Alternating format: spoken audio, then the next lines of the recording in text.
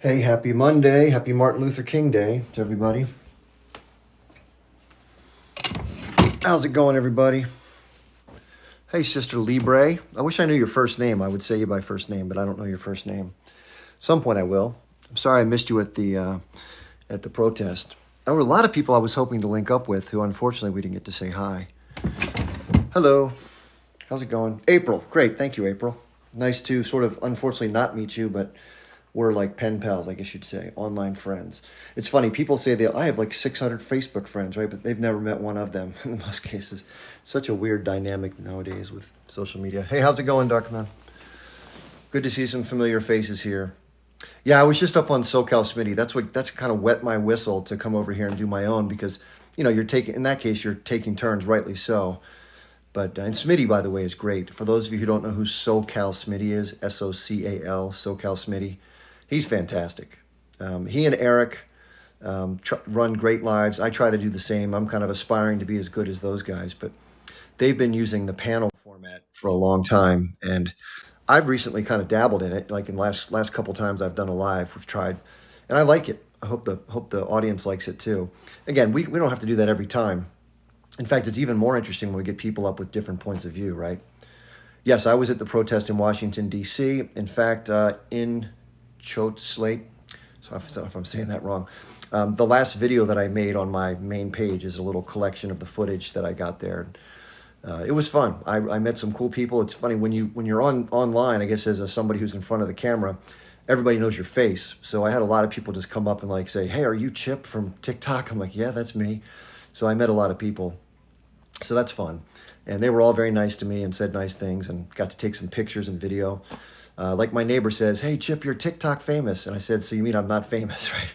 That's how it goes.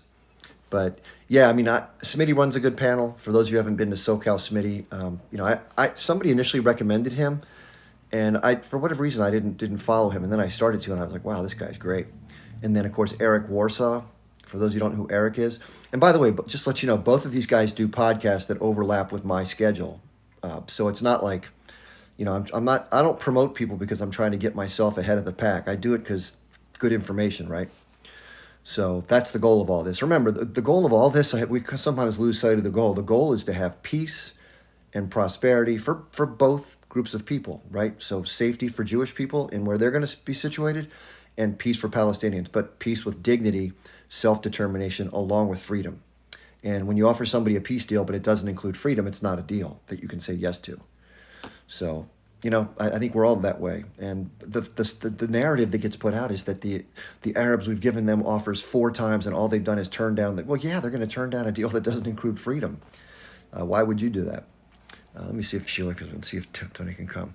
Yeah. So the good news is that we've had some people on the panels, and what I'm hoping to do some longer form debates where we could have maybe 3 pro-Palestinian people, maybe 3 pro-Israeli people, put them on a Zoom call or whatever the format, and have people, talk it out. And we can even have moments where we kind of open it up, and there can be that crazy Jerry Springer back and forth for like 5 minutes and see what happens. The reason I don't like that format is you can't hear anybody talk, right? So I'm sure you've scrolled onto lives before and everyone's yelling back and forth and interrupting, and you're like, I can't follow a single word. This is giving me a headache. And then you get off of there. And so I always appreciate people that keep it more orderly. In fact, I don't criticize the panel. That the host's job is to keep the order. And I think it's frustrating when a host doesn't do that. Like they just let the craziness ensue. So, and listen, there are plenty of great people who talk about this issue. In fact, most of what I've learned is from those people like Norman Finkelstein and Gideon Levy, who's a columnist within Israel for Haaretz, and Ilan Pape, Gabor Mate, his son Aaron Mate, Max Blumenthal, Sabrina Salvati, Brianna Joy Gray, who's on Rising with Robbie.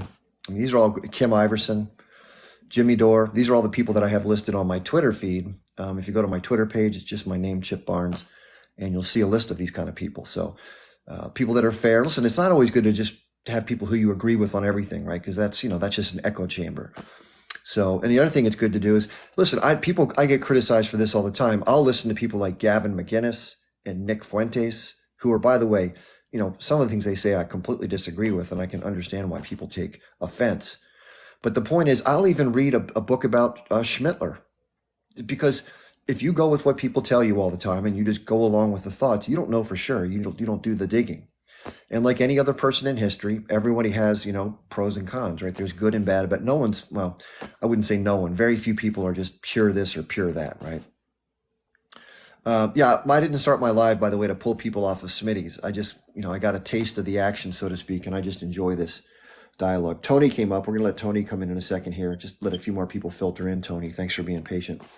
So, yeah, today we're on the United States. This is called Martin Luther King Day, and this is to celebrate the life of Martin Luther King, who was a big civil rights champion in the United States back in the 60s.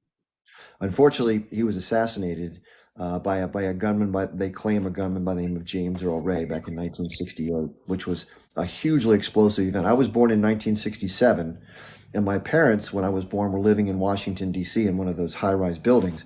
And my mom's told me that in 1968, right after Martin Luther King Jr. was assassinated, they literally had to bring the National Guard out to guard residences because people were out for blood. Like, they were absolutely, and I don't blame them. I think at that point we had another situation in the 90s where someone named Rodney King out in Los Angeles got pulled over by some police officers and they just started wailing on him, like 12 cops on one black person. And that was an outrageous thing. We've had riots spur from these different mistreatments of African Americans, and it just happens, unfortunately, far too often. But now that there are cell phones or other video formats, the stuff that used to be hidden from view is now coming to view of the public, just like what we're seeing in Gaza with what the Israelis are doing. So, well, listen, that's a really terrible thing to say, Jordan Urbane. I'm not going to let you comment anymore after saying that. I'm not even going to repeat that comment, but that's not something we want to be saying here.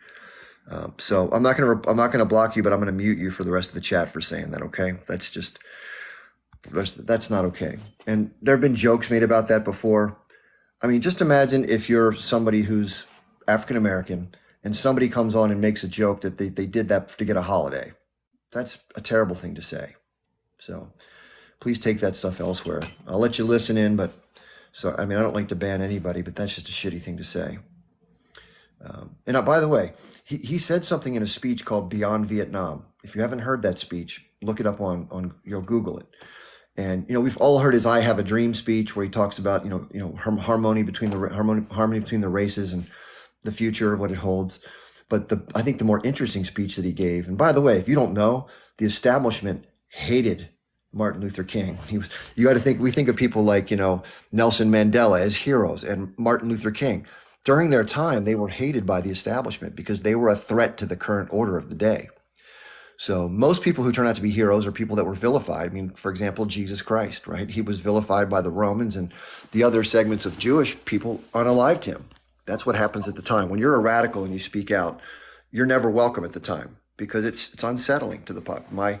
For me, for example, I don't consider myself a radical, but the stuff that I talk about, my own family can't interact with me. They just can't stand me. They literally think I don't know what the word is, but I make them very uncomfortable, put it that way. And they'd rather fit into the establishment mindset, and for them it feels comfortable. It fits like a glove, and I understand that, but it's unfortunate.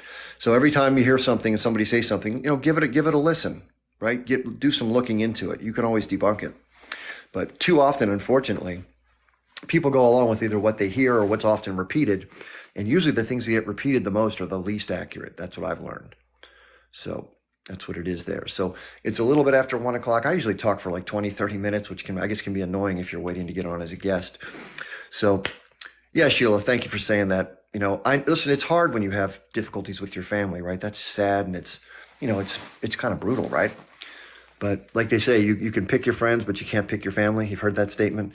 And I have no ill will towards my family, by the way, even though it's uncomfortable and it's sad. But there's no reason to be mad at people for expressing their opinion. It's where they are, right?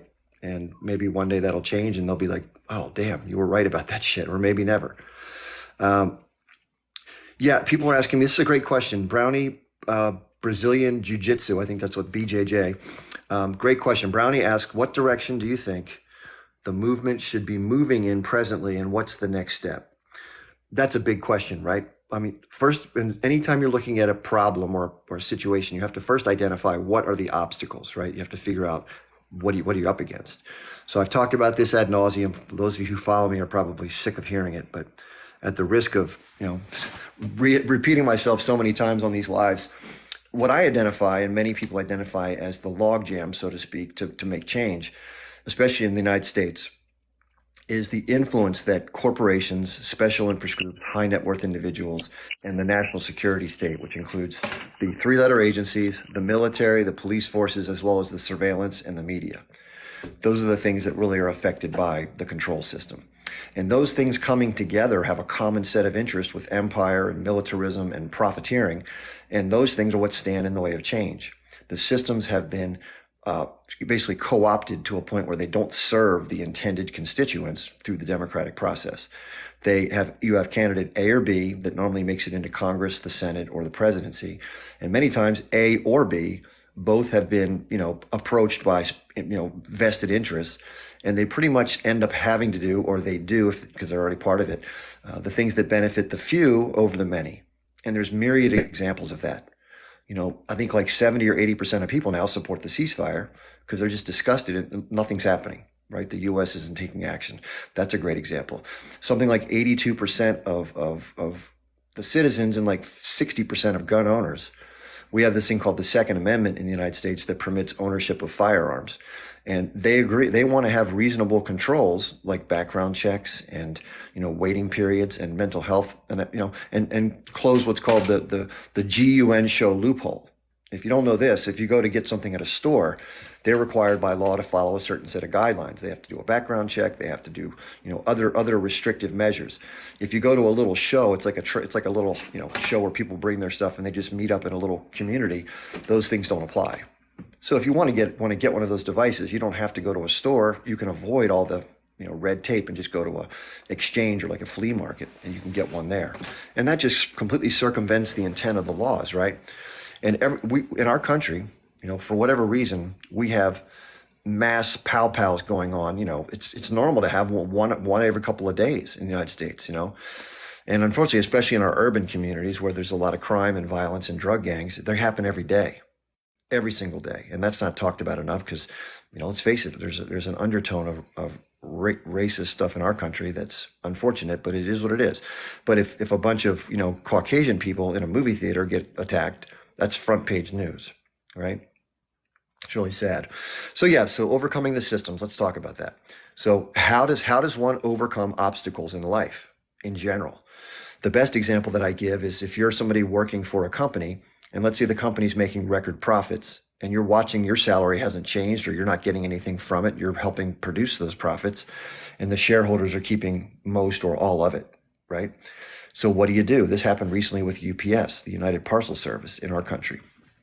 And the workers were pointing that out. They had already created a union, which is an organization of the workers into a formal group that has representation that tries to vie on behalf of the workers against the management of the company, try to come to a consensus. Well, they weren't getting any help from the company. They were trying to negotiate for a fair share of what the company has benefited from, and the company ignored them. So they threatened to go on strike, which is to withhold your labor, which the company depends on to operate the vehicles and all the parcel handling and all that stuff. So one of the tools that the working class has that the ownership class doesn't is labor. Right? They depend on labor to operate their businesses. If there's no labor, there's no business. So that's one of the tools the public has. And in a union negotiation, the threat of strike or the implementation of strike withholds that tool and puts pressure on the power structure in that company because that's the obstacle there. And therefore, it hopefully gives some sort of reasonable change of the outcomes in a short amount of time. But if it does take longer to accomplish the goal, the people who go on strike stay on strike in solidarity until something changes. Now, if you're somebody who has a home and a mortgage and kids going to school and healthcare costs and all these other really critical parts of your life, that's asking a lot to go without your paycheck, let's say for 3 months or something like that. You just can't afford it, right? You're already up against with all this inflation. So how does that work? Well, the union keeps a fund, like a rainy day fund, which people pay into out of their wages, called union dues. And they act as like a safety net for people that need help throughout the striking process, right? That makes sense. So take that example and just elevate it to the broader population. And imagine the power structure not being the company ownership and the shareholders, but being the power structure that I described, the aforementioned elements of the power structure. That's what needs to be affected. And the question is, well, what will affect them? What will get their attention? What will cause them to consider making changes? What leverage would have to be brought to bear? Those are the key questions. So the answer to that is something relatively similar, but maybe even more pervasive, because it's a much more firmly entrenched system from multiple angles. So it'd be nice if we could go to the polls and vote and just get some better people into the system and maybe change the system from the inside through the legitimate process. But we've watched these different activities happen for decades. And while there are some issues that get adjudicated, like, the right to female health care, reproductive health care, that's an important issue. So I'm not minimizing that. And the elections, the presidents get to appoint lifetime appointments for Supreme Court judges. So these things matter. So it does matter who's in office on certain issues. So I never dissuade anybody from voting. If you want to vote, yeah, there's some impact that it can have. But on the key power dynamics that I discussed earlier, they rarely change, if ever. And why is that?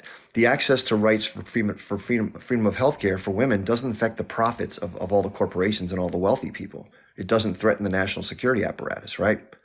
So those issues that don't affect the power structure are pretty much looked at as whatever. But as soon as something threatens the profits or the militarism or the empire or all the activities of the security state, then there's a problem. And that needs to be dealt with, because those people don't want to give up power easily. So what might force them to want to relent, to give in some way or in a big way? Well, there has to be a movement. Just like you have to organize the people that make up the union doesn't exist initially. You have workers who are upset. So the workers have to come together. That requires time and effort and conversations and togetherness and sacrifice, because you have to pay money out of your paycheck. It's like you're giving something to hopefully get something later if you need it. It's a sales process. Same thing with this. You're going to talk to people about this. Some people aren't going to be on board. They're going to be like, what the hell are you talking about? My life is fine. Other people are going to be like, yeah, I identify with that. What can I do to be helpful? But most people are going to want to stay where they are. That's just how human beings are. They don't like change. But the way it would have to work is you have to organize across class lines, not across political spectrum of left versus right. And why is that? When you join the same union in the company, the first thing they ask you is, do you want better wages? Do you want to have a better vacation plan or a better pension or better health care? They cover the key considerations that are similar and they're in common with everybody. They don't ask you, do you support Trump? And if you support Trump, you can't join the union. That never happens. Why is that? Because you'll be excluding so many people with all your litmus tests that no one will be available to join the union. So the union members have to put aside their differences and work towards a broader consensus or goal. Same idea here. So there may be some issues that most Americans agree upon. No crony capitalism. No subsidies for big corporations like oil companies. They're already super rich. Why do they need subsidies, right? No money going overseas to these foreign wars. No $120 billion going to Ukraine. No $15 billion going to Israel. No $4 billion a year going every year after year. And there may be some foreign aid that makes sense for the population, but most of it probably is just, rank giveaways for different political reasons. So, by the way, can you all hear me? Yeah, the comments are still coming in. I thought that would have comments. So there's that, okay? Now, there's labor, there's the sheer numbers of people, and then, of course, there's the purchasing power and, of course, taxation, right? Those are the things that we're involved in. So just imagine, Tony, I know you're waiting. I'm just going to finish answering. This has to be a longer answer because it's a complex issue. So what can the people do? Well, just like a union can get together and organize, that has to happen first, right? Unless you have enough people to bring to bear, it's not going to make a big enough difference. So I call that scale. You have to have enough scale. If you only have a third of the workers that are willing to strike, the company will ignore it because 2/3 will come to work and they'll get by, right? However, if you have 90% of the workers, that's a different story, right? Because they bring much more leverage. So scale matters. So you have to get enough people. The average number, according to historical, changes like this, is between 3 and 4% of the population, which against the whole picture isn't as much, but it is a big lift because that's about 12 to 15 million people in the United States based on a 335 million population. So it is work, but the cool thing is once it gets organized, you have a template.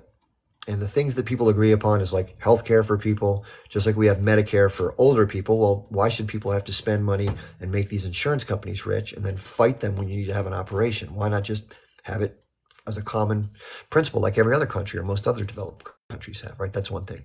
Then you have things like, changing the lobbying system so that the money that moves around can't control decision making. You can give elected officials a chance to work with incentives that serve the constituency, not the special interests. And then you have the wealthy donor class and the fact that they can donate unlimited money to these things called political action committees or super PACs.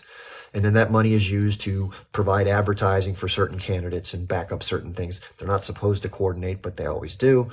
And then, this is basically legalized. The current system is a form of legalized bribery through what they call donations, right?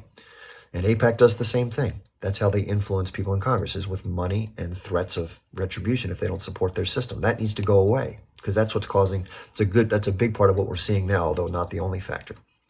So let's say the 5 demands, for lack of a better term, are healthcare for all, no more lobbying, get rid of corporations having personhood, get rid of money as free speech, which eliminates the PACs and stuff like that, and let's say fair taxation, so that billionaires pay the same amount, 25 or 30%. And if they can't borrow money against their assets and live off the interest of that money, that's got to stop. That loophole has to close. And maybe you figure out a way to tax their assets once a year. And then if it changes over the year, you make adjustments. So there's a way to get it done. Something like that. Let's say those are the 5 universal demands. Then you agree on those as the outcomes, and you put them in order of priority. You go for the first one first, and then you go for whatever, like any other situation. Then you got to organize and get people to actually take the actions. So just like UPS, if they threaten to strike, when it comes time to strike, you got to go strike. But the cool thing is with the raw numbers, you can do more than just strike. We're seeing examples of it right now in places like Los Angeles, and we saw it in New York, where people are literally going out in the streets and they're physically blocking the entrance to the Holland Tunnel and the different bridges in and out of New York, or they're blocking the freeway in Los Angeles or stuff like that. And the Just Stop Oil people have been doing this, but now it's coming over to people protesting this issue and other ones. Well, that has to happen at scale. I mean, imagine for a second if you woke up one day and you're trying to go to work and you couldn't because all the roads are blocked. So that's going to change everything. Even the people that aren't participating in the strike are not going to be able to go work, which is going to put leverage on companies, right? Because they just can't get there. And then you block, the ports, the bridges, the airports, the train station. Just think big picture. Like, what is the circulatory system that allows this game to be played? That's where the profits come from. There's labor, there's transportation, and capital. You can move your money to a credit union, for example, is one thing. You get it out of the big banks. But the biggest thing is going to be slowing or stopping the gears. Because if I was a big company, what would make me make a change? Well, a threat that had impact. If something's, tedious, but not a big deal, you're not going to stop what you're doing. Who cares, right? Let them do that. Who gives a shit? But if it's going to stop the gears of progress and it's going to affect your profits, it's going to affect everything about the way you run your business. You're going to lose customers, all that stuff like that. You got to deal with it, right? So that's what would probably, in my estimate, not that it's going to happen, not that I'm promoting it to happen, but that's probably what would need to happen if these changes are going to come. Now, that's a big lift, right? Think about that. How daunting is that? How much nicer is it to think you can go to the polls and just get the right people? But imagine that power structure, including the legislative access to this, is like a big set of quicksand or a mud pit. And so you can elect somebody in a beige outfit, Democrat, a white outfit, Republican, or maybe say a lavender outfit who's an independent. But they all have to jump in that pit. And once you get into the pit, the quicksand sucks you in and you get your jersey all gets messed up. You can't get into there. Well, it's de facto. Once you go in, you get stuck. And that's the problem. Even the best people who have the greatest, intentions going in, all these problems occur and they're stuck in this bad system that's controlled by money and special interest. So that's what has to change. Now, the way it would have to go is there have to be a series of steps, just like the union has a strategy. First you negotiate, then you threaten strike, then you go on strike, right? You don't start to strike day one.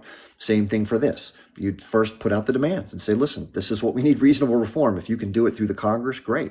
Let's get it done. If they blow you off like they're blowing us off now with Palestine, then you're like, we got to take plan B into effect, right? So then you say, hey, if you don't do this, we're going to block X, Y, and Z, and we're not going to buy shit. And you keep ramping up the pressure until you do everything that creates the whole thing to lock up. Then there's going to be responses, right? Let's face it. If you're somebody who's in the establishment, you're going to use the government, the military, the police forces, whatever, because those things serve the ruling class. Let's face it. They're not there to protect you as the public. They're there to protect the property and the legal interest of those who control stuff. That's it, unfortunately. So those tools are going to be brought to bear.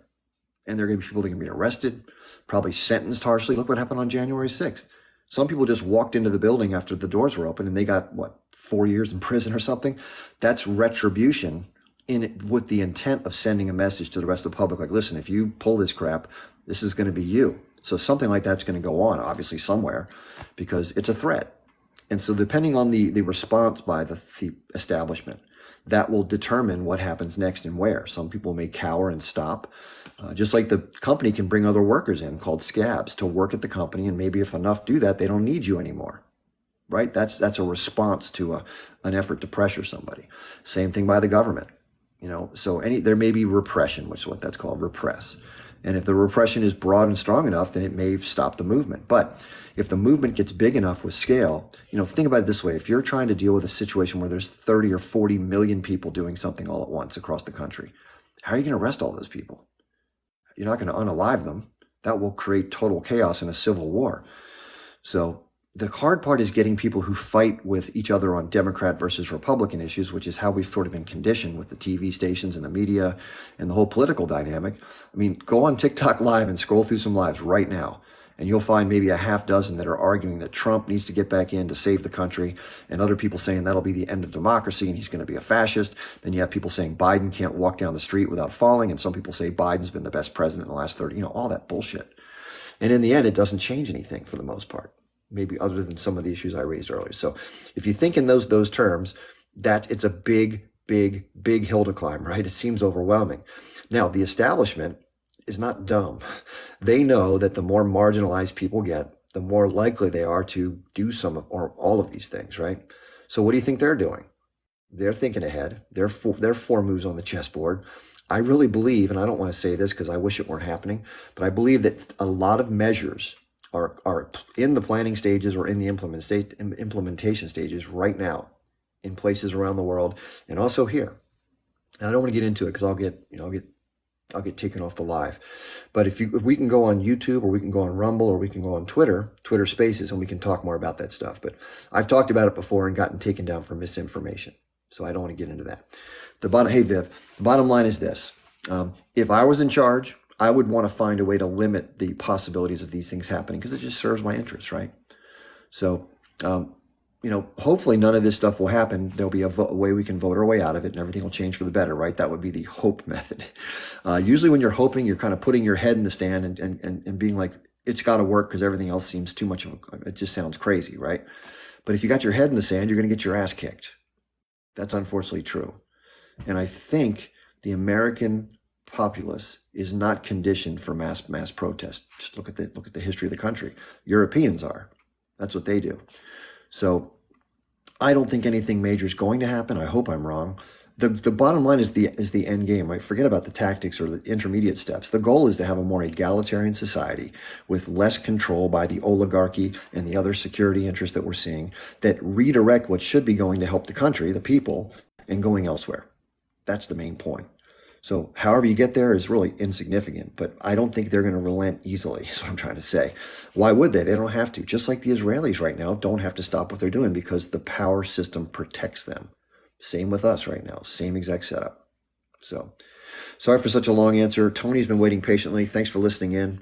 I know, listen, that one issue, by the way, affects everything. It is the keystone issue that's keeping us from being able to change what's happening right now. And everything else that goes on in the world, it's all locked up by that same system I just described. Okay, Tony, sorry about the wait. Thanks for waiting. No worries, Chip. I think you brought up a lot of good points. You're on point with all of them. I think our problem is not our lack of numbers, it's our lack of organization. And you brought up the civil rights movement and Martin Luther King and his dream, and I think today's the perfect day to touch on that. The civil rights movement was exactly that. It was a movement. It didn't matter that they were out. What's the word I'm looking for here? That they didn't have as much money as the establishment did, but there was strength in numbers, and they were unified. They were unified with their message. And,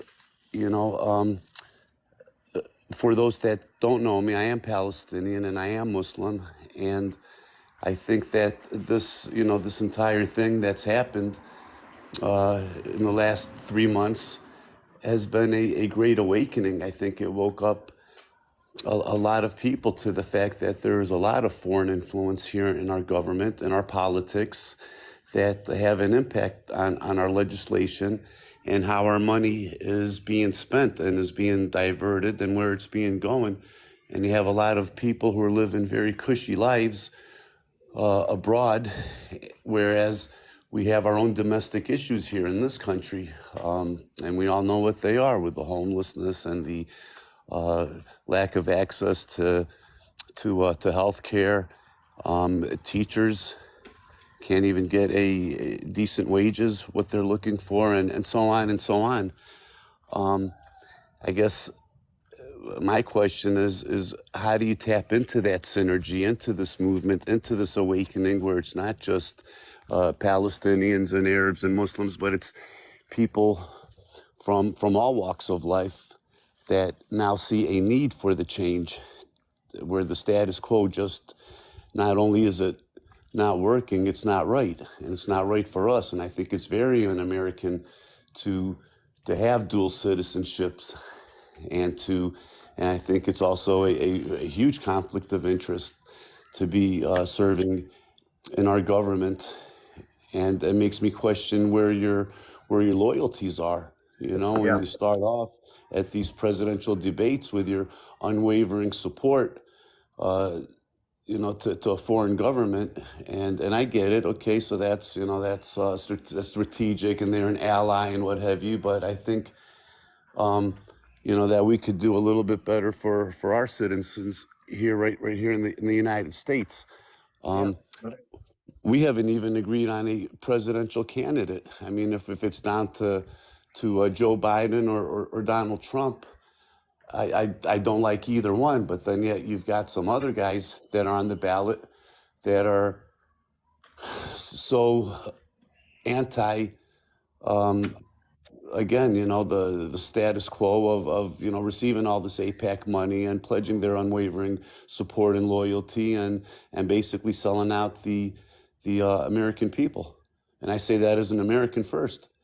So my question is, how do we get organized and how do we start to effectively make these changes that make America great again, to paraphrase another candidate's mantra? Yeah. How do we do this to where this works for us as Americans? Well, imagine this for a second. This is talked about by people like Marx and Lenin, not to put it in the communist framework, but it's applicable. So this is basically what they call a revolution. It can be a soft revolution, or it can be another version. Obviously, we all want to hope for anything that's changing to be, a shift being done completely without any sort of, strife. But we probably know that's not going to be the case. But they talked about what's called class consciousness. And so that's the idea that people have to be aware, first of all, of their situation and their circumstances. The only way people get awareness, they may come to that epiphany on their own. But remember, there are specific systems that are trying to keep people from thinking differently. Like George Carlin said, the late comedian, he said that there's purposely in the education system, they want compliant workers. They don't want critical thinking people who can think through the ways they're being exploited. So you have to first raise consciousness. So this is part of the process right here that we're doing on TikTok. Other people are doing this too and have been doing it for decades, right? But the problem is that the systems that control thought, the propaganda word, are through the media, which is television is incredibly pervasive. And that is a mechanism of repetitive propaganda that most people get hit with for their whole life. They don't even know what's happening. And then that shapes the way they see the world, like it or not. And so those of us who want to raise consciousness have to compete with those media resources that are difficult to, just like when you're trying to get on digital marketing and try to get yourself known by people. I'm only known right now to take it back to me, which is, not important. But if I wanted to be in front of more people, I got to find a way to reach them. And right now my reach is very limited because I'm new and I've been on TikTok and just a few platforms, but growing your reach is very difficult because remember, social media, it's a very small slice, but growing, of how people get information. And it's very scattered. And so it's hard to get people who are talking about this to all come together. And it's a threat. If you think they're censoring what's happening right now with Palestine, you get enough people talking about, putting this together, it's going to get completely, people are going to be banned off this thing like you wouldn't believe. So, but how do you do that? It's face to face. One example, You have to talk to people. Listen, this is the hard part, Tony. These are difficult conversations to have with people because most people don't even know it's a problem. They don't see it clearly like you and I do. So how do you have a conversation with somebody who doesn't see it, but you desperately need them to get involved for this to have any effectiveness at scale? That's a challenge, right? Well, it is a challenge, but I would bring up this yesterday's march in Washington. I mean, you had 500,000 people there, and that was a great platform to send a message, and whatever that message was, it was a great point to, a great platform to either bring up a candidate, to either have a candidate come up and talk, to either promote your platform, to whatever. I'm just saying. I mean, we have, we have numbers, and we have a lot of people who have a like thinking, but we just need to just be more organized with our thought process and with our messages, and it could be streamlined and it could be bullet points, but there's really not that much that needs to be said other than, I mean, to begin with, supporting at least some candidates who could maybe help us, benefit us, steer us in the right direction.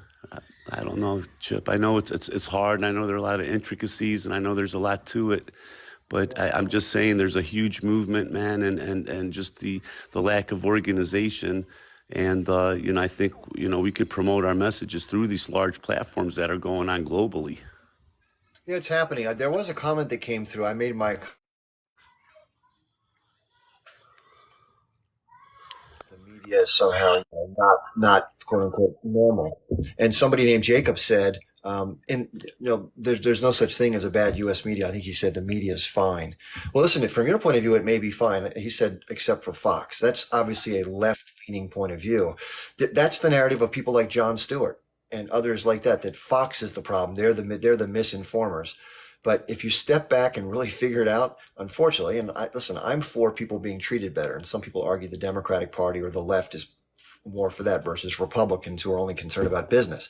Unfortunately, both parties now are chalked up by the business sector. But getting back to that point, it's very, very hard to see it unless you step away from it. I often talk about the old person's house as the example. So if you go into an old person's house, it has that unfamiliar odor.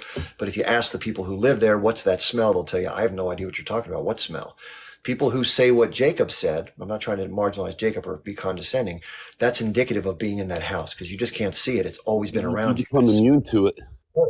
You can see it. It's very readily apparent. Somebody else can see it a lot better. But I mean, back to the media, being fair and unbiased. If that's what you were just saying, or if that's what that comment was about, then I would ask, why was only one part of the ICJ hearings televised and not the first part? Great example. Great example.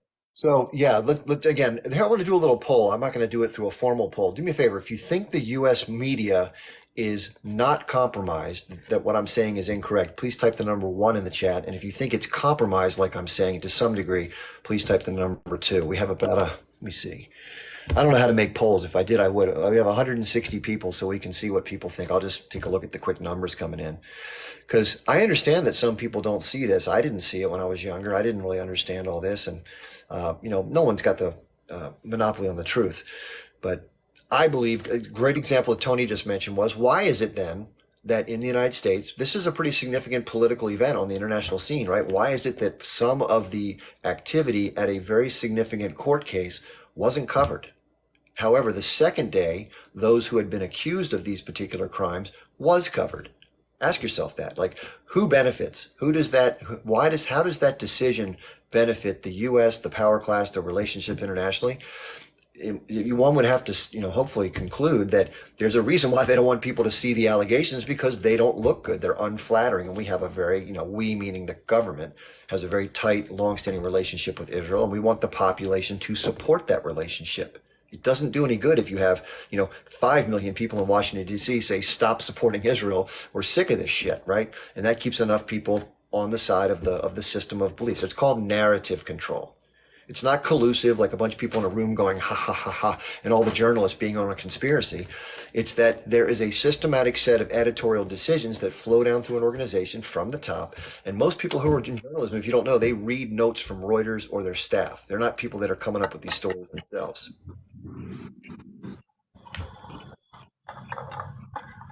Did you have anything else you want to add, Tony?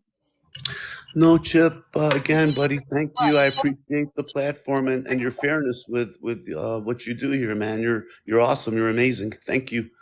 Thank you very much. Yeah, I'm still learning. I'm only 3 months into my journey, so I'm glad to have found some footing. I appreciate all the followers and people who come to these lives.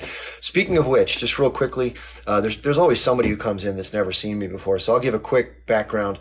My name's Chip Barnes. Our former Army officer. I served in the first Persian Gulf War on the front lines, which was interesting.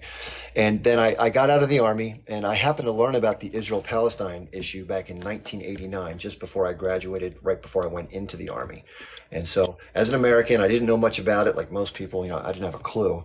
And so, it just totally changed my thinking about it because it just was totally different than what I'd heard all growing up, which is not much, obviously. So, when I got on social media right about the time that October 7th happened, just completely out of the blue, I think I started the day before, so I didn't know it was happening. And so, I immediately talk about this as an American. So, and let's face it, most Americans were busy. We're doing other stuff. We're isolated from two oceans. And the average American isn't focused on overseas foreign policy for the most part. They're thinking about pocketbook issues, domestic politics, stuff like that. And these kind of things. Now, I've been a geopolitics guy, so I'm one of the weird people that does. Okay, I'm just going to move you out. You're making some noise here, okay? Um, I'm just a geek about geopolitics. That's like my hobby. So I talk about a lot of issues, and I'm not an expert in any of them. Trust me, there's always somebody who knows a lot more, but I know enough to kind of get the gist of it. I always like to say I know how to turn a TV on and I could sell it to my neighbor, but I can't like fix it or build it, right? Kind of that way. That's what I talk about a lot. And I bring up guests, and my whole shtick, just for those who don't know me, is I try to be as objective as I can, and I try to be polite to people, let them finish their thoughts, no interruptions. And listen, there's going to be some disagreements, which is certainly fine. But the only way that I've ever learned anything in my journey is to listen. And almost always when I go in with that as the lead, you at least can understand how someone's putting together their arguments better so you can reply better, or you can actually learn some stuff that you didn't know before. And being open to learning more is a key component of being a critical thinker, because if you close your mind off, and not to deride Jacob again, but Jacob, when you make declarative statements like that these guys are wrong and this media is fine, that's indicative of a closed-mindedness. And I'm not saying you're closed-minded, but that's an example of how people can become closed-minded. So I don't consider myself closed-minded. I went to the pro-Israel protest in DC. That's kind of crazy for somebody who sees this from the Palestinian perspective, but that's going along with what I described there. And so I also went to the march on Saturday, which was great, by the way, and I met some great people. And it's cool being on social media because people recognize you. That's a double-edged sword, though, because if people don't like you, they can, potentially things can happen that aren't great. Somebody says, do I support Iran? Well, again, remember, there's a big difference between the people of a nation state and the government of a nation state, right? Because they're never the same.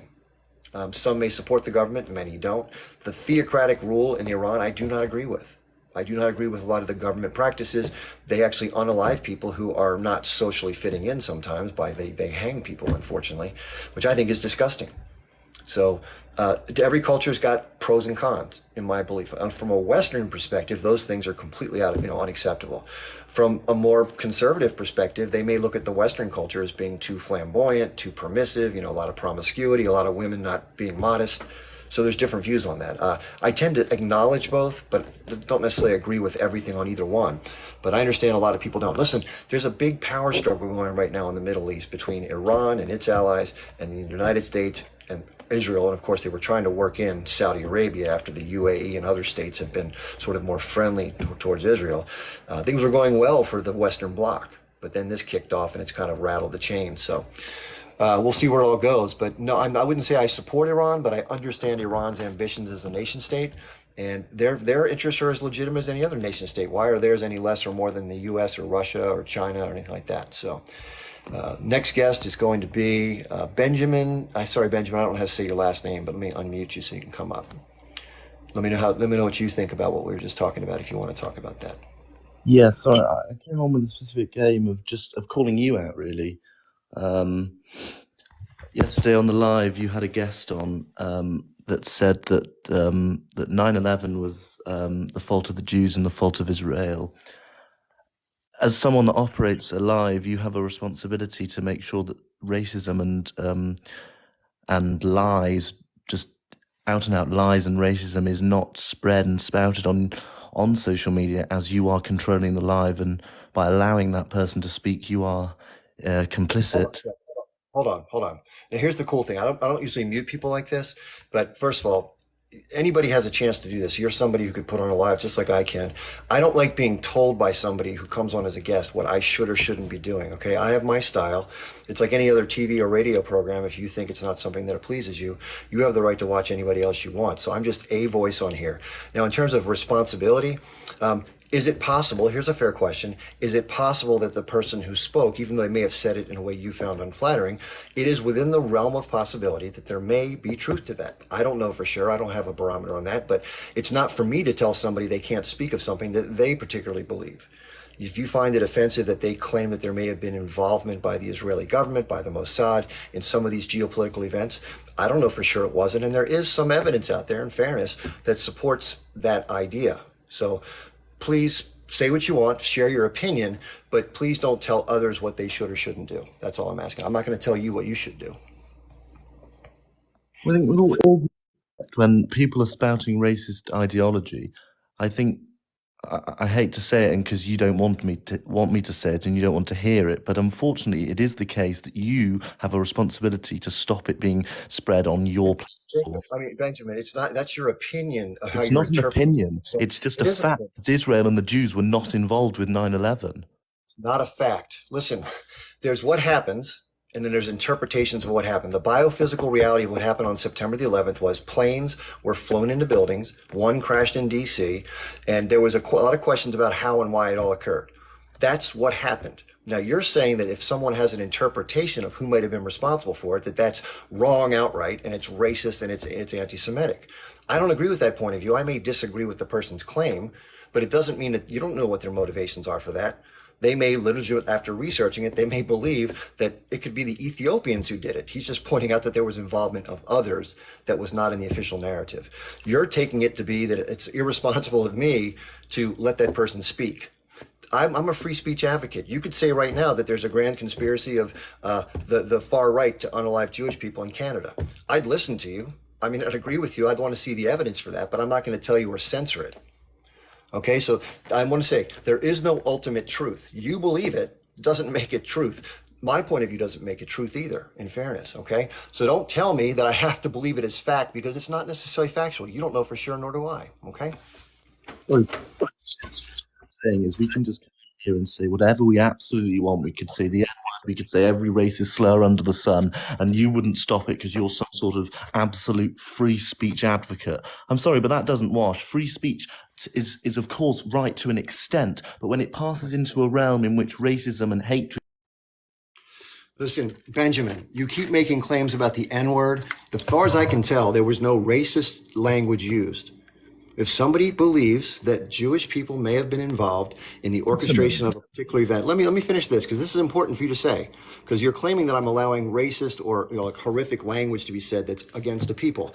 If I heard something like that, by the way, I've heard people, just to give you an example from earlier today when you weren't on, we're talking about Martin Luther King Day today, which is a holiday in the United States, celebrating a historical civil rights leader who at the time was not liked by the establishment, has since been put into this sort of reverence with a holiday, right? Somebody said that they only unalived him because they wanted a day off. Now, I kicked that person off the chat. So to say that I permit racism or inappropriate content, I don't. I thought that was racist, but I have to make that judgment call. Like I said, if you want to run a live and you want to run it the way you feel is more appropriate, that's your right. This is an open platform. If I was allowing conversations that were really against community guidelines, they would take it down and they would not allow me to have it. So I kind of take offense to that, quite frankly. I try to be fair. I try to be very open-minded and provide a wide latitude of speech. If you don't like what somebody says, come up and talk about it. Negate the bad speech with better speech. But you can't tell somebody how to run their gig, man. I'm not telling you what you can't say. I'm saying that you're making a declaration and an absolute decision on something that's not necessarily so. You're just claiming it to be so. I suppose you're like Martin Luther King on this sort of platform, actually, because he was famously an advocate for Israel and famously a Zionist. So I don't see the point that you're making there. But further on the point of racism and free speech as a wider sort of topic, there is you talk about, oh, there is no such truth, there is just different, this absolute bullshit. You have a situation where Hold on. Benjamin, I don't want to keep stopping you. I really don't. I want to let people speak. But when you say things like that, that is so obtuse. Your point of view is that there couldn't have possibly been any involvement on those, and it's racist for somebody to say it. That's a fair point to raise. That's your opinion. There is no absolute truth. It is possible, just to let you know, I'm not saying that it happened. I don't know for sure, Jacob or Benjamin, but it is possible. It is possible. Anything is possible, right? I mean, certain things are physically impossible from physics, but it could be the case that there was some involvement. I don't know for sure. There was some evidence of people dancing and taking pictures before it happened that happened to be agents of Mossad that were put in jail for 5 months that then were deported back to Israel because people pushed for that to happen. That's not a BS story. That's what happened. So that's potentially evidentiary towards the conclusion that somebody raised.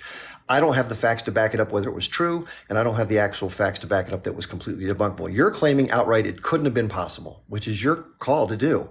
But it's not fair to point that out, in my opinion, because you don't know for sure either.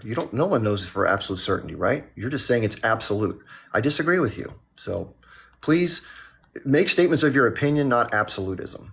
It's fine to have an opinion. So essentially, what you're saying is we could just say absolutely anything and just say, oh, actually, no, that's my opinion.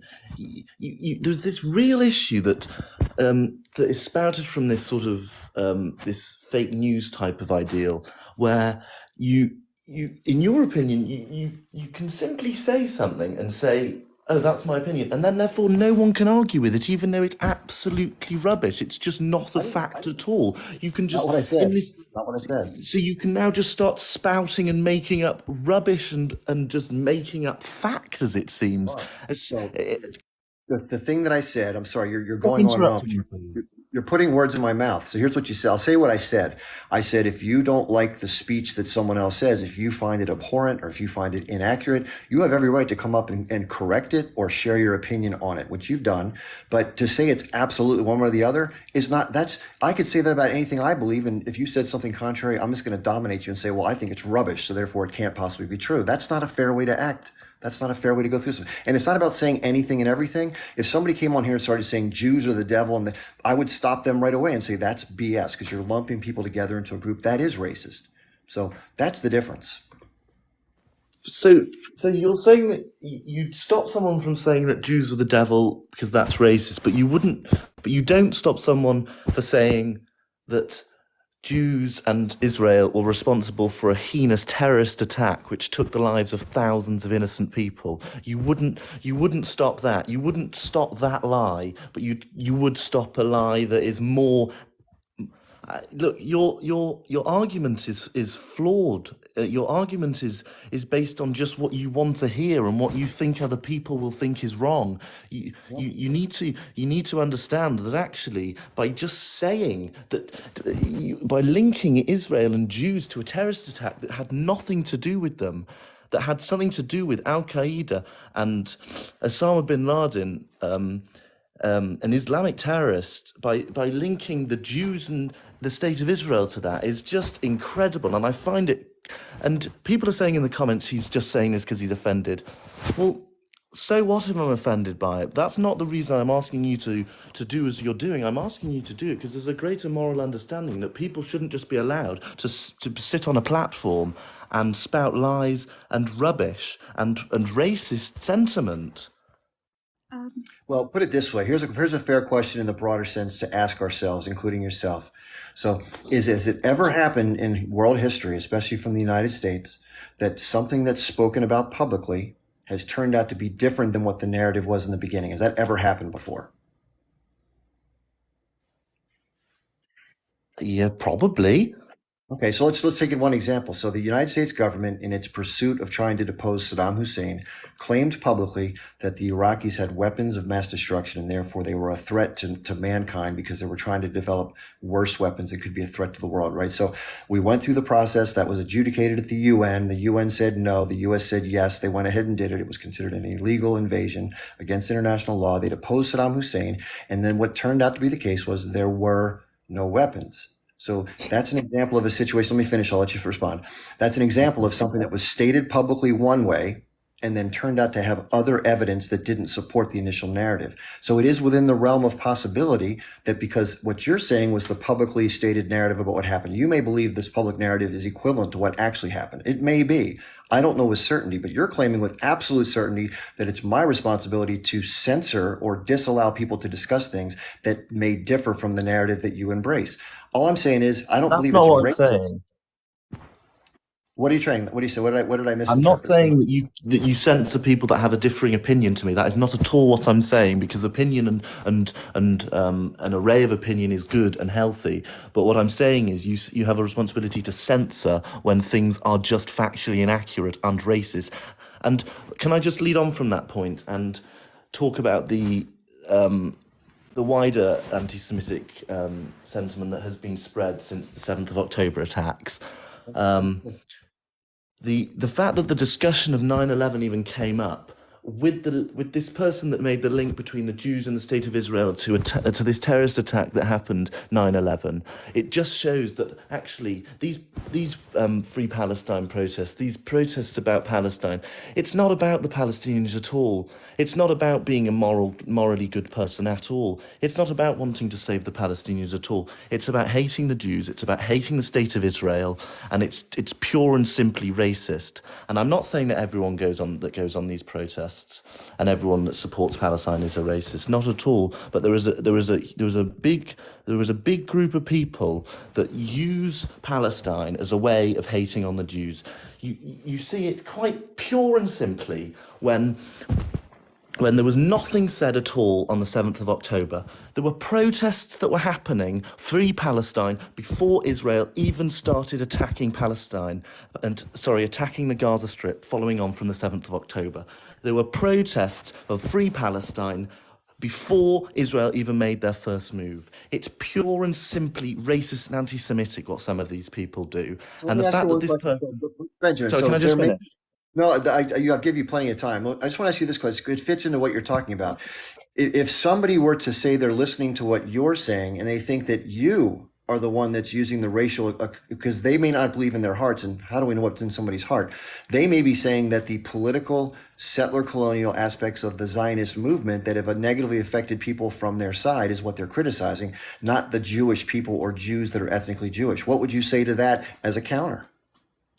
I'd say to that that you need to look at the specific reason behind the state of Israel. And one of the main reasons behind the creation of the state of Israel, not only because the Jews had a right to that land through their ancestral history and indigenous nature to the land of Judea, but also because of the fact that in the Holocaust, in the Holocaust, 6 million Jews were brutally killed, brutally murdered by the Nazis. And as a world and as nations around the world, we looked at this and we thought, actually, Jews do need a homeland to be protected, because throughout history they've been attacked from whoever and whatever. And actually, the Holocaust was a great advocate for the Zionist movement, because it actually proved that Jews do need their own land to feel safe and protected.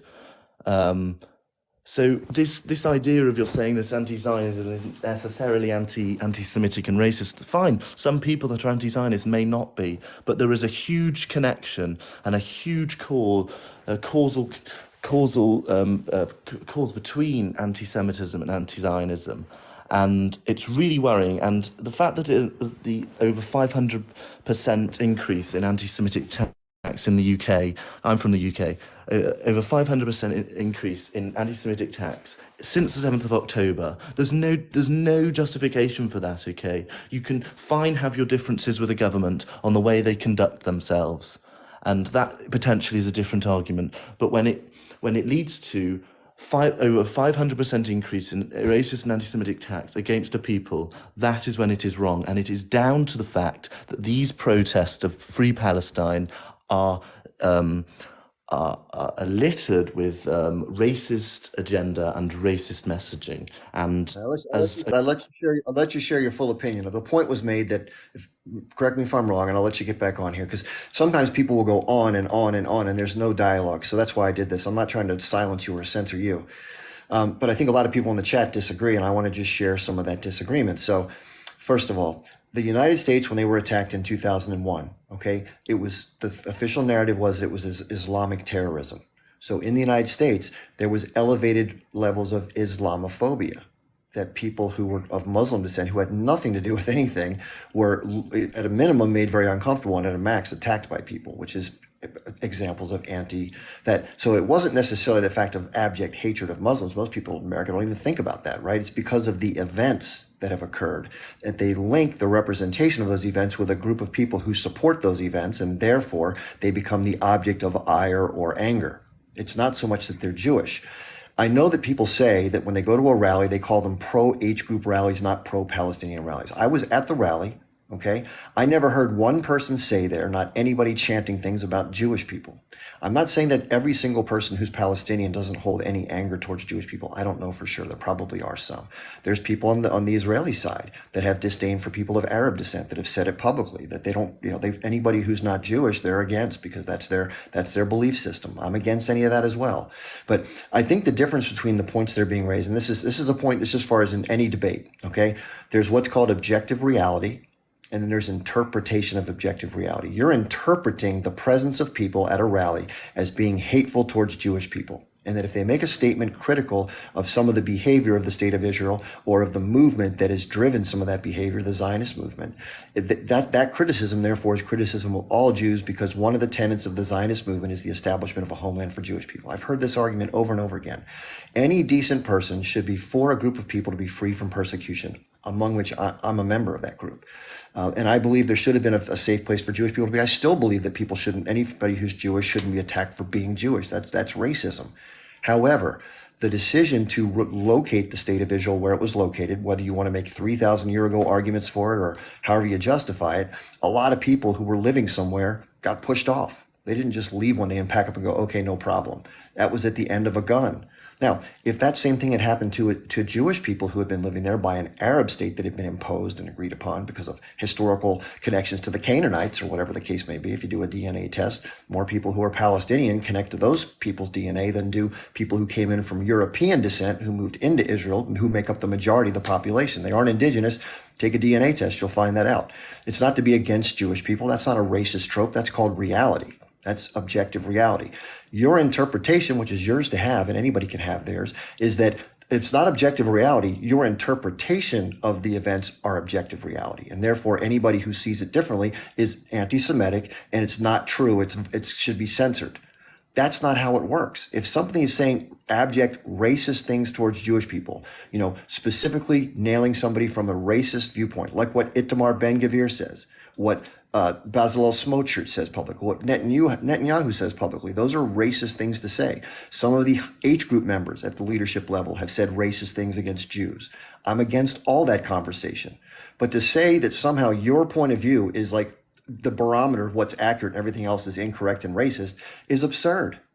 You have entitled your opinion, as do I, but you can't make a determination because you believe it. It is so. Let me let you finish. I'll give you the last point. We got to move on.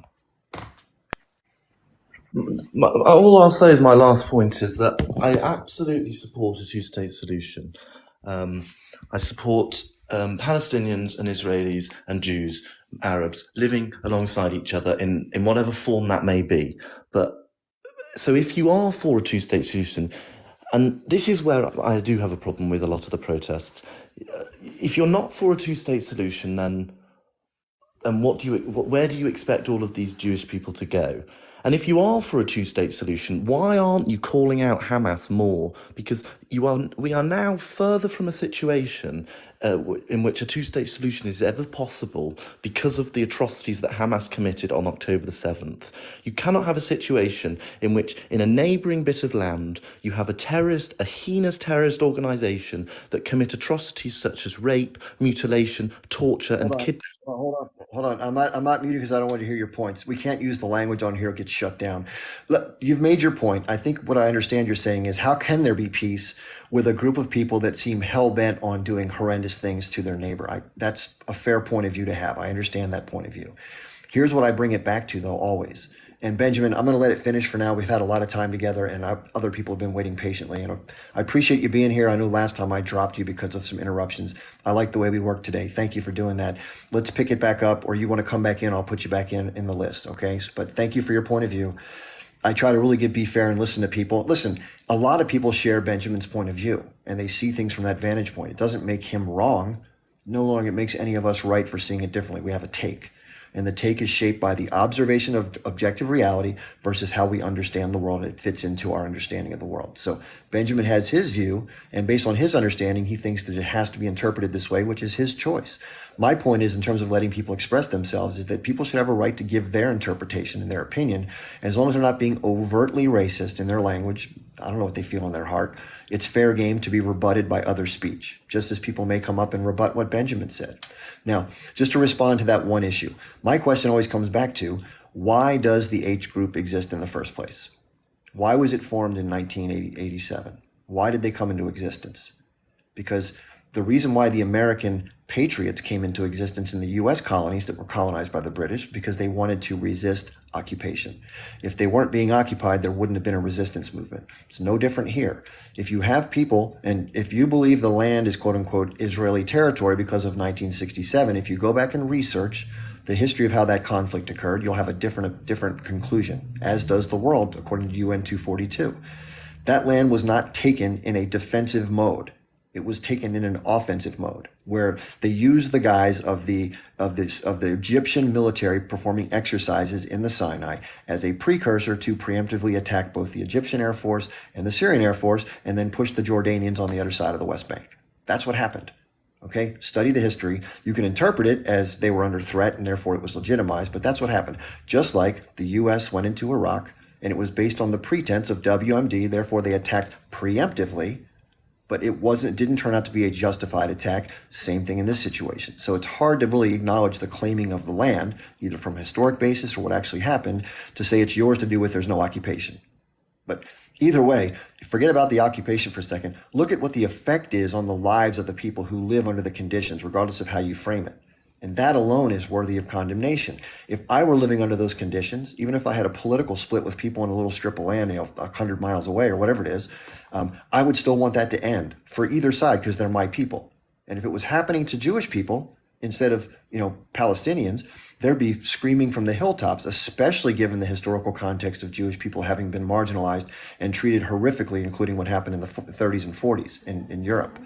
So I know there's not a comparison. I get that. It's a whole nother ballgame. But the principle still stands behind it that if you're being subjugated and exploited and occupied and mistreated and blockaded and someone else is controlling your life and your existence, it's natural human thing to react in a way that is negative towards it. I'm not justifying what was done by the H group, but I understand the motivating factors within the context of the broader circumstances. I really believe this, that if there was a reconciliation for a true two-state solution, and the H group even revised their charter in 2017 to reflect this exact language. Go look it up online, Google Hamas revised charter 2017, and look at paragraphs 16 through 20. And they completely removed the language about the racist crap, about moving people into the sea. You asked what's wanted. The ideal thing would be to have an existing Palestinian territory with no particular carve out for Zionism and let everybody live side by side without there being any problems with respect to race or ethnicity or religion. That's the ideal thing. That's what was in place for the most part before all this came to be. That's called the right of return. They want to return back to where they lived, and they want to have a status quo that doesn't include subjugation, domination, and Zionist overage. That's what they claim. But to say that your version of events is right and everyone else shouldn't have a right to speak against because you interpret it as racist that's your opinion. It's not the fact. You don't know what's in the hearts of the people. And if they're not overtly saying something, the speech is fine in my opinion, even if you disagree with it. In fact, especially if you disagree with it. I disagree with your interpretation wholeheartedly, but I didn't tell you couldn't say it here. Other people might say that what he's saying is total BS. Get rid of him. I didn't do that, right? Fair is fair. So same thing goes. Now, as far as you asked about how there's going to be peace, they agreed in their charter in 2017 to accept the pre-1967 borders, which most people agree are illegitimate, and go back, withdraw the settlements, and let Palestine have a separate state, and then the resistance movement will come to an end because there's no longer anything to resist.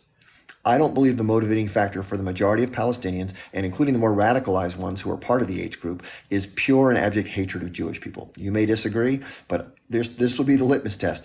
Give them autonomy, no more control of their economy and their military and everything else. Let them live their lives and give peace a real chance. That's never happened. So if they do form that state and Israel does grant that circumstance to occur and they still attack, take it back over. But I don't believe the desire on the Israeli leadership, as indicated by its behavior for many decades, is indicative of a desire for true peace. If it were, we probably would have had agreements. We got close to it to some extent with Yitzhak Rabin, but he was assassinated and the whole thing went down. So you can make your arguments that the Palestinians have been offered peace before and they've never accepted it because they're unreasonable. I look at the agreements that were offered and they've never been with full autonomy and full self-dignity. They haven't been.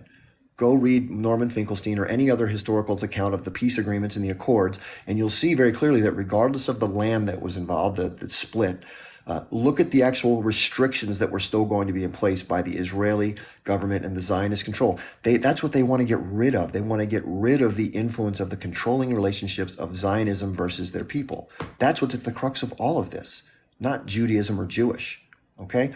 I know you may disagree with that, but that's what 99.9% of people believe on the Palestinian side. I've spent a lot of time listening to a lot of people talk. At the rally, not one person said anything other than that. They even said specifically, we're happy to live with Jewish people. We have no problem with Jewish people whatsoever. We just don't want to be controlled by somebody else. And I think that's normal, right? That's not abnormal. But I don't think the Israeli leadership wants that. They want their own aims to be met, which is what they've been doing for the last 75 years, unfortunately. Even David Ben-Gurion said that, by the way. I have historical documents of things that he said. Okay, we have Karma coming up. I've talked enough. Please come on up, Karma. Sorry about taking so damn long. I think that needed to be said. No worries. Thanks for giving me the chance. And honestly, I admit that you're so patient doing this for a long time, trying to communicate with different opinions and different people, different backgrounds.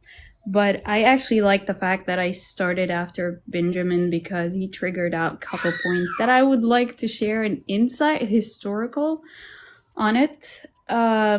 First of all, the people who are supporting Palestine, the reason they are doing that, it comes from a mother seeing another mother losing her kids and in a horrible way, and she can't do anything. A father who has been building a house for years and paying installments, just like you and me, and all of a sudden it's gone in a day or two. The whole world is turning upside down in a couple of seconds. And saying that this is a response to what happened in October 7th is kind of unjust because you need to show an insight on what happened before that and how did we end up to that state. And I know some of these information all of us do, but it's really important to reiterate and reshare. So if we go back to the Zionist movement, it started way before the state of Israel, like in the 16th. They were trying to find a place where they create that state, and they ended up deciding that it's Palestine. How did that happen? I'm going to ask everyone to read that Benjamin Freeman speech in 1961. This is one of the most important documents that we have in modern history. He explains how the Holocaust was triggered actually by the Zionists, and later on how they used that to advertise that Jews need to have a state. So I would say that Jews are the victim of the Zionist movement more than anyone else. Their actions, the way they built that state, the way they made the Jews that everyone hates them and no one is going to accept them. Although if you go back before creating that state, you had a percentage of Jews almost everywhere in the Arab world, and they were living in peace. No fightings, no killings, no attackings. They had their own culture. They had their own place to worship. So things were going great until you got an extreme group to present Jewish and to take them to that direction and create a bubble around the Jewish community to think that this is the only way you could survive. And if someone comes to your door, you need to shoot them. Otherwise, there's no life after that. So This is how we ended up here. And that's why we are going out to protest against that system, because no one likes war. No one likes this fight that is going on out there. As far as I don't want this to happen to Palestinians, I don't want this to happen to a Jewish neighbor as well. So there's that.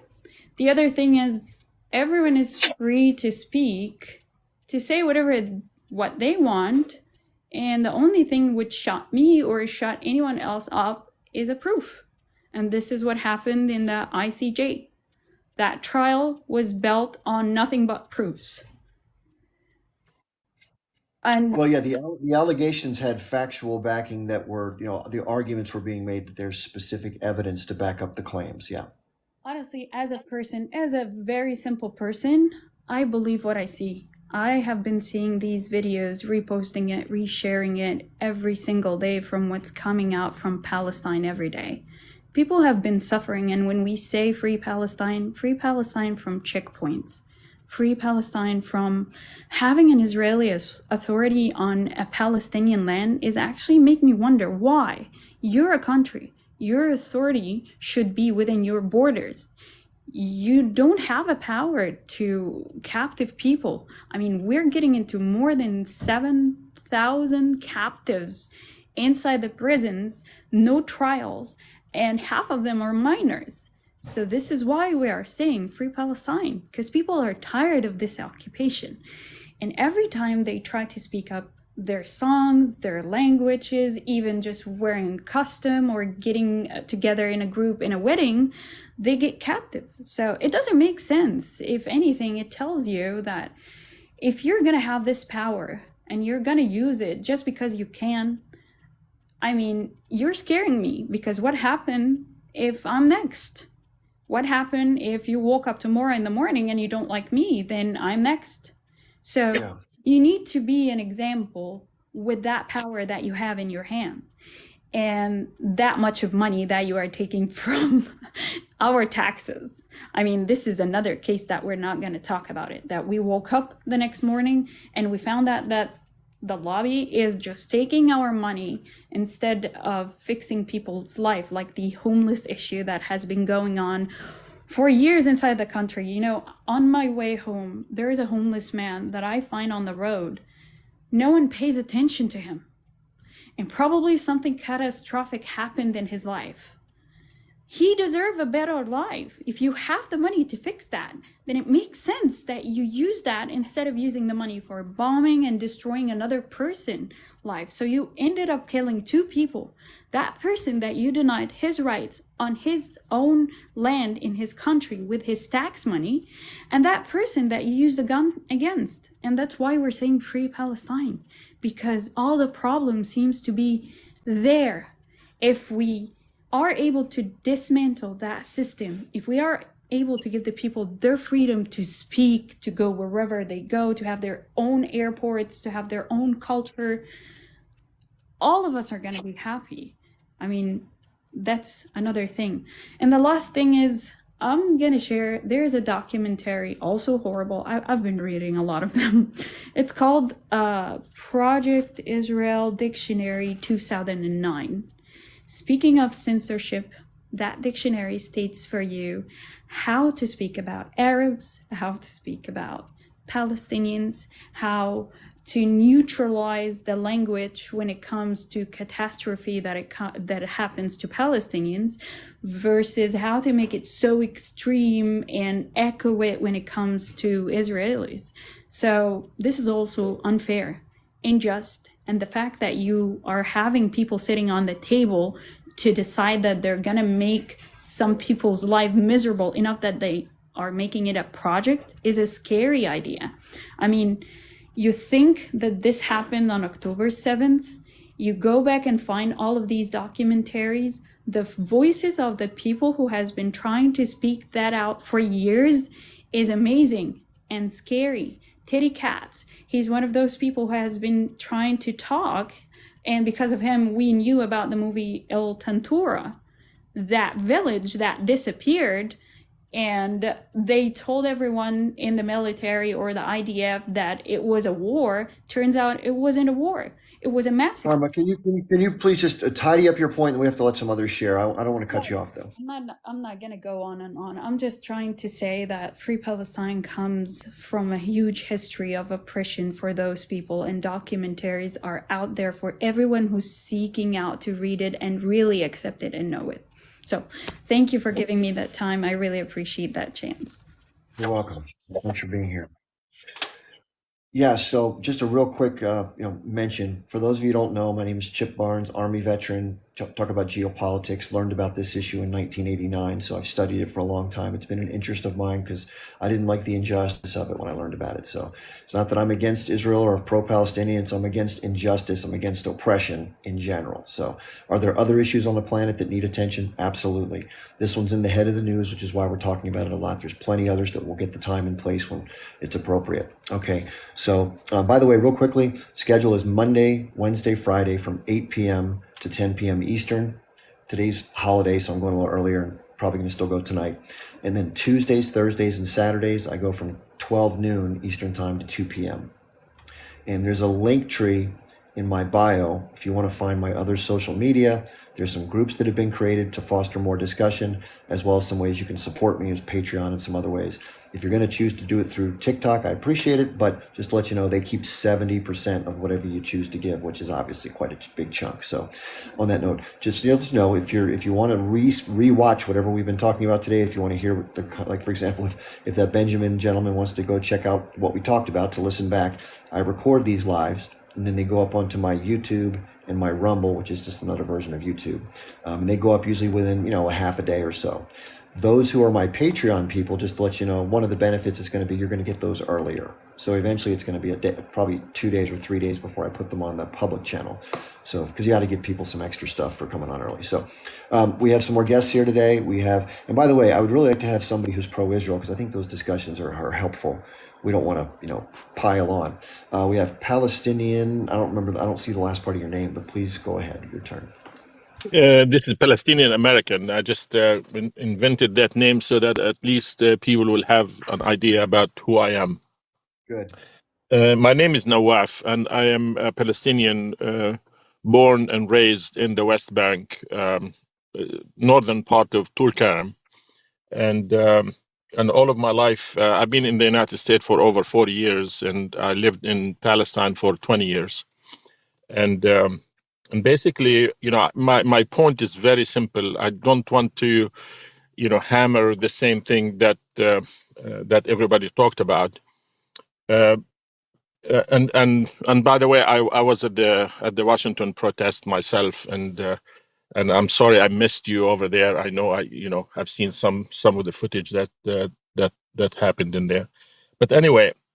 The point is that everybody is bringing this Holocaust and bringing in the suffering of the Jews, and in Europe and all of that stuff, which is I fully understand, and I fully I condemn that kind of violence against Jews anywhere. It doesn't matter whether it is in Europe, Germany, or the Middle East, or anywhere else.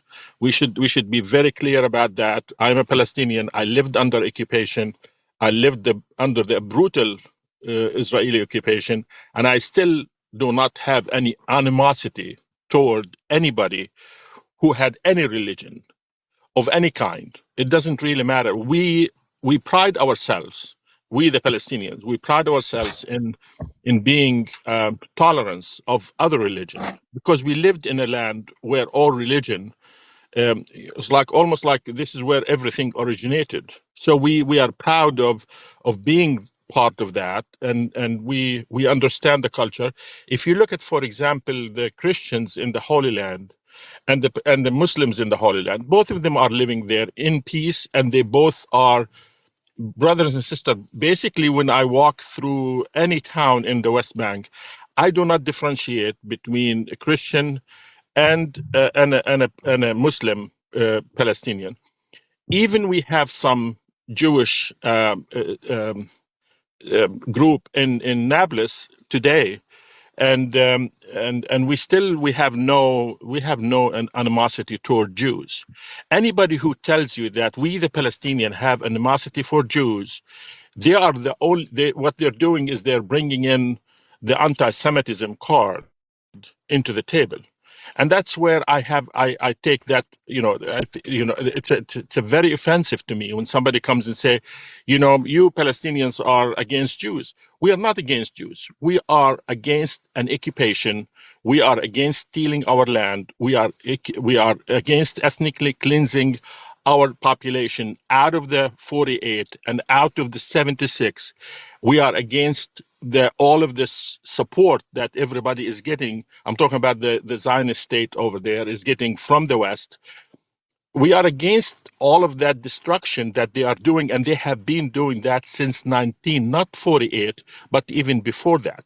And anybody who tells you that we are just we love Hamas and we love terrorism and we love all of these labels that they do for us or they give us is nothing short of being a hypocrisy,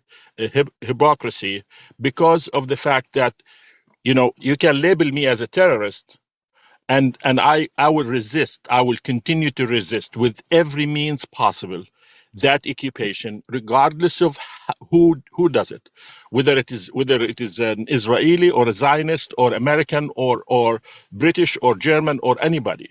It doesn't matter. You come to my land, you steal our land, and you keep us out, and you do not give us rights to go back to our towns and homes and villages that we have been we have been out of since 1940, or we were forced out of there since 1948. You're going to get some resistance, and that resistance can come in all shapes and forms. It can come in talking talking about it, or you can go there and have a military response to that. People are just not going to sit, and being subjugated to all of that occupation and expect them to behave. To behave in how? Every time I think about that, it's like you're requesting from me. You come to my town and you want to subjugate me to all kind of rules and you want me to go and behave in what way? I see the Israeli army every day when I was walking to school. Everything that I remember in my young life over there is that Israeli army going to schools over there, killing people, taking them to prison for no apparent reason. And sometimes they jokingly just take people away from their homes and towns and families. So I think you're basically, exaggerating a bit. There's always a context. There's always a reason for why things are done. Hold on. We take turns here, just to let you know. We try to keep it orderly because it can get out of hand. There Yeah. are 1, 2, 3, 4, 5 people ahead. I'll get you as soon as I can. So yeah, if you Sure. could, we have a lot of people today, Palestinian Americans. So if your points are well taken, if you want to just finish up with your last point, we can let some others Okay. take turn. My last point is that you cannot occupy somebody's land and expect them to behave in certain way.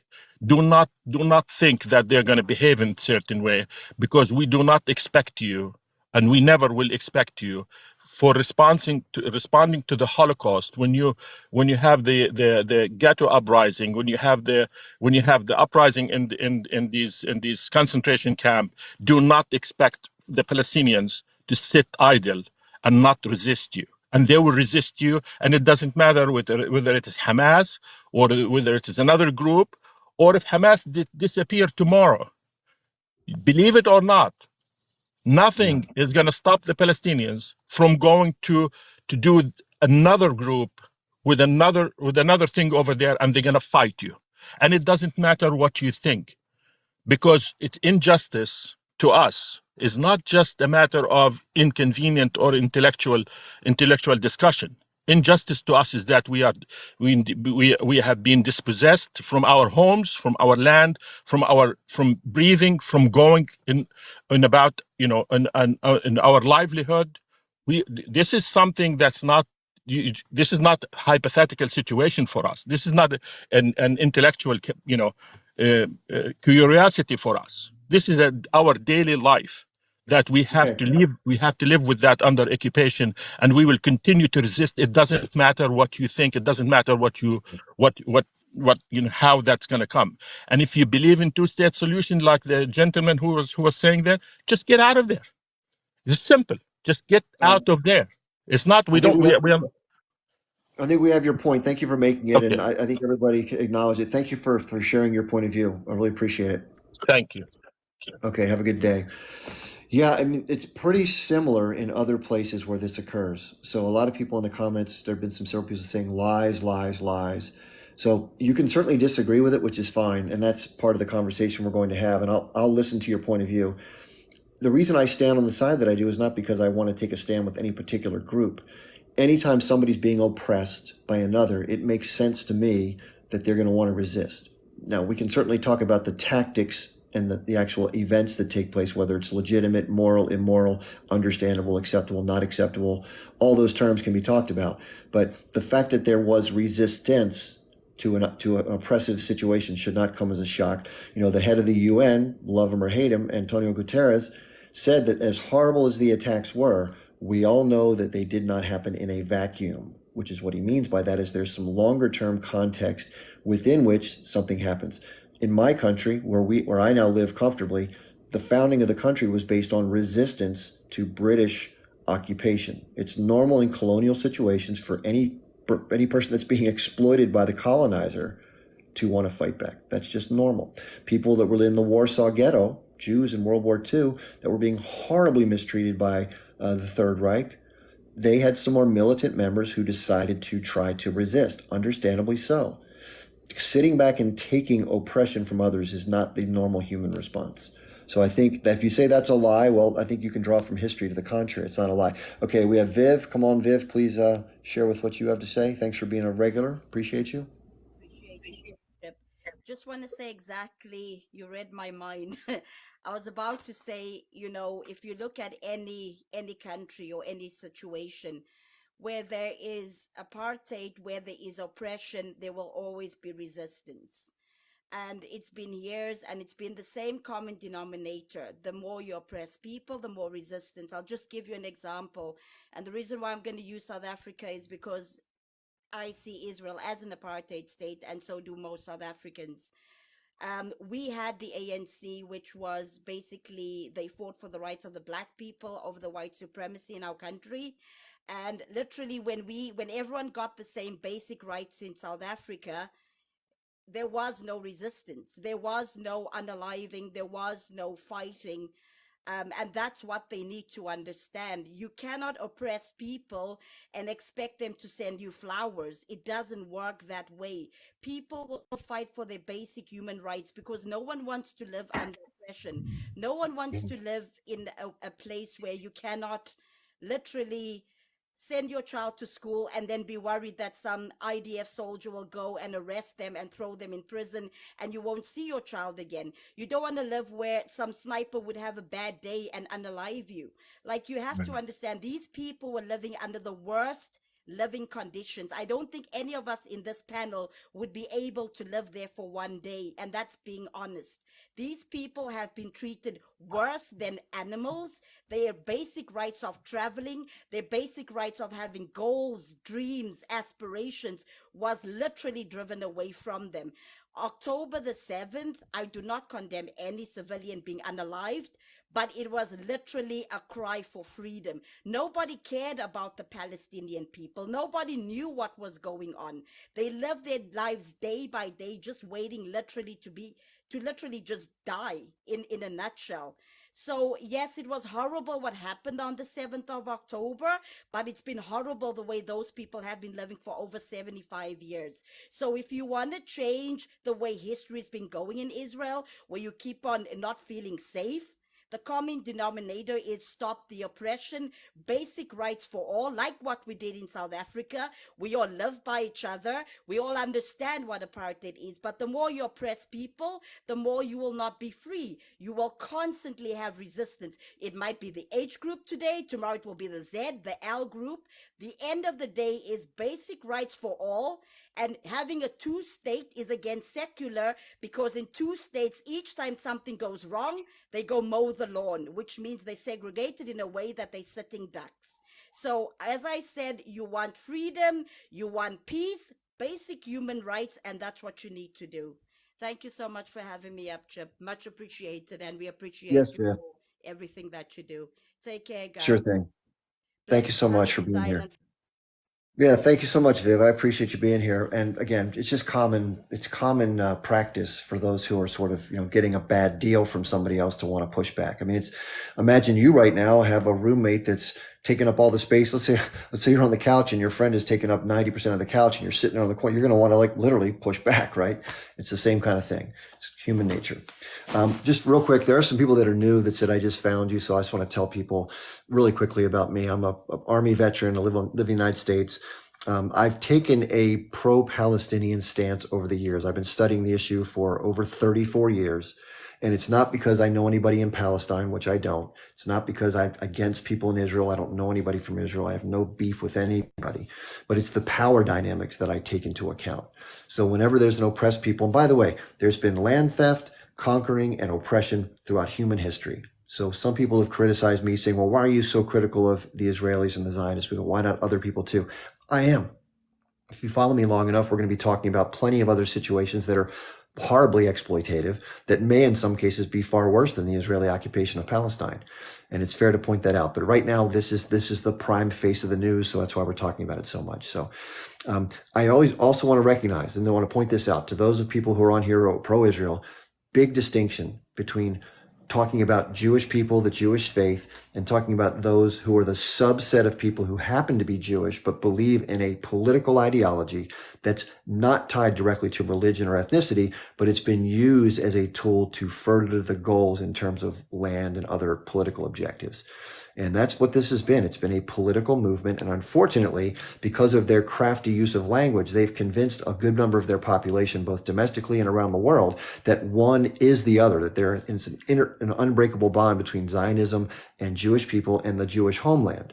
And many of us who are critical don't see that bond. It's not that we don't acknowledge that you see it that way, but negative feedback or criticism of the state's action or those who propel those actions that believe in that mission politically, that's what the criticism is around. But it's conflated with Judaism and Jewish people as being anti-Semitic, and therefore it can never happen, which is unfair. Because just like my government, we have mostly Christians in my country. Just because I criticize the U.S. doesn't mean I'm criticizing Christianity. It's really the same thing. But I understand people want to find a way out. They want to find a way to blame people. And when bad things happen, they're looking for answers. So unfortunately, that's what's happening. Okay, we have someone named Healing Star that's coming on next. Hello, thanks for having me again. I am also an American citizen who is educating myself, and I'm just finding it, I guess, harder to stomach the propaganda and the lies that we're witnessing in real time. And I encourage everyone to go to the United Nations website and look up the website that is the question of Palestine on the United Nations website. There's 1,443 pages of documents, of resolutions. In 1975, the UN classified Zionism as racism. And, the United States president is a self-proclaimed proud Zionist. And, as American citizens, we vote for Democrats or Republicans. They're all owned by AIPAC. None of them are listening. The staffers have said that hundreds of thousands of calls calling for ceasefires aren't being listened to, right? Josh Paul, the former director of the United States State Department, he and 800 other staffers from the United States government are coming out and saying, Joe Biden, you're going to lose this election if you don't stop putting our tax dollars, to this genocide. And as an American citizen who's watched this, I'm horrified and disgusted, and I'm ashamed to be an American. My dad was a veteran. He committed suicide in 1989. That's, everything is all so directly related. And I think hearing the number of American citizens that say, why should I care about what's happening in Palestine? It doesn't impact me. If we knew just how intricately that our lives are connected, you know, from the corporations that are funding this genocide to, you know, the Citizens United decision that says that corporations have personhood, and the AIPAC, the lobbying, and all of the corporate money over, you know, putting profits over people. It's all related. And I think we all have to do better about, you know, taking into question our own consumerism and being ethical consumers. So thank you for having me. I know I said a lot. You did. No, thanks for saying what you said. I appreciate your point of view and opinion. I think there are many people that see it that way and some who don't. And so it's fair to listen to both, right? And we can learn something by listening to others, which is, I always try to do that, as painful as it can be sometimes to hear somebody saying things from their perspective that I really disagree with, but it's fair. They have their take for a reason. And I don't necessarily understand the reasons, but it's their point of view. Okay, so we have, it says Ariel03. Ariel, come on up and please share with what's on your mind today. Hi, Chip. I think we've spoken before, me and you. Yeah, I remember. And Yeah. Welcome back. Welcome back. thank you. So you know that nobody can blame me with spreading propaganda or hate or any non-factual facts. Since I'm limited on the time, obviously, I would like to respond to two of your panels. The nice lady from South Africa that tried to portray South Africa as a peaceful country, that everybody lives with harmony with each other. I've lived on your land for a couple of years. So here are the real facts. That South Africa is the most violent country in the world, Cape Town in specifically.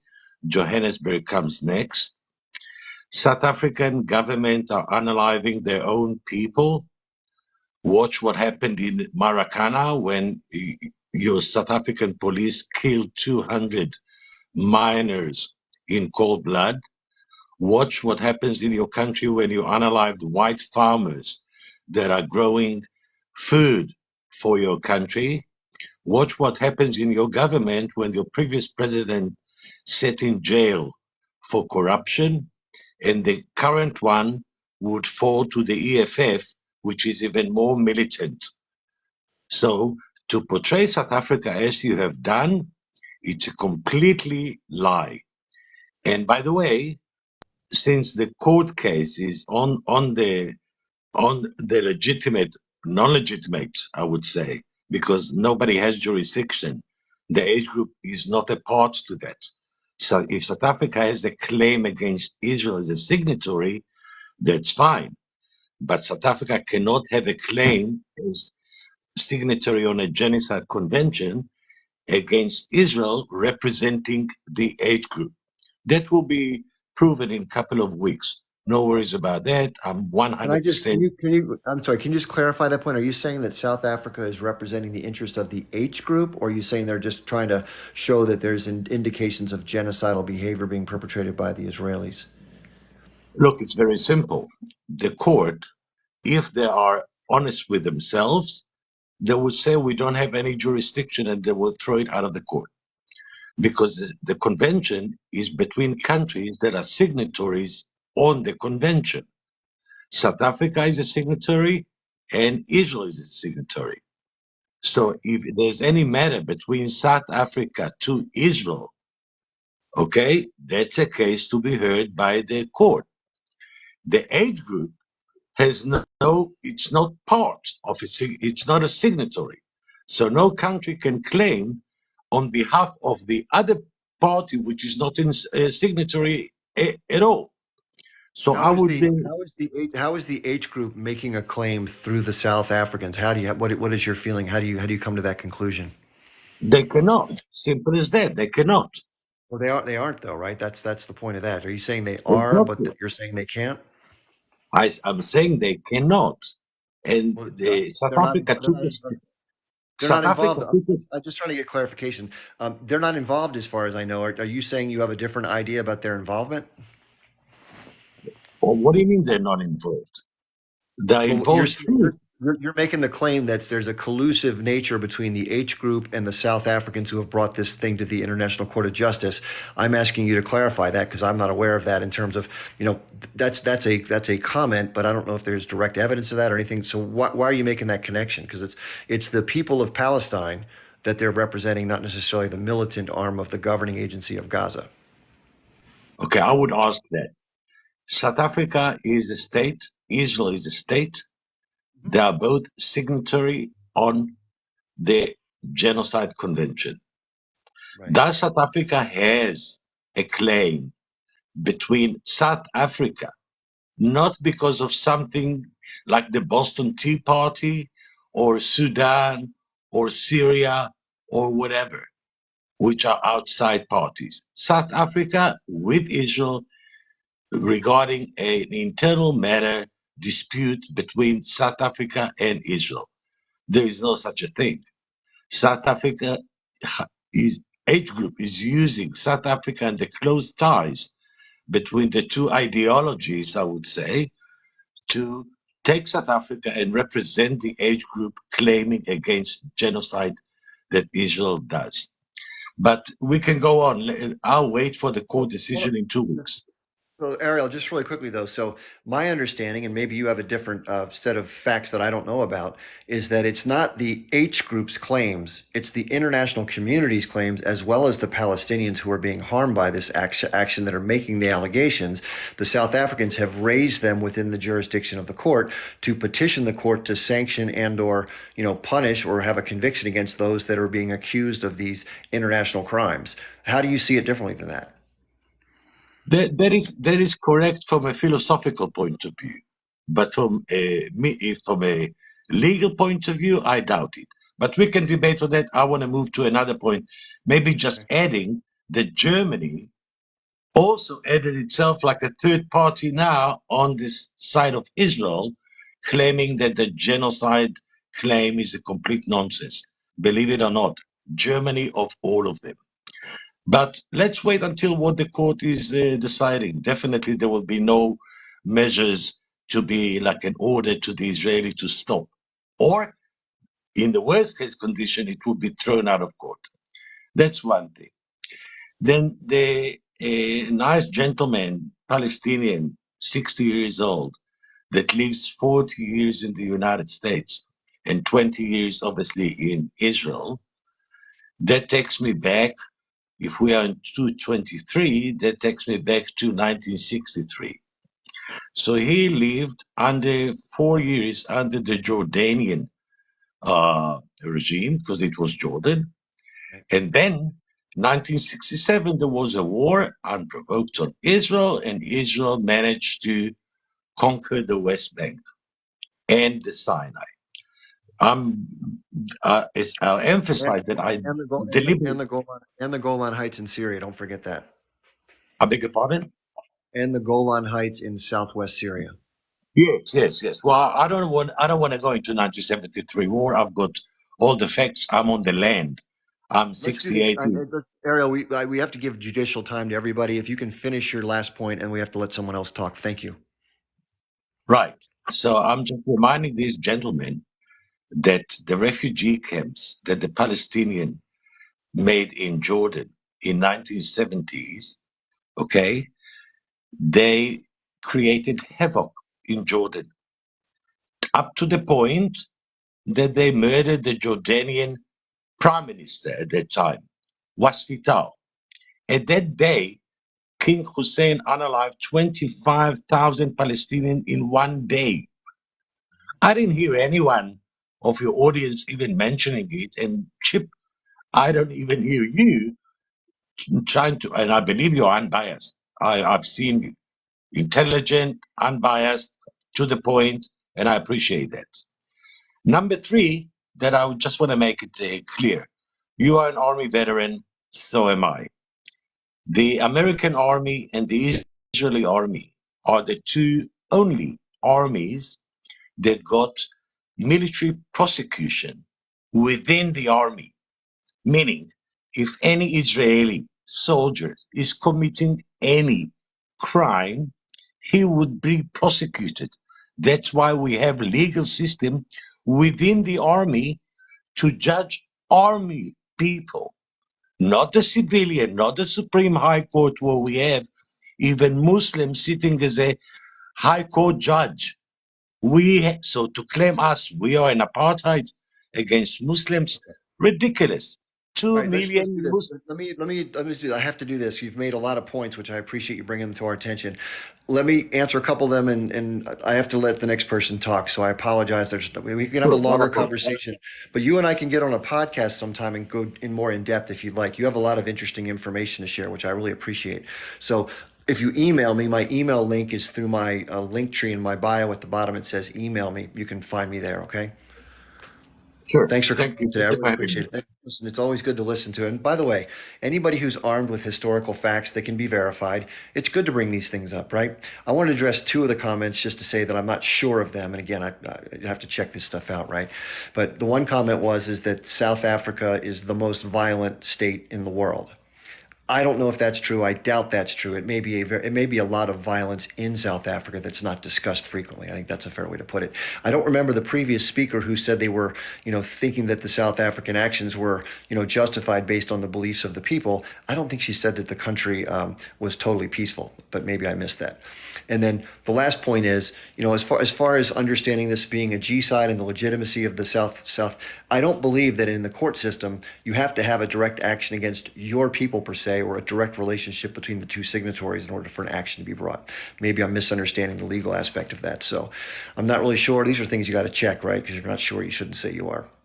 And there was one last thing. I'm trying to remember what he said that I wanted to talk about, the last point he made, but somehow it misses me. Sometimes when somebody makes 5 or 6 points, that's why I try to stop, because I can't remember it all.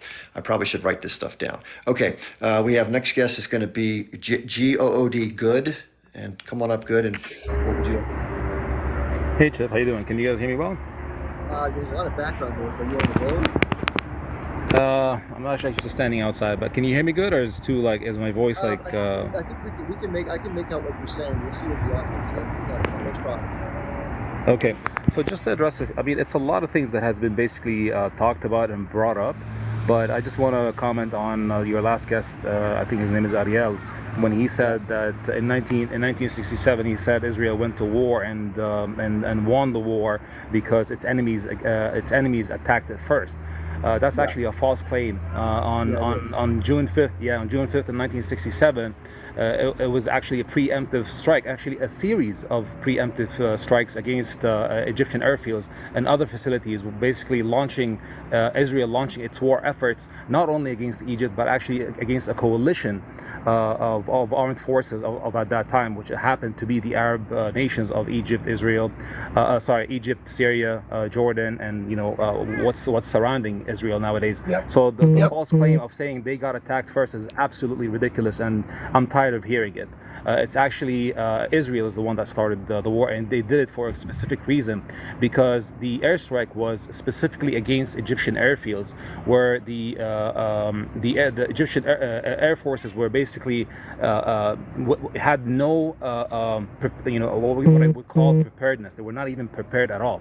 That's just one point. I don't want to meddle into it in too much. Just to go back into our topic, I see a lot of people do bring up a lot of history, but what I'm trying to do over here is not bring history from the 40s or the 60s or anything like this.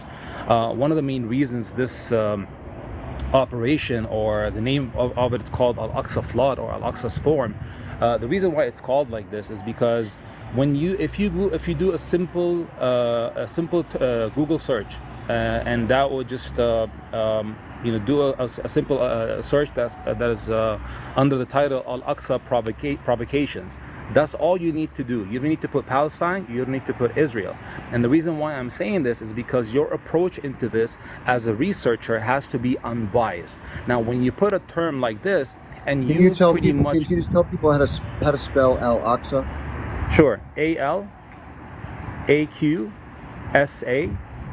and then provocations. Provocations is obviously a very common English word, but if you just Google Al-Aqsa Provocations, don't put Israel, don't put Palestine, and let just Google do its thing for you. You will see hundreds and hundreds of resources coming from Google, from France 24, from Al Jazeera, from Al Monitor, from United Nations, Arab News, TRT News, Reuters, The Guardian, tons of it. Even you don't have to basically exclude it to 2023. You could go back to 2022. You will actually see that it's one provocation after the other, and I'm literally citing month after month. Now, what is the Israeli government doing about it? Absolutely nothing. What is the Israeli police forces doing about it? Absolutely nothing. On the contrary, what they end up doing is protecting settlers that actually storm the Al-Aqsa Mosque and giving them some kind of blanket to do whatever they need to do. If you basically go under 2022 and just basically see how many settlers stormed the Al-Aqsa Mosque during 2022, it's an estimated 48,000 settlers that did so. Israel's Ben Gvir, one of the Knesset members that is basically current in the Likud party under Netanyahu's government, was actually criticized not only by his government, is actually criticized by the US and by Germany as well, stating that his visit to him being an ultranationalist and from the far right wing is an absolute provocation to the Muslims and specifically the Palestinians with his visits, because he basically has no reason to be there, because his call towards the Palestinians has always been a call of dehumanizing them, not calling them people that have a right to the land. This guy has had a project to make sure that the Jewish identity has the upper hand on any kind of identity in the land, and especially to Palestinians. So if you look at the fact that Germany criticized him, the US criticized him, and many other governments did criticize him, you will basically see that this has been an ongoing provocation, one after the other. Thus takes us to the point of where the I would want to call the H group, saying, look, if we are not going to do nothing about it, this provocation is going to continue and continue and continue. And I'm not the type of person that would like to bring religion into anything, because this is like a whirlpool that has no end to it.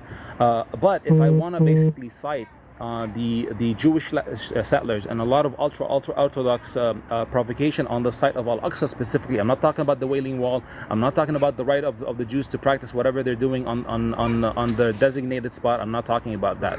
I'm talking about the Al-Aqsa Mosque specifically.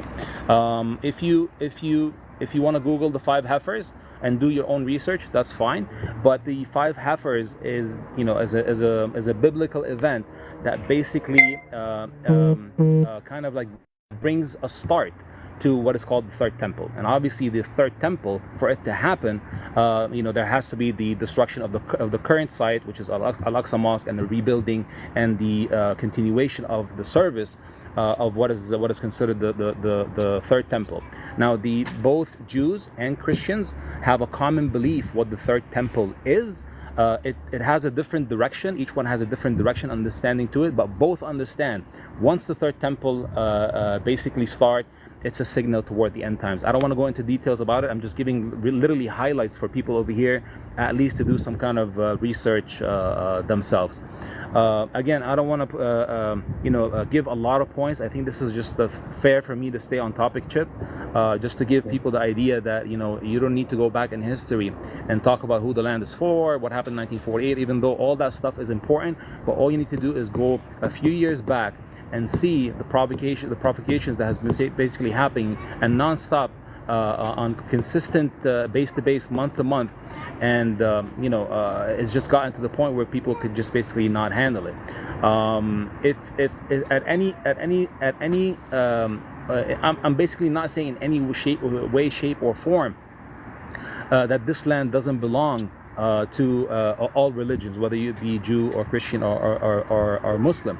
But the fact is, there is an apartheid state. As much as the Zionists would come up on panels and say, no, there is no apartheid state. Yeah, there is no apartheid state within the Israeli borders of what they would call, Tel Aviv and so forth and so on. However, if you go under areas that are controlled by, let's say, there is presence for the PA, but also there is military presence and security control by the IDF and by the Zionist regime, you will actually see apartheid as a very common practice. And one of them is Hebron. If you look at Hebron and see how Hebron has been situated and how Palestinians come to cross from one side of the city to the other, there's certain streets they're not allowed to pass. Why? Because it's been designated only and specifically only for Jews and Israelis.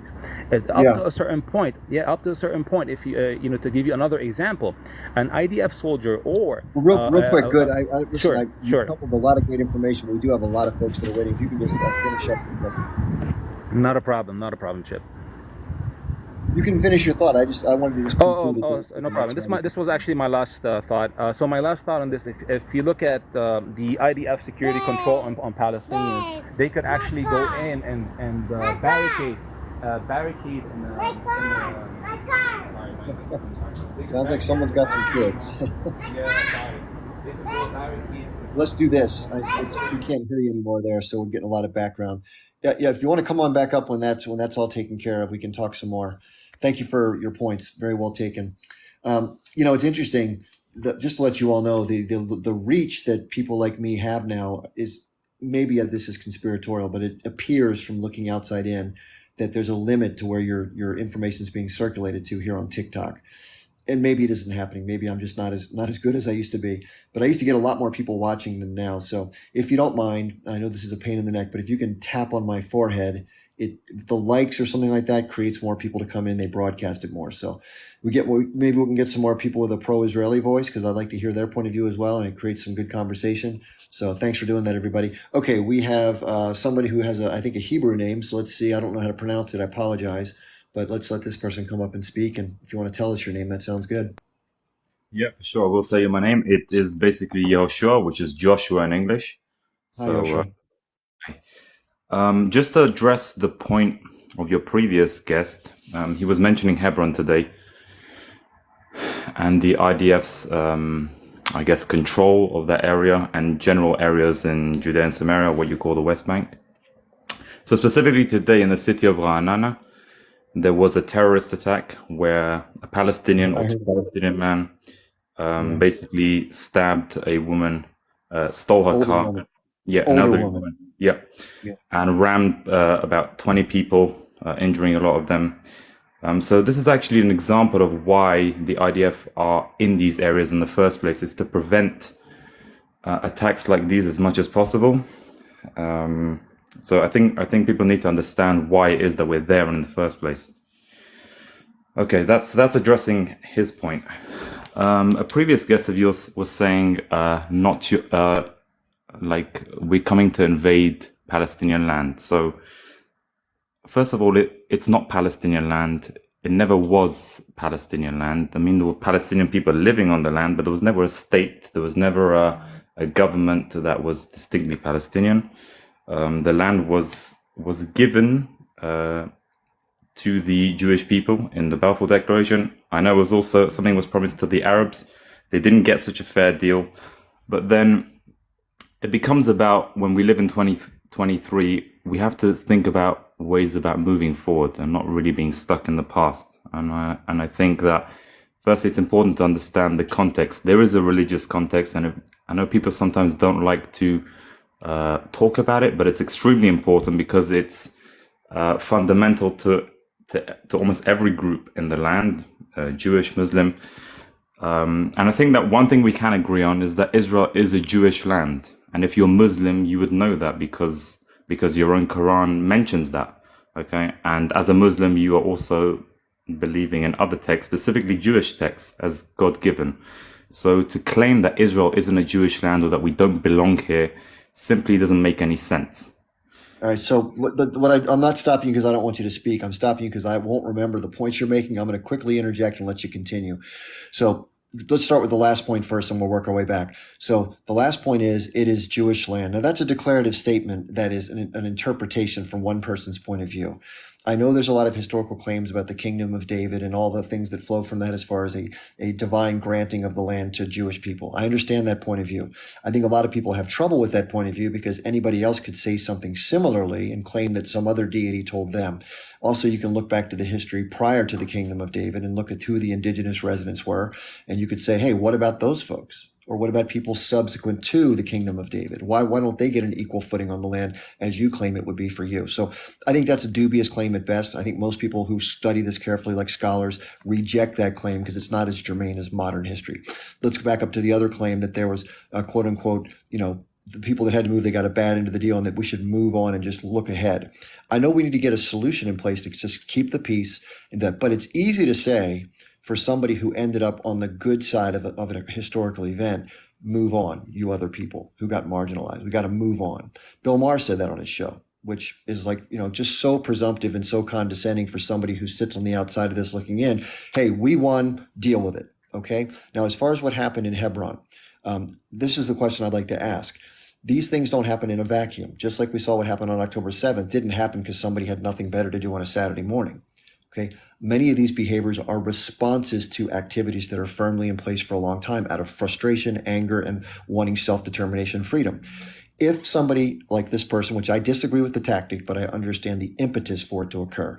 If they stab somebody like an older civilian, horrific, should never happen. If they get in a car and they run down some people and injure a bunch of people, that's terrible.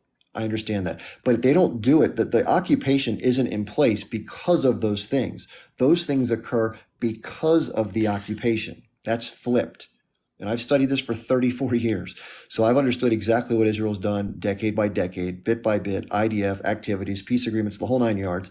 Read about 12 books on this subject. I've gone through thousands of hours of studying and lectures, looked at both sides of the issue.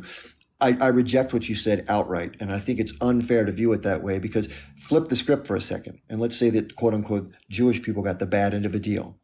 There were historically people living in the land that were both Jewish and Arab, Muslim and Christian, that cohabited the land. They lived there, and there was, by the way, look up on YouTube, and I'll get back quickly to let you back. Golda Meir, I'm a Palestinian. She's an interview with a British interviewer, and she says specifically, in the territory from the Jordan River and even to the east within Jordan, across to the Mediterranean, is Palestine. I carried a Palestinian passport from 1921 to 1948. Thereby, there was an administrative element in the territory that was identified as Palestine, and therefore she identified as a Palestinian. Go watch the video. This is one of the prime ministers of Israel admitting that she was identifying as a Palestinian as she grew up as a younger middle-aged woman. British Mandate Palestine. In Arabic, there's no letter P, and so you have to understand where the word Palestine actually comes from. It's Philistine in their No. It's not the same thing. Philistines and Palestine are not the same thing. Palestine actually comes from when the Romans expelled the Jewish population, the native Jewish population, and that's where it actually comes from. They actually named it as a humiliation to the Israeli, the Jewish, their enemies. I agree with that. That's right. Historically accurate. Yeah. So yeah, I understand the point that you're saying that there's, people want to react and people want to take action. But then from my point of view, and, I think Palestinians are being rather foolish about it, because I think they are actually not seeing their true enemy. And their true enemy is actually living in the past. It's hatred, and it's actually the H group, because the H group don't do anything significant for the Palestinians at all. They don't invest in their future. They don't ensure their security or safety. They don't do any of that. What they do is they weaponize hatred. They weaponize emotions and use that to attack, to destroy the other. They never use their resources to create for themselves. Can I ask you a question? Can I just ask you a question? I'm not trying to interrupt you. Sure. If other people, if you're, let's say I was an H group member, I'm not for sure, but let's say I was, Okay. would it be reasonable to look at the long term versus the short term and say, listen, I know in the short term the money could do a lot of good for the people, but in the long term, having independence and getting out from under the situation is a greater purpose. Therefore, short term suffering absent the money is a better choice for the benefit of the people. And of course, in the short term, that doesn't give you independence. If I were Palestinian, I'd like to think that the way I'm saying as a Palestinian, would get freedom was to actually invest in ourselves, to build up a society, to invest in education, in the economy, to actually move forward, because that's the way that you progress. Hatred and war and all that kind of stuff never does that. If you look at the Jewish people, for example, they've been persecuted through history. And just recently in Germany, right, they never sought revenge from the Germans or to kill them or to bomb them. Their revenge was to go reinvest in building themselves. Okay, that was their strategy. It's a silent, and you basically channel that energy into a way to creating a better future for yourself. When you just latch on to emotions of hatred, revenge, pride, that gets you nowhere. It gets you absolutely nowhere, and it just brings destruction upon your people and other people. You can see it. It doesn't. What good comes from the Palestinian strategy? They've rejected. Okay. So just really quickly, you made a comment about lack of development and using the money to quote unquote educate and to grow your economy and create a better living situation so you're not being hateful and peace. You may not know this, and a lot of people from Israel or those who support Israel don't know this, but the ability for them to do the very things that you said have been drastically limited by the occupation, by the IDF, by the Israeli government. Israel controls everything that legally goes in and out of Gaza. They control the movement of people. They control the movement of goods, services, medicine, fuel, food, electricity, the whole nine. Under those circumstances, even the best of people are going to have a hard time doing the things that you just said they should do. In the West Bank, same thing. Someone came on yesterday and talked about the fact that a new checkpoint has just been put into their territory. So it used to take 30 or 40 minutes to go to where they had to go to work. It now takes 4.5 hours. So if you were under those same circumstances, trying to deal with navigating the difficulties that are imposed by the occupation and the blockade, is it realistic to expect that those things can occur under the best of circumstances? That's a fair question to ask, right? And how would you do it if you were under those circumstances?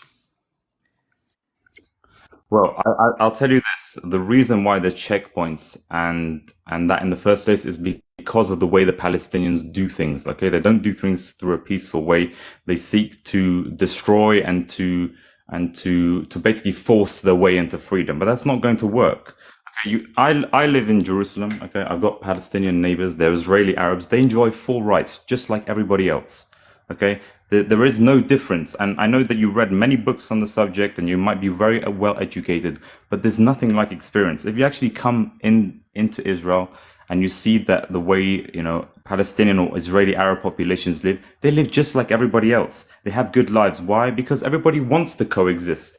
There are some extreme people, for example, H group in the Gaza Strip, who in their own charter they don't say that they want to better the lives of Palestinians. They say they want to destroy Jewish people. That's what they say in their own charter. Okay, No, they don't. That's incorrect. Just to let you know, have you read the revised 2017 charter? I didn't read it, but I know that that's what it says. Do yourself a service, because again, a lot of people, this is a misperception. The language that was in the 1988 charter has been shifted dramatically. Can you tell me what it says? Can you tell me? Can you? So if you Google Hamas 2017 revised charter, there's 12 or 15 different websites that have the document. So I've read it, and if you go to paragraphs number 16 through 20, they specifically address the reversing of the language that was related towards Jewish people. And they simply point out about oppression, and they talk about Zionism and the role it plays in the oppressive elements of their society and how they want to shift those changes, and that they're happy to peacefully coexist with Jewish people, specifically laid out in language. And then subsequent to that, they say that while they don't want to recognize Israel because of the historical inequities, they're willing to accept the pre-1967 borders as a compromise to have a separate Palestinian state. That's in black and white. It's irrefutable. And most people are told in their whole lifetime that all they want to do is unalive Jewish people and that they can't be negotiated with, which is simply not true. I've given a lot of time to our conversation. I'm going to have to move on to somebody else, and I appreciate you coming up with your points of view. We hear a lot of this from the other side. And again, I appreciate that people see it the way they do. I see it much differently because if you talk about the checkpoints, okay, the border checkpoints, I understand for security purposes make total sense. So if you're going to claim that people are going to come in and out of the territories for work purposes or travel, and you have a right to screen them properly and make sure there's no weapons or anything problematic and to see who's coming in and out, and it's for your own security, 100% fair game. Every other checkpoint that's been put in subsequently has not been strictly for security. Trust me. Well, don't listen to me. Don't trust me. Go watch a documentary from a young Jewish American who didn't believe anything that her friends were telling her about what happens in the occupied territory, the checkpoints, and everything else that goes on there. This is the gift of knowledge that I've come across in my years of doing this. I'm nobody special. I've listened to what other people have found out and they've shared it. So this woman had no reason to present it any differently than what she discovered. In fact, she had a motivation to do it the other way because she was raised in a very pro-Zionist household. She went to live in Ramallah for 6 months to try to see what's going on. And what she learned shocked her. because it went against every single thing she'd always heard from her family and what she understood about the state of Israel and respected the security issues that you're referring to. Israel does far more than what is necessary for its own security. And if you fully understand what they do and how pervasive it is to control, subjugate, exploit, unalive, dispossess, make miserable, spray sewage water. We could spend an hour, like she does in the documentary, just outlining the experiences of being in a Palestinian life in the West Bank, what it's like. And listen, I don't care if it's Jew, Arab, doesn't matter. Anybody who lives through that kind of hardship that's been put upon them by another, whether you want to justify it under your own security or not, it's like poking the finger in somebody's wound unnecessarily. I think if you really give it a fair, objective shake, that's the determination you're going to come to. Now, some people can't see it that way because everything is through the glasses of Israel, and therefore they just can't acknowledge some of these realities. And that's okay if that's her, but you'll find that out if you do the objective work. Many Israelis who don't embrace the Zionist movement, it's because of the very things I'm discussing that they've found out, and they're against oppression, as we should be. So even if it benefits the Israeli state and the Jewish homeland and the Jewish people, they don't think it's fair to oppress them, just like it wasn't fair for their grandparents to be oppressed by the Germans, right? Now, Rory says you are naive. So Rory, sometimes these are bots. Let me see what Rory's status is here. I like that when people say that. So let's see what Rory's situation is. So Rory, if you have a specific point to say I'm naive about, please put that in there. But don't, this, you're dumb, you're spreading misinformation. Those comments are too obtuse. They don't get down to specificity. So just again, life in occupied Palestine, it should be called hell in occupied Palestine, because that's what it is. And remember, this is the other aspect that doesn't get talked about much. Thousands and thousands and thousands of Palestinians from the West Bank, maybe a kid who throws a rock, or a kid's in the wrong place at the wrong time with the wrong people, or they're a brother of somebody the Israelis don't like. They get snatched up. They get taken into Israeli custody. They get prosecuted by military courts. Israel's the only country in the world that prosecutes children through military court. And they don't have any representation, no family members, no nothing. They get put in administrative detention if they're not being charged with a crime, and they're held indefinitely. Many of the people look at that and say those are hostages. They're not prisoners. They're not convicted of any crime. They just get held. So when the operation took place on the 7th, just to let you know, my understanding is it wasn't meant to be a massacre or a big unaliving on a broad scale. It was meant to go grab Israelis as leverage to get the people that are being held in those conditions out, in addition to pushing back against the broader context of being oppressed. Not that Israelis are occupying Gaza, but they're occupying the West Bank, with whom they have a sort of a kinship. The leadership is fragmented, but they have a kinship with the people, and therefore that motivates resistance, okay? So that's how I see it. If you see it differently, I respect your point of view. I just disagree. Anonymous? And chime in on How are that. you? Good, Hello. thanks. Yeah, Um, we'll get to you. We take turns. Just let you know, Rita or Ritama. I'm sorry. Yes, what would you like to say? Hi. So I used to work in mainstream media, and now I'm in Hollywood, and I wanted to talk about media engagement. I'm very pro, Palestinian right now, but I learned about everything after October, and I read up and tried to educate myself on what is right and what is wrong. First of all, I just wanted to say thank you for having such a nice, nuanced conversation here. I see a lot of lives where people are yelling at each other, and this was refreshing. And I think it's a testament to you, Chip, because you're so nice and polite. And so I appreciate you very calmly and coolly listening to everybody and giving everyone their time. So that's really very kind.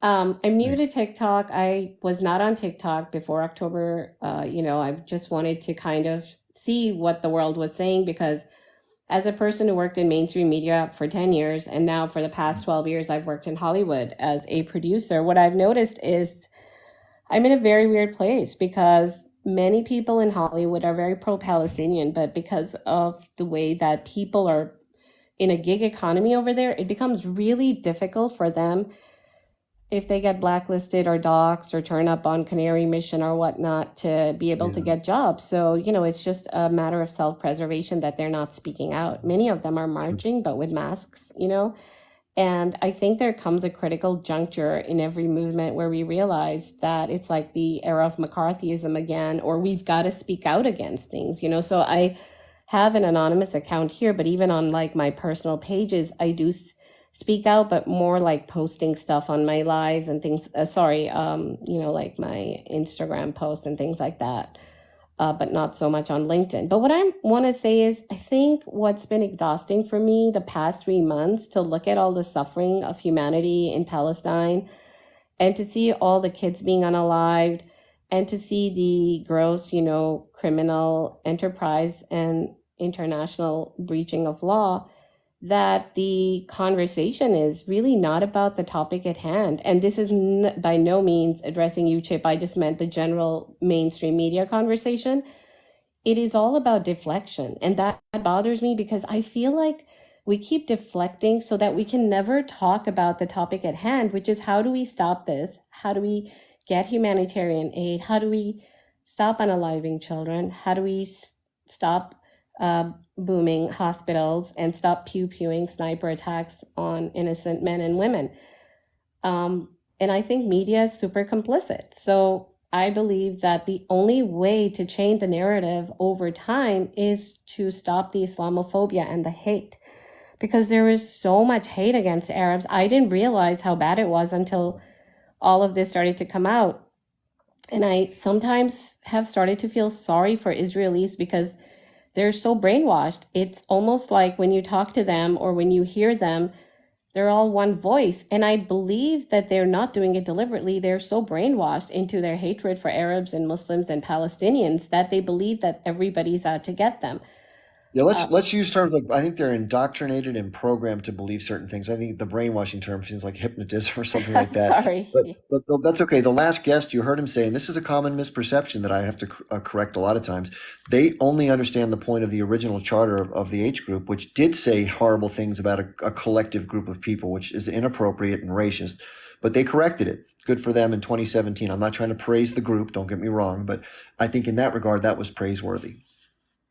Exactly. And this is where I'm serious, Chip, if you don't mind, if you have time. I have a few actresses and actors on board that are big voices. We want to do what Eskimo, I forgot his other name, and Rathbone. And yes, I think they went to Oman, if I'm not right, or something. And we want to they're in Cairo, Egypt. Yeah, but they went to some forum in They went Doha. to the Doha forum Yeah. in Qatar. So we want to create a group like that for Hollywood because we're all just bursting to tell beautiful stories that can change the narrative. So please connect with me, and that's a private conversation I'd love to have with you if you have time, of course. Yeah, if you email me, it's in my link in bio under my link tree, or you can message me here, of course. The only challenge here is I get a lot of messages, first of all, and secondly, the platform sometimes just goes out from under me. So last time it happened, I lost like 500 messages, which is unfortunate. So that's why I want people to email me for offline conversations. Okay, perfect. Yeah, but just to go back, I think that one of the things that we've done effectively, which I'm in awe of Gen Z, and I'm amazed at people like you who are Americans who, have not historically been involved in this conversation like me. And I just love that so many of us are speaking out, but that people like you are actively creating a platform of change. So I just want to shout out to all the young people that are marching in the streets and to the people that are older like you and I who are like out there speaking. I'm not talking about myself right now because I'm not that active, but I just mean people like you. It's admirable. And we got to keep doing that. We got to keep educating. But one of the things that I think is missing in this narrative is Bibi has two tools in his power belt. One is the US government, obviously, and we have been marching against them. We have been 400,000 people marched in DC. But what's not happening right now is addressing mainstream media. And media is a little bit more sensitive. Politicians are not. They have a thick skin. They don't care. We can yell and scream to their face till we're blue. They will not care. They will not change their policy. They will not stop supporting the military industrial complex, right? It's about money and it's about power. I do think we need to address media, and I think we need to do it in an organized way. We need to go into their comment sections of every single media outlet and let them know how we feel, whether or not we subscribe to them or not. We need to let them know when they're making the right decision and when they're doing the wrong things. When people like MSNBC are firing Mehdi or getting rid of him slowly, letting him feel unwelcome, we need to let MSNBC know that. I think the reason why the media doesn't care is simply because they're only hearing from the audience, that is, whether it's liberal or whether it's conservative, who are very pro-Zionist. They're the only people who are reacting to them and speaking to them. We've just created our little bubbles here, and we're not reaching out to the establishment. So the establishment has become very Zionist and very anti-Palestinian. And I think that's where we need to change that intersection of the conversation. It's a harder thing to do because it's more amorphous and it's not that tangible. I don't want to take up more time, but I just wanted to say my piece. Okay, thank you for coming on. Yeah, I look forward to hearing more what you're doing. Thanks very much for contacting me. Have a good rest of your day. Thank you. Yeah, interesting stuff, right? I mean, everyone's feeling in their heart badly for what's happening, and it makes sense, right? It's a normal human emotion to react to mass casualties like this, including what happened to the Israelis on the 7th, right? It's important that we're sympathetic to anybody who's harmed in a conflict that was, who shouldn't have been, who was a civilian. Again, unfortunately, a lot of the reports that haven't been corroborated by evidence are questionable, so we're not really sure who did what, where, and how, what the Israeli response was from respect to the military. There's a lot of cloudiness there, but it does seem like there's more to it than not, that we weren't necessarily told from the beginning, and who knows? I don't know if we'll ever know the full truth, but, it's unfortunately part of the puzzle. She mentioned the media, perfect example. And, this is the problem with the media. So if let's say a bunch of us did flood them with comments, or we get off of Disney Plus or whatever the case may be, the hard part about the American media landscape is it's got very consolidated over the last, 5 or 6 decades. And what used to be a lot of different points, most of the radio stations, TV stations, and different entertainment industries are owned by 5 or 6 major corporations now. And through corporate money, just like anything else, these are profit-driven enterprises. And they have a certain connection to the overall narrative of society. Let's face it, they're going to try to exclude things that are unflattering for a number of reasons and promote things that they want people to think and agree with, right? That's just the way it works. And so, for example, I'll give you a great example, okay? This is just one example of many. She talked about the Islamophobia. And we know since 9/11, it's been out of control, right? In terms of how the narrative is shaped about people who are of Arab descent, right? They're violent. They can't be reasoned with. All they want to do is take over the world. That kind of stuff. It's absurd. But it's the narrative. So there's a movie right now on Netflix called The Equalizer 3. I never saw the other two. I guess it's Denzel Washington, who's a guy who ends up, he's like a guy that's kind of quiet, but then can be violent or whatever the shtick is. That's the plot. He gets people who are the bad guys. So who are the bad guys in this movie, right? So he's in Italy, I think it's Sicily or wherever he is, or one of the small towns in Italy. And so there's this issue going on with shipments, like covert shipments that are drugs that are being hidden in these wine bottles. And guess where they're coming from? Syria. So, it's always the source of all the bad stuff. There's Mexican cartel stuff, but just it's not unusual for these plots to involve the bad guys, those evil people. Those are all bad people, right? It just reinforces the thinking process. Again, it's very subtle, but it's very pervasive, which is what the best propaganda does. So good points on that. Okay, we have another guest here by the name of Alejandro, a regular on the show. How you doing, Alejandro? Chip, can you hear me? Because I'm at the gym and at the changing rooms. That Jewish guy that was saying that every Palestinian people, the reason they had checkpoints is because they didn't want to study, they didn't want to do nothing, and all they wanted to do is kill Israelite people. Well, what the hell are you going to do when you've been strangling them? You got them inside of a cage. Yeah, I agree with you, Alejandro. Unfortunately, it's difficult over the background noise to hear you, but if you get to a point outside of your locker room or whatever it is and it's quieter, please, I'll bring you back up as soon as you come back in that space, okay? We do have to move on to somebody right now who's not in quite the same environment. We could hear you at first, but it got a little too noisy. Okay, we have Jane is thinking, I think it says here, and then we have one more, Rita. Hi, I have some basic questions. The first time I'm doing live. Few things. One, the Israeli gentleman who was on saying, all that Palestinians want to do is blow things up. Does he realize that Israel was built with reparations and money from other countries, and that the reason why Israel became so strong was because of reparations from Germany? And we're currently not doing that for Palestine, and that's part of the problem, is the world isn't helping as much as they should be. The other thing I want to ask about, it seems like a lot of my friends don't realize they daily say, well, why isn't Egypt sending in more aid? I don't think people understand that Gaza is a state, and the border itself, even with Egypt, is controlled fully by Israel. It's not like Gaza's a country. And I don't understand how the media is still not explaining that to people. And that it's shocking to me. I'm lucky my best friend is from Gaza, and she's explained like there it's like Texas, like America owns that border and you cannot cross. So even though it's Gaza and Egypt, it is still Yeah. under Israeli control. Can you Very good explain why? points. Yeah.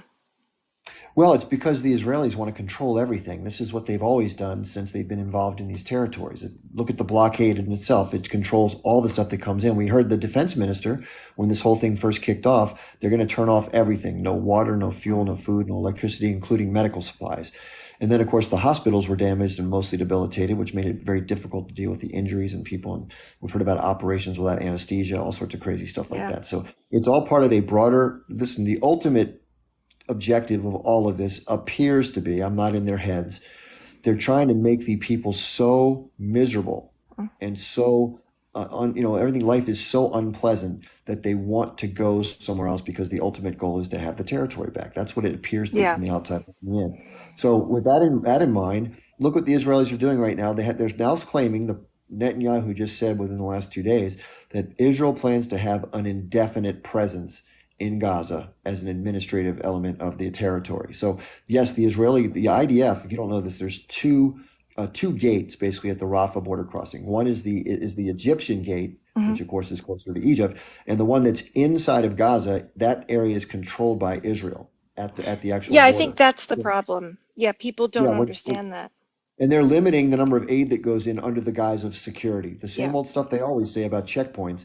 What they'll do is they'll delay a truck, they'll search it. If it has one item of what they consider, I don't know if there's a list, and if it's one item or one item among the ones that are approved that isn't packaged properly, they find BS reasons not to let trucks come in. It's just to hassle people, make it more difficult, and they say it's for their security, and they just do the same old. It's just making people miserable. Senator Chris Van Hollen of Maryland, That's right. Yeah. and one other senator, they went down to visit to inspect this, and they saw there's thousands of trucks lined up in Egypt ready to go in at the border crossing, and they're being let in at a snail's pace or turned around. And they were like, this is unacceptable. There are people that need the aid desperately, and the Israelis are acting like a huge bottleneck. So it's more of the same. Yeah. Well, thank you for this platform. It makes us feel a little bit like we can talk. I think it's a little bit frustrating not to see it on media, to hear it from friends who have family and on the ground suffering. You're It's welcome. just Thank you. tragic. 17 people of her family members have been killed. It's just, what do you say to your friend? What do you say to people? Yeah, And I think these platforms, it does help. So thank you. sure thing. Thanks for being here. Appreciate you mentioning what you said. Thank you. Yeah, somebody in the comments named Joseph, and this may be a bot, who knows, but he says, you are an NAZ asterisk. And I'm assuming he means a Yahtzee. So first of all, that's a term that gets thrown out a lot nowadays, but everybody you disagree with, you think they're tyrannical or something, you're a Yahtzee or whatever. So first of all, no, I'm not a German National Socialist Party member. I'm not a member of any white power groups that believe in that ideology. Because I may disagree with the Israeli point of view and I advocate for ones who I believe are oppressed, doesn't mean that I'm against Jewish people, and therefore I embrace the ideology of a Nazi person who might. So that's kind of absurd. Okay, and if you've followed me for any length of time and you've watched my videos, I'm always very careful to make that distinction between people who are Jewish, and a lot of Jewish people don't support the occupation, don't support the blockade in Gaza, don't support Zionism. They've come to see it differently over time through experiences. Many don't see it that way. Many conflate Zionism with the survival of the Jewish state and the Jewish people. So therefore, any criticism of Zionism, regardless of what it does, is unwarranted and anti-Semitic. I understand both points of view. I just happen to disagree with the latter because it's conflating the two in a way that's convenient to dismiss any kind of criticism. It's a marginalization tactic to smear and marginalize those who step up and criticize the behavior of the elements of those movements that is no one would want to be subjected to, including the people who support that movement. So I'm not going to accept that as a comment. That's silly. Okay, so we have Ritama 769. Hi, my name is Rita. I just want to thank you, Chip. I've been watching you for the past couple of weeks, and you're doing a great job. There's just a couple of things I wanted to bring up that I haven't really heard discussed over the past 3 months, just from historical perspective. And also, I just think it's good to correct, misinformation and thought distortions whenever possible. And I kind of rely on my background of working in mental health. A lot of things just are just huge red flags to me when I hear some people speaking. So I think it's important to correct those things. So just for historical significance here, that there was a gentleman on, I think either he was Jewish or Israeli, who had said something, after World War II, the Jews did not seek. I'm only muting to tell the audience real quick. Sorry to interrupt you. I have to run to the restroom real quick, but I'm going to listen because I can hear you. And please go on. It'll take me about a minute. I'll be back. Okay. Thanks. Unmuted myself. You can hear me? I can hear you now. Yeah, I just didn't want you to wonder where I went. No, it's okay. So one of the things that I wanted to correct from his statement is it's not true that the Jews did not seek any type of retribution. There's something that's well documented. It's called Plan A and Plan B. I'm not sure if people have heard about this. This was in, I believe, 1945, after the war ended.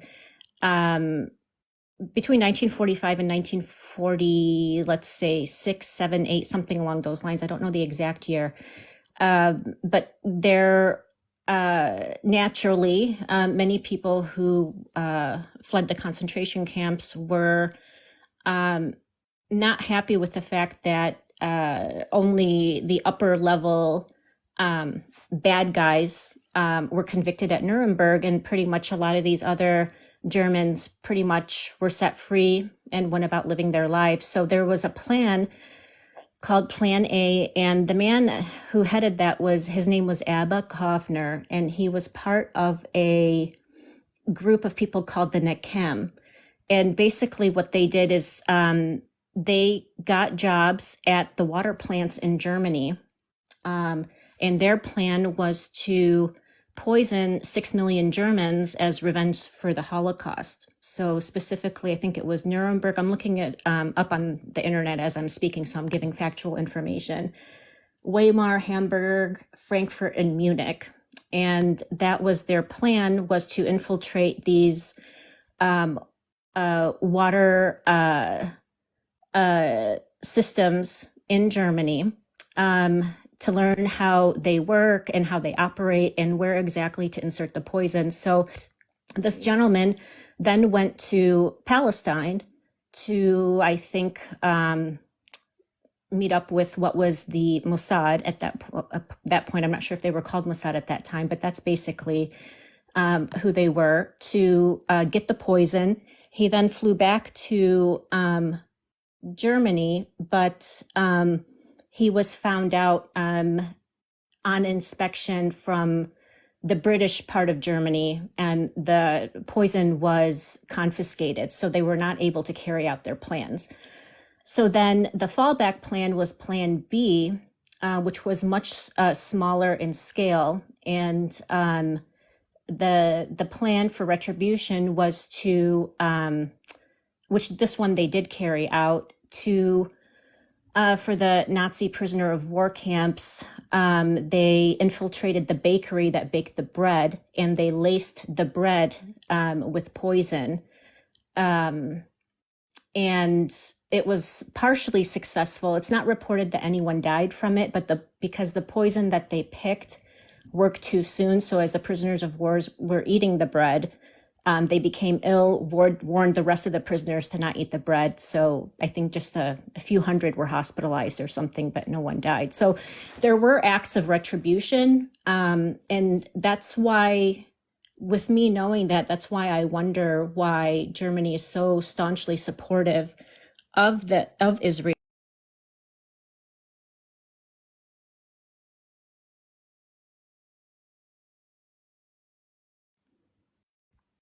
I'm sorry, I can't hear you. Sorry. Sometimes we get taken down for misinformation if people are making claims that aren't attributed. Can you share with the audience the attribution or the website or the reference point so they can maybe check it out?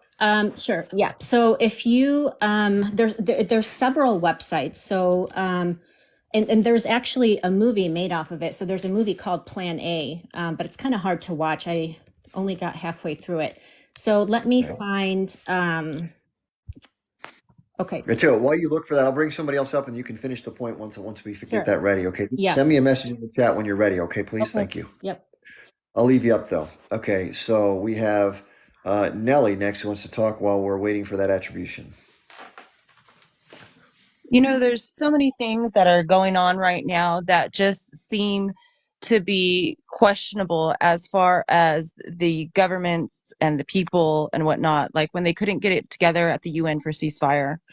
I feel like everybody needs to think outside the box because, yes, these things that are brought up are problems and are terrible things that are happening to both sides. I'm 100% pro Palestine, but I'm trying to figure out what it is that makes these people from Israel think this way. Because just looking at what's happening, I mean, anybody can tell that it's wrong. So I think that the Israeli government uses the I don't know if I can say the word on here, uses World War II to scare the Israeli civilians, thinking H that cost, if right? anybody else is different. I'm sorry. The H cost, right? Yes. Hold on. Yes, Yeah. I just didn't know if I could say that word on here. I'm sorry. Okay. I think that their government scares the civilians into thinking that anybody else that is different from them is a threat to them, and that's what's going to happen. And earlier in the comments, when somebody called you like the people from World War II, if you look at The Yahtzee. the Yazidis, yes, sorry, the Yazidis, if you look at Israel's profile on the government and Bibi, it shows that it says neo-Yahtzee is his form of government. If you look that up online, so and it's just so obvious that what is happening to the people of Gaza and the West Bank is the same thing that happened to the Jewish ancestors. And to me, I feel that that is not only disrespectful to our World War II veterans that went over there and fought for them, but it's also disrespectful to their ancestors to be committing the same acts, if not worse, to the people. And I cannot believe that this is going on for 75 years. And there's anything Israel is ever going to say to make this geno of people okay, because it is not okay for any people ever to go through this. I thought that's what we learned this in school as children, these horrible atrocities, so it wouldn't repeat. Yeah, good points. I mean, fair enough. A lot of things have been said about the way that the Netanyahu and the far right people behave. That there's a lot of historical similarities between the way they see the other, quote unquote, and the way that the Third Reich or the mustache folks saw the Jewish people. And listen, you can claim that yours is justified because your circumstances are different and this is a land thing and but listen, mistreatment is mistreatment is mistreatment. Subjugation, in terms of the finality of it, in terms of the camps and the railways, obviously that's not in play here. But if you look at the way that people were treated in the beginning stages of after Kristallnacht, etc., a lot of it's very similar. In terms of dispossession, moving people to certain places, treating them as non-human, It's taking like they over have a possession. PTSD almost. You know what I mean from it, like inherited. It's like the abused and their kids have become now the new abusers, and I think Yes. it's indicative of a mindset that is prevalent among people who feel like when they can get away with subjugating others, they will do it if they're a certain type of mindset, and that's what the mustache people did, and that's what the Netanyahu government and others before them have been doing, and to some extent or the other. So. And it's Yeah. so sad because it affects both sides and the children. Like that's my biggest concern right there for both sides, those children to be witnessing these terrible things. And also people cannot put people into groups thinking that they're thinking the same exact way. So it's very important for people to realize that there's people of the Jewish faith and there's people that are Zionists, and that there's people that are H group and there's people that are not H group. So, and then sometimes people want to say it's political, then they want to say it's religious. But if somebody wants to argue with it being religious and God promised them this land, well, God kicked them out. But if you look at Revelations, it warns us of this time with the Jews. And I'm not saying Jews all in general, but I'm talking about the Zionists And it says, I know your tribulations and your poverty and the slander of the Jews, those who say that they are, but are not, but yet a synagogue of Satan. It's warning us about these things. And whether or not people believe in the Bible or the Quran or whichever, because I've read both and I try to educate myself on all ways, so I know what I'm talking about. And, you know, I come on here to learn. You seem like you're very intelligent. So this is the first time I've been on here, but I look for people that have correct information. You seem to be one of those people, just listening to you. And we just have to realize that whatever we do affects everybody around us. So for people to be like, oh, it's not my problem, I don't live over there. Yes, it is, because if this is accepted, then it will spread. And I don't ever want anybody's children to have to go through this. And this just needs to stop all the way around. And we have to find a solution. Thank you so much for sharing that. I appreciate you being here. By the way, I appreciate anybody who's following me, or if you're new to me and you follow, thank you for doing so. It takes a village, right? So I appreciate everybody who supports me as well. Thank you, Nelly. Thank you. Great. Thank you. It's always good points to be raised. Just real quick, just quick informational stuff here. If you don't know who the hell I am, I'm Chip Barnes. I'm an Army veteran. I've been studying geopolitics for the most part, most of my life. I was a political science major in college. Just interests me. When most of you are out doing normal people stuff, I'm watching videos, listening to podcasts, reading books, and all that crazy stuff. So I wish I got paid for it, but that's a whole other story. But I enjoy talking about this stuff. I try to be fair and down the middle. I try to let people say their piece. I try not to interrupt people. I try to have the same done back. I think that's the only way we're going to have mutual understanding and come to common ground anyway, so it kind of makes sense, right? And some of these lives we come to and people are battling back and forth, you can't even hear what people are saying, right? It brings out the worst of us, right? So unfortunately, that's my shtick, that's my style. People seem to like it, which is good. And I have a little bit more information than the average American because I learned about this when I was 21 years old and I'm 56. So it's about 34 years or so since I learned about this, and it just gave me a whole different perspective on what I thought I knew about it, which is, not much, because I'm an American, we get a very limited story about this. So there are a lot of people that since the 7th have sort of woken up, which is a good thing. But over the history of this, it's just gotten worse and worse and worse for Palestinians, unfortunately. And this is, of course, the worst of the worst, what we're seeing right now. And just all the worst things are happening, and we can't stop it, which is the most frustrating thing about it. And the death and destruction is just off the chain, and there's no end in sight, which is, really scary to think about. Anyway, I always like to say, just to be fair to those of you who are thinking from the Israeli point of view or from the Zionist point of view, or however you identify, you support Israel. It's not about me disliking Jewish people. I get hit with the attacks all the time, like, oh, you hate Jewish people, you're anti-Semitic, you love the T group, you're all for babies and women, and no, none of that crap.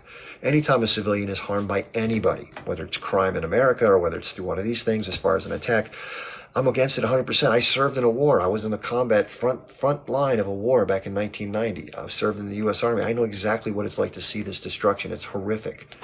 So, of course, I'm opposed to any form of violence, war, anything like that. But I also have an understanding of history and context that brings things into a different focus that many people don't have or didn't have before. And I think anybody who's down the middle and being objective and is not married to a narrative that's part of their identity, but they separate their analysis and belief from their identity, and they can kind of look back and forth, which is critical thinking. If you thought a certain thing before and something else comes to light that shows you a different view, you absorb that into your thing and you shift your views accordingly by not being disingenuous, by avoiding other things because it doesn't fit what you believe. I think that's a very dangerous way to be. And unfortunately, we see a lot of that, right?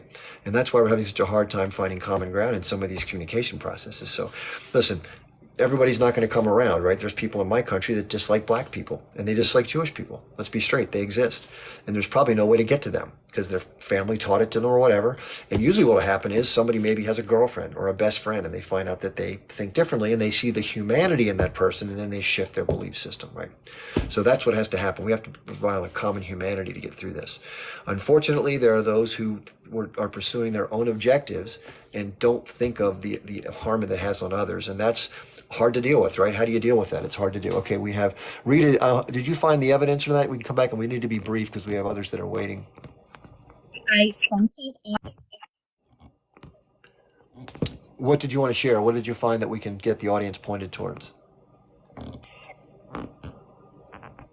For those of you who don't know, Rita brought up some information about there was some historical events that she's discussed non-verified on my side, that that were talking about some actions that were kind of payback to the Third Reich and people in Germany, where they did some different things to try to either put poisons into water or food items to try to unalive people. And I don't know much more about it. That's why she was trying to give us a source. So maybe she'll come back up when she's ready, if she's still there at all. Okay, next person come on is Canadian. Can you hear me? I thought I. Oh, so you're back. Yes, I am. I am. I'm sorry. I think there must have been a glitch because I was trying to talk. You must not have heard me. Yeah. So I sent the website and I can send it again. But the easiest thing to do, if you're okay with Wikipedia as a source, I think it tends to be rather accurate. If you go to Wikipedia and just type in NAKAM, N-A-K-A-M, and it explains it all right there. And basically the point of it was post World War II, the goal was to poison 6 million Germans through their water supply. That failed because the poison was confiscated. So Plan B was to try to poison SS prisoners of war. And they did succeed in that, but nobody died. I think the poison they chose was too fast acting.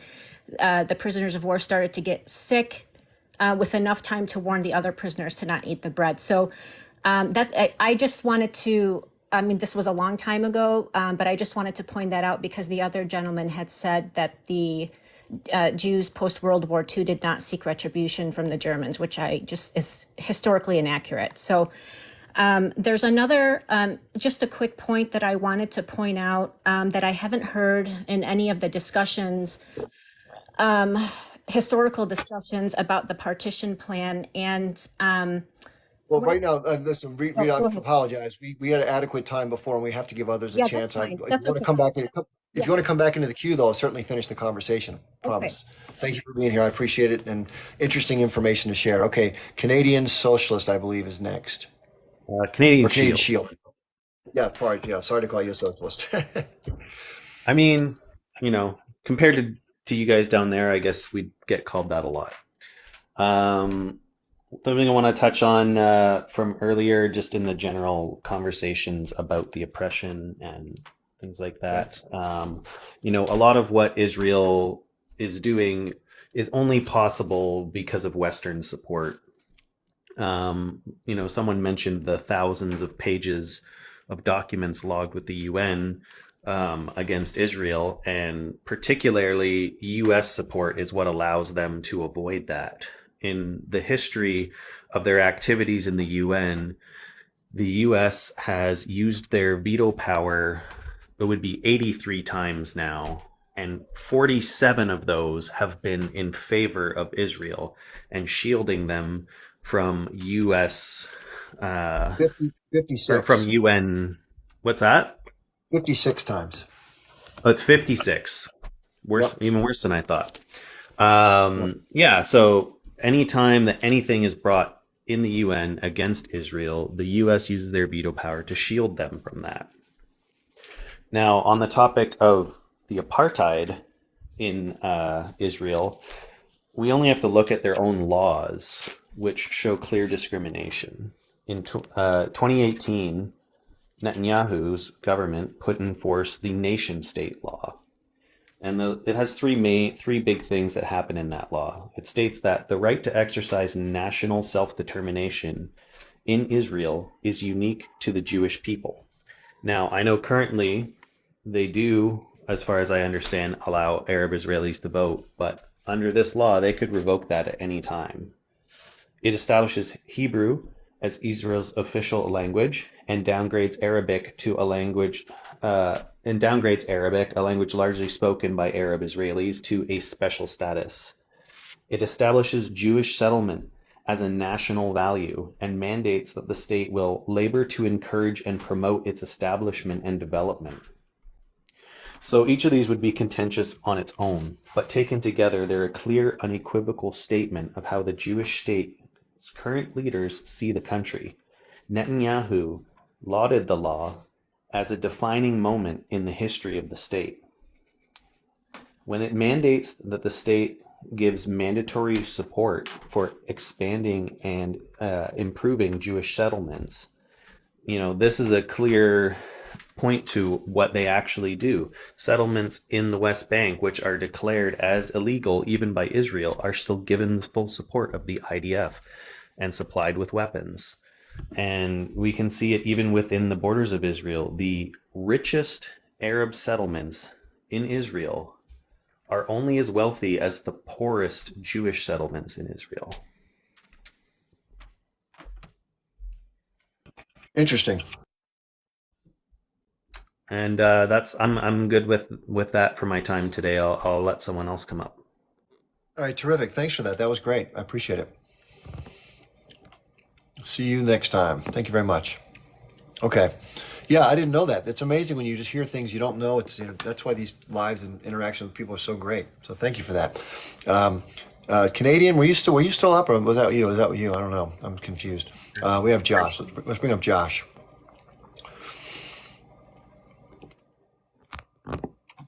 Hey, Chip. Hey. I want just to say one thing that you are a geopolitical, you have a geopolitical experience about what's going on. So there's a point of view that nobody is talking about, and it's about how Israel is creating within the surroundings Arab countries. Like, it's a Jewish state surrounded by Muslims.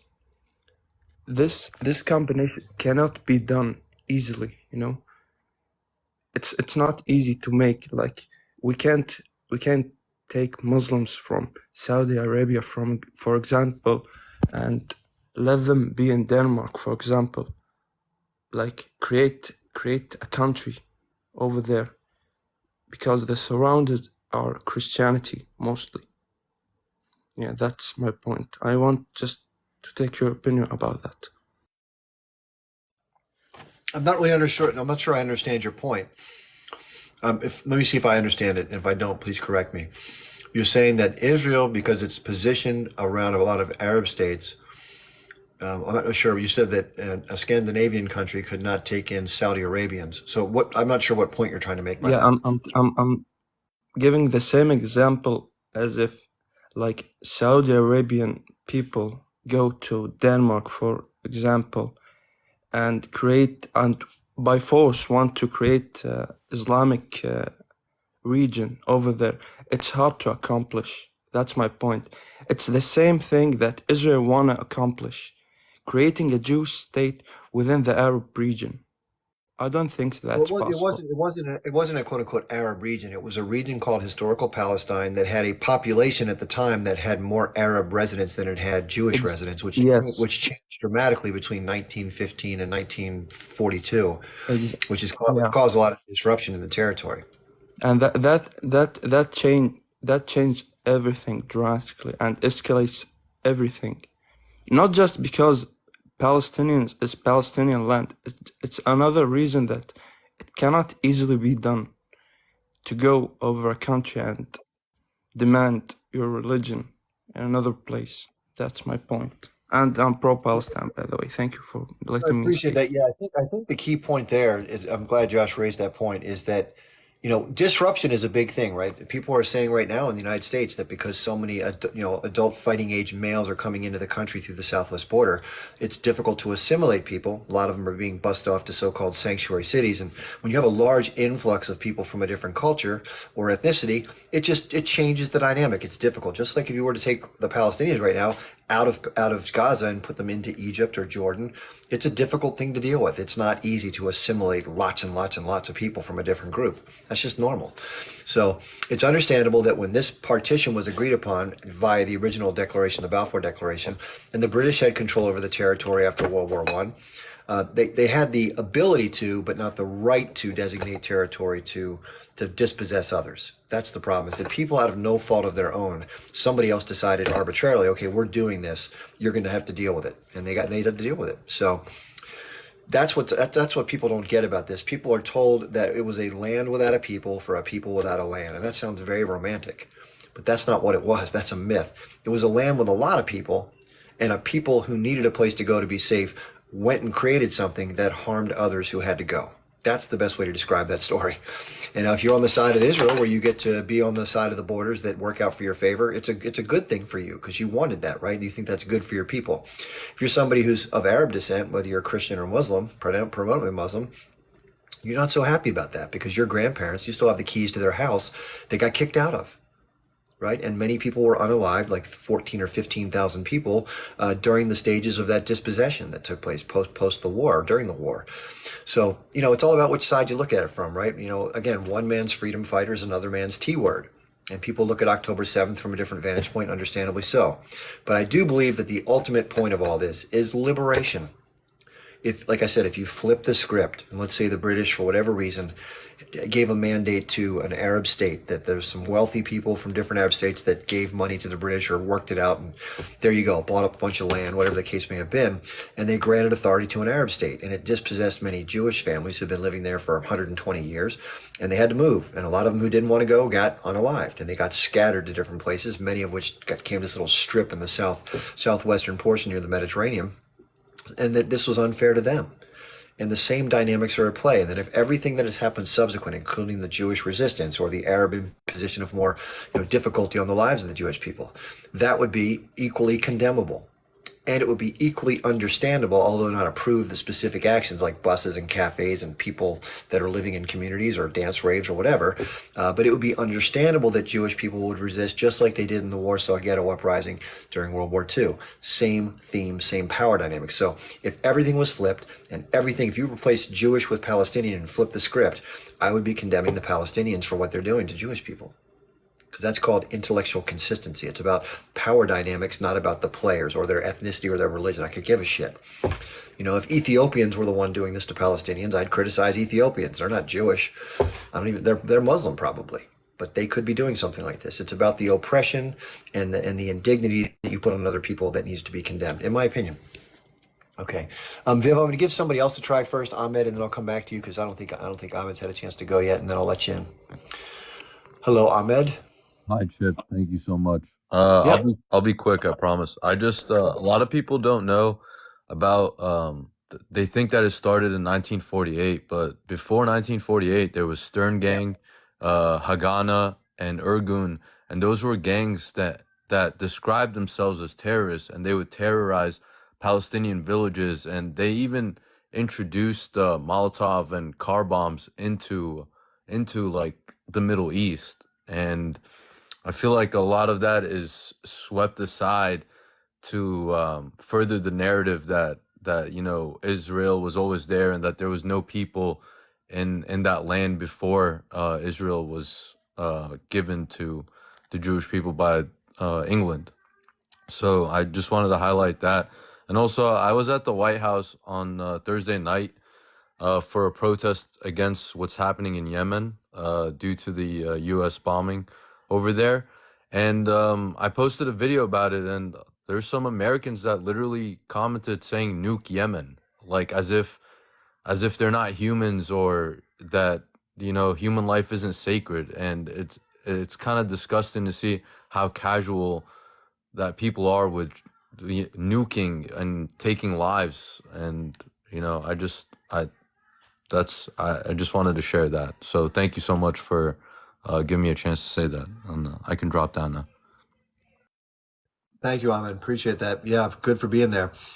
Yeah, remember, in fairness to Americans, okay, most Americans are not very well educated when it comes to different countries, their history, their background, their politics, the divisiveness, all that stuff. They don't know what they don't know. When they make these cavalier, broad statements, it's based on that ignorance. They're not bad people, but they are responsible for trying to have some information from which to make statements like that. And those are irresponsible statements, obviously. They don't know what they don't even know. So chalk that up to them being fools. And I think if they took the time to learn what you know, they probably wouldn't spout off that way if they're being a jackass. Okay, we have Ohad and Nelly. By the way, I think I still have Nelly up here. I don't need to drop you down, but I'm just I going to can go to wait. some. No problem. Ohad, Yes.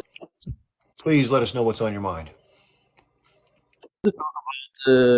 what if Arabs ethnically cleanse the Jews, which is also not what is happening.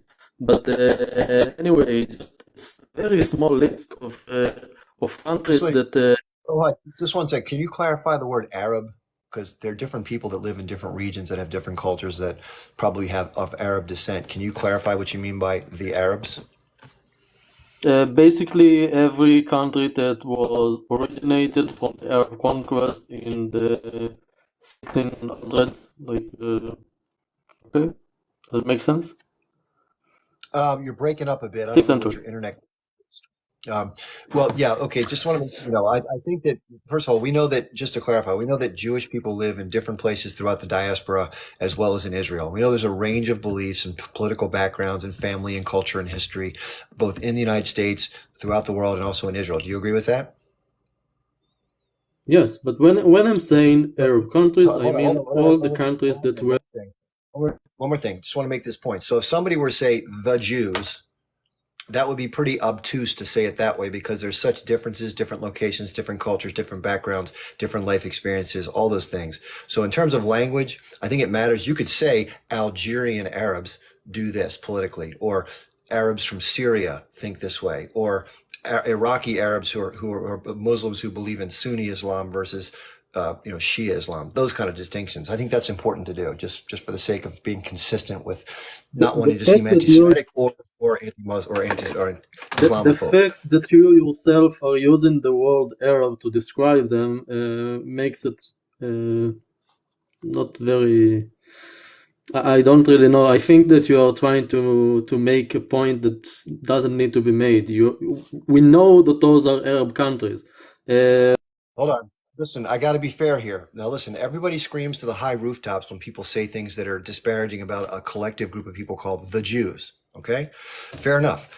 I don't want people to use that language. And somebody said earlier, you're never policing the proper stuff on here. I want to make sure I'm clear about this. I do police certain things. Let me just finish this thought. You said it's not germane or doesn't have any place in the conversation. You can go have a talk with anybody you want on the internet and whatever you want to do. Here, the way I like to point it is consistency is important in terms of referring to other people. It seems a little bit dismissive, arrogant, and condescending to say the Arabs or them. Okay, so I just ask you to make a distinction. If you want to talk about a particular group of people in certain countries, have at it, but not that all-encompassing term because I don't want people to say the Jews either. Okay. Arab countries is a legit name for countries in Arabia and countries that originated from the Arab conquest. It's not something racist. It's not something discriminatory. It's just plain, simple English. Hold on. Just listen. There may be a language barrier here. You said the Arabs. That's why I stopped you. You didn't say Arab countries. Okay? Talking on was saying Arab countries. So just to give you the full list of Arab countries that Jews were ethnically cleansed from, okay? You have Iraq, you have Egypt, you have Libya, you have Syria, you have Yemen, you have Algeria, you have Morocco, you have Tunisia, Listen. you have Bahrain. Listen, There's sorry to probably more. sorry. But all of those countries don't have any more Jews because they were persecuted and driven out. So when you're saying, giving an example which doesn't really exist because Palestinians are still in Gaza and in the West Bank, about being ethnically cleansed, you probably need to make this point that Jews were ethnically cleansed from most of the places they've been, and they are still do not have any numbers in Arab countries because they are not really invited there, they're not wanted there. So all of these people that have lived there for a very, very long time had to leave because of persecution. And when we are talking about people living in the land of Israel, Jews have lived in the land of Israel for all of history. All of history. Even before 1948, even before the 90s, the Jews have lived in Jerusalem, in Hebron, in Tzfat, all throughout history.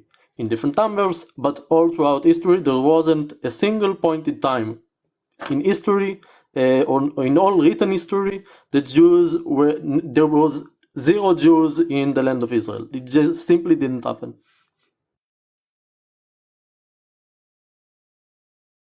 You're Just a muted. sec. Yeah. So yeah, just a sec. So as far as the claims that you're making about the cleansing of people and historical persecutions, I have no argument there. Whatever. I'm against, and anybody should be against who's a good person should be against anybody being persecuted. That's horrible. So the point that I think most of us try to make is it's equally horrible when anybody does that, not just people over the millennia that have harmed Jewish people, which is again to be condemned. But it's interesting to see the dynamic that's playing out today, especially given what happened with the Holocaust, which was the worst of that persecution historically. I hope you'd agree with that. To see that those who are now in charge in the state of Israel are using techniques, tactics, practices, and disposition that's very similar, minus the railways and death camps that were used during World War II in the persecution of Jewish people. So my question would be, why, if it was bad when it happened to Jewish people historically, which I definitely agree with, why is it somehow okay when the same behavior is being perpetrated by Israeli Jewish people who have their own desires for their own reasons for doing so? Okay, so let me go. Israel, for basically since it existed and it's well documented, wanted peace with the Palestinians. The partition plan was one example. The every single peace deal that we try to make after that is a great example. The Palestinians very sadly refused every single one. And I know that you think it makes no sense to not, just let me finish my point, to not let them have an army, but historically, each time we try to pull back and gave them more autonomy, they reacted with basically arming themselves and trying to kill us. Sorry. I'm alive. Yeah, sorry. I will try to use TikTok. Well, I was hoping to have a chance to respond. I don't want to interrupt you though, so if you have more to say, please continue. Okay, so I will try to use the TikTok words. So every single time they try to unalive us, and every single time they dragged us into needless war, because we don't want war. Believe me, we don't want war. We want peace. We're a Western country. People want to, care for themselves and like live their lives, and it's pretty hard to live life in conflict. We don't love it. We don't like it. Let me respond to those points, Omar. Let me respond to those points because you raised a few things that I think are important to talk about. So here's a couple questions. Just these are rhetorical questions to think about. I don't need an answer right away, but okay. First of all, the points you're raising are very consistent with the narrative that we hear from folks who are both brought up in Israel and also brought up outside in other places that speak that same language about the historical perception of what's happened and why things keep happening the way they do. So here's my question for you. Why is it then that many Israeli scholars who happen to be Jewish and grew up in Israel, one was a son of an IDF general, columnist Gideon Levy for Haaretz, Israeli scholar Ilyan Pape, Canadian, he lives there now, Holocaust survivor Gabor Mate. Why is it they all speak out against Zionism and the harms being caused by it? And why do they speak differently about the peace accords that you're referring to as we've offered them peace, but they just won't accept it? They just want to have conflict. Why is it they all say that it was actually the Israeli offers that were inadequate to provide them autonomy and freedom from Israeli control? Why would they say that if they're just lying? Have you studied the peace accords in detail by reading books by people like Norman Finkelstein? Based on what you're saying, I'm guessing you haven't. And then finally, in terms of the overall discussion of this, it doesn't make sense for you on the one hand to say, we've been persecuted, we've been persecuted, we've been persecuted, we've been persecuted. And therefore, somehow, because of our own aims and our desires, our version of it happens to be justified. That's what everybody else said before when they were doing it to Jewish people. So how does yours differ? And what about those other points I raised? So I will answer the first one, then the second. The first one is basically tokenizing. You're taking very specific people which don't have many people agreeing with them, at least on the, like the Jews, the Israelis, people, most people I think don't agree with them. But the other thing, and it's about who is basically perpetrating the violence. And again and again and again and again, The perpetrators of the violence are sadly the Palestinians. We simply couldn't accept peace for basically for as long as the conflict goes. And I really want, because you said that it makes it, you made the conversation about how is it different than all the persecutions that the Jews have. When did you ever hear of even something resembling the same kind of violence in Iraq, in Egypt, in Libya, in Syria, in Yemen, anywhere? Okay, even Germany.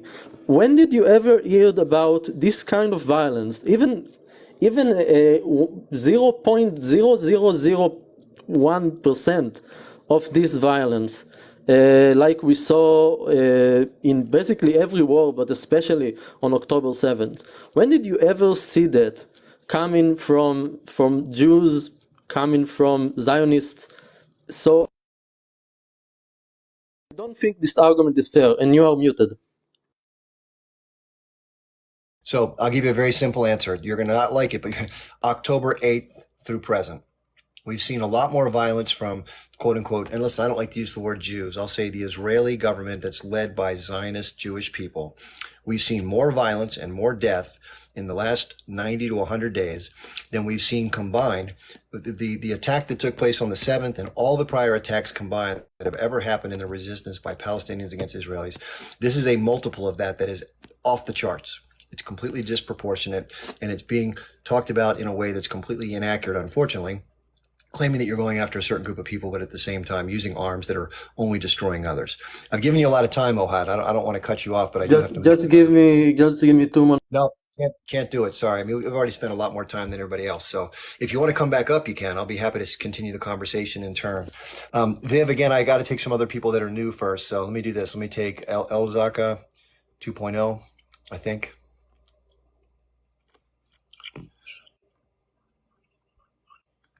Are you there? Let me see if they're still muted. Okay, it's going to take 47 seconds. Let me bring on Omar Tamimi real quickly, and then we'll bring you back up next, Elzaka. Okay, how's it going? Nice to see you again. You too.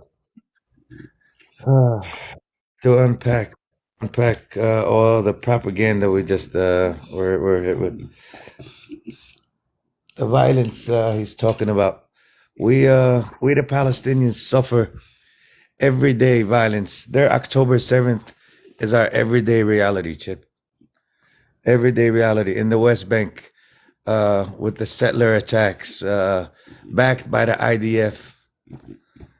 Every day, every village has their horror stories. Nightly raids. I can go on and on and on.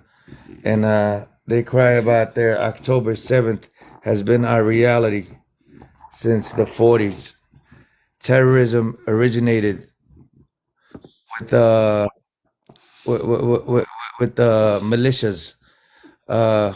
When the British Army, Chip, went after the Jewish people, we actually hid them in our villages, and they turned around and they ethnically cleansed those villages.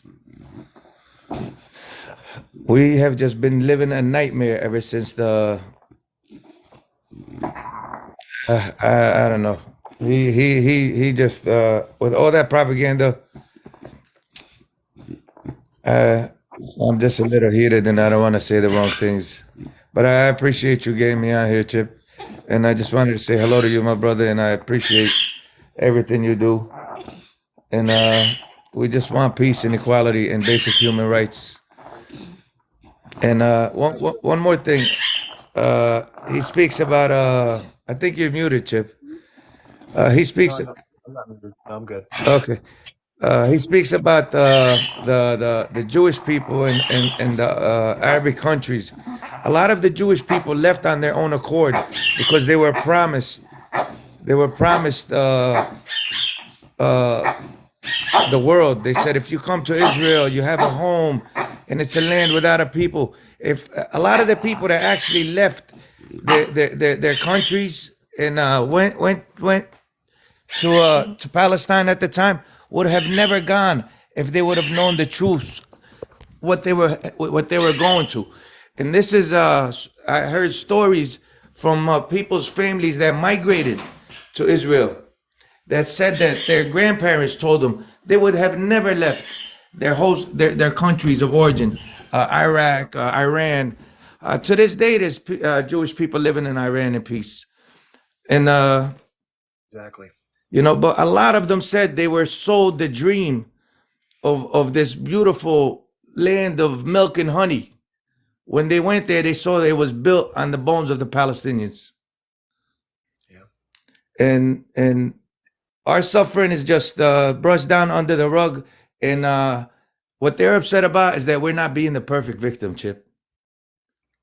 Yeah, I understand that. That's the point, is that the resolute nature of Palestinians is such that no matter what you throw at them, they will endure it and stay strong and not give up no matter what. That's the problem for Israel, unfortunately, for the Zionists, that they have reached a foe that they can't get rid of. It's like a fire that won't go out. So I agree with you. Thanks for contacting us. I really appreciate it.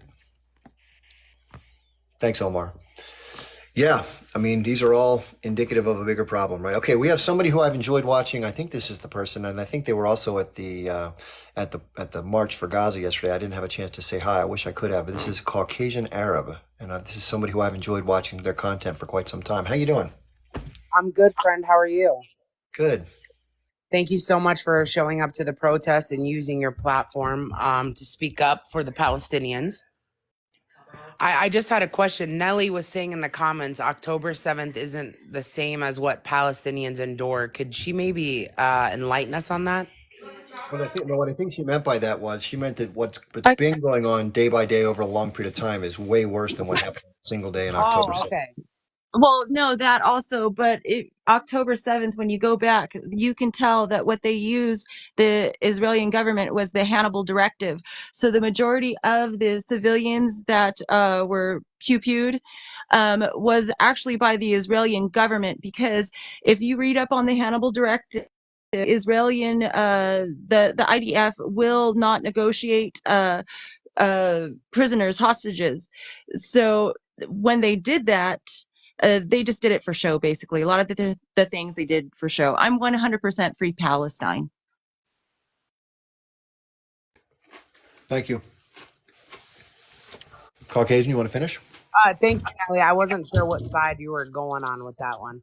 I just wanted to thank everyone for showing up to the protest. And guys, please know, I know that everyone is exhausted, but the momentum is here. This is what we've been waiting for over 75 years. And I just want to remind everyone, continue to post, continue to talk about Palestine and all oppressed, all suffering. Do not give up. And we still have a long road to go, but this is the time. The freedom for Palestine is now. So God bless all of you great people. And thank you so much, Chip. Oh, Chip, I think you're muted. I'm sorry. I said, thanks for being here. I'm sorry we didn't get a chance to meet up, but I hope to see you the next time. Yes, God willing. Thank you, brother. Thank you, guys. God bless. Thank you so much. Appreciate it. Okay, yeah, it's nice when you see people whose content you've watched for a long time and you finally get a chance to kind of talk with them. It's really fun. I'm sure that those of you who see my videos are sort of the same thing. So yeah, I appreciate that. And for everybody who does make content, it's not for everybody, right? Getting in front of the camera or making videos, it's kind of a pain in the ass, quite frankly. But just supporting people, forwarding their videos, commenting, those are all part of the same operation to inform people. So appreciate that. Okay, I think we have, I think El Zaka was going to come on, but I think they weren't ready quite yet. So let's see if they're ready now. El Zaka 2.0. Let me see if I can, there we go. Yeah. Okay. First, I want to thank you, brother, for just being an honest man and see the reality. And you're not like following the mainstream media, and that's what you got my respect for that. And my question is, when the Ohad was talking, I don't know, maybe he's a Zionist or something, but he kept saying about that the Jews in Arab countries, they are, persecuted and everything. That's bullshit, man, because they live in freedom. they can practice their religion freely, without harm or anything else. So that's the basic lie what they often use. And I was irritating about the fact that he didn't want to say Arab Palestinians. He kept saying Arabs in general. Did you notice that? Well, yeah, I pointed it out in direct language. I challenged him on it once, and he said it's irrelevant. I put him on hold again. I said, listen, we don't want to lump Jewish people into one big bucket, and that seemed anti-Semitic. It's unfair to take all Arab people of Arab descent and put them in one big bucket. They're different people from Algeria, Tunisia, Exactly. Syria, Iraq, Yemen. They're different people. Yeah. So that, and I want to ask him also. I don't know if is he still here in the live stream? He's in the queue. He's going to be coming in next. Oh, after okay. this. So I can listen. Okay. So what in the Balfour Declaration says is that the Palestinians has the right to return to the lands. That never happened. So that is a huge crime, war crime, because they didn't allow the Palestinians go to their own land and the fruits and everything, the olives, That's how they lived. That is their income. Yeah. So that is state. Maybe he can answer this question. And my next question is, what is your opinion about the fact that Israel will reject the International Court for committing genocide?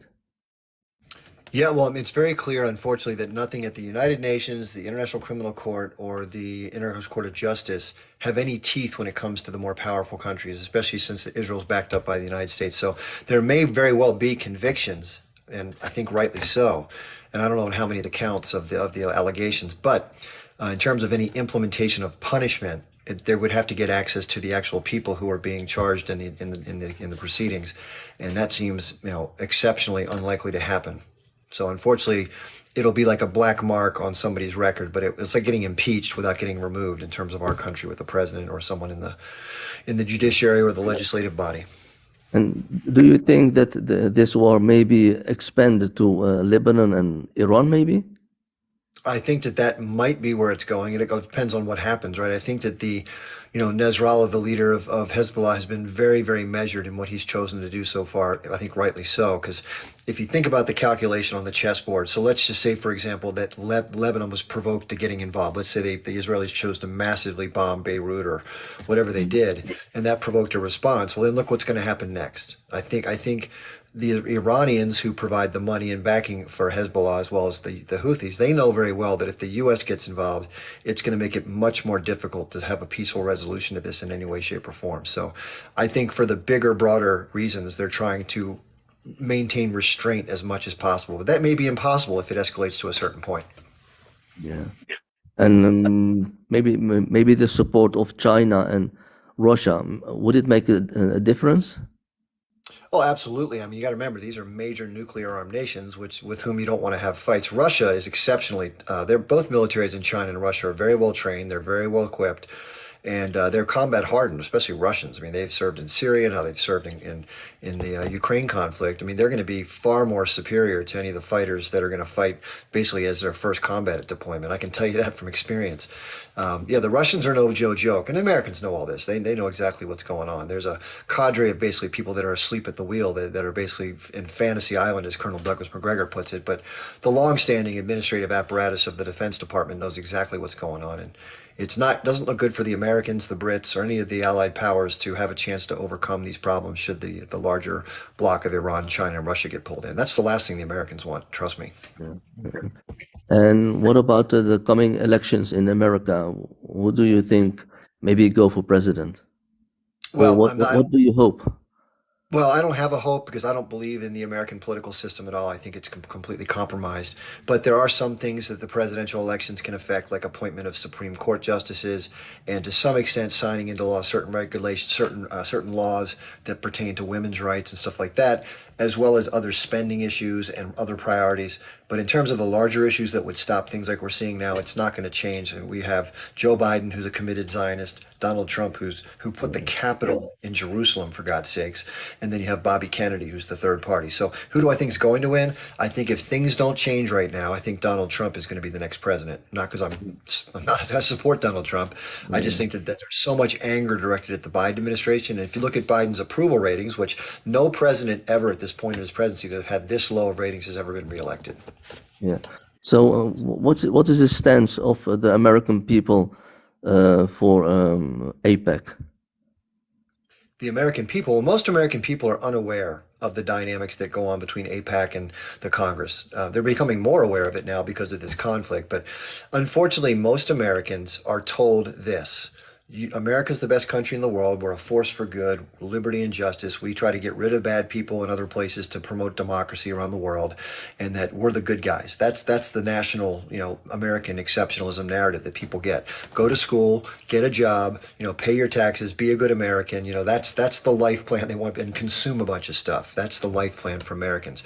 Most stay busy with work and family and entertainment. Like today, for example, there are what's called football playoff games. And most Americans aren't on a TikTok like this talking about the conflict. They're watching football with their friends and eating way too much food and getting fatter and fatter and drinking alcohol. That's what most Americans are doing right now. So they're distracted. They're not in touch. More and more are becoming so because this is kind of in the face. Their kids probably are coming to, Mom, look at this. On social media, a 12, 13-year-old person is on TikTok that they would have never seen this stuff before. But even so, still the majority of Americans are, I hate to say this, are kind of clueless. They're not as well aware of things as would be ideal. Yeah.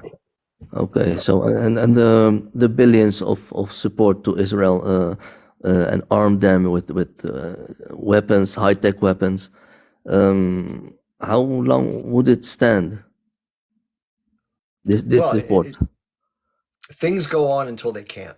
And so right now, because of the way the power structure is set up and there's nobody intervening, it can happen indefinitely.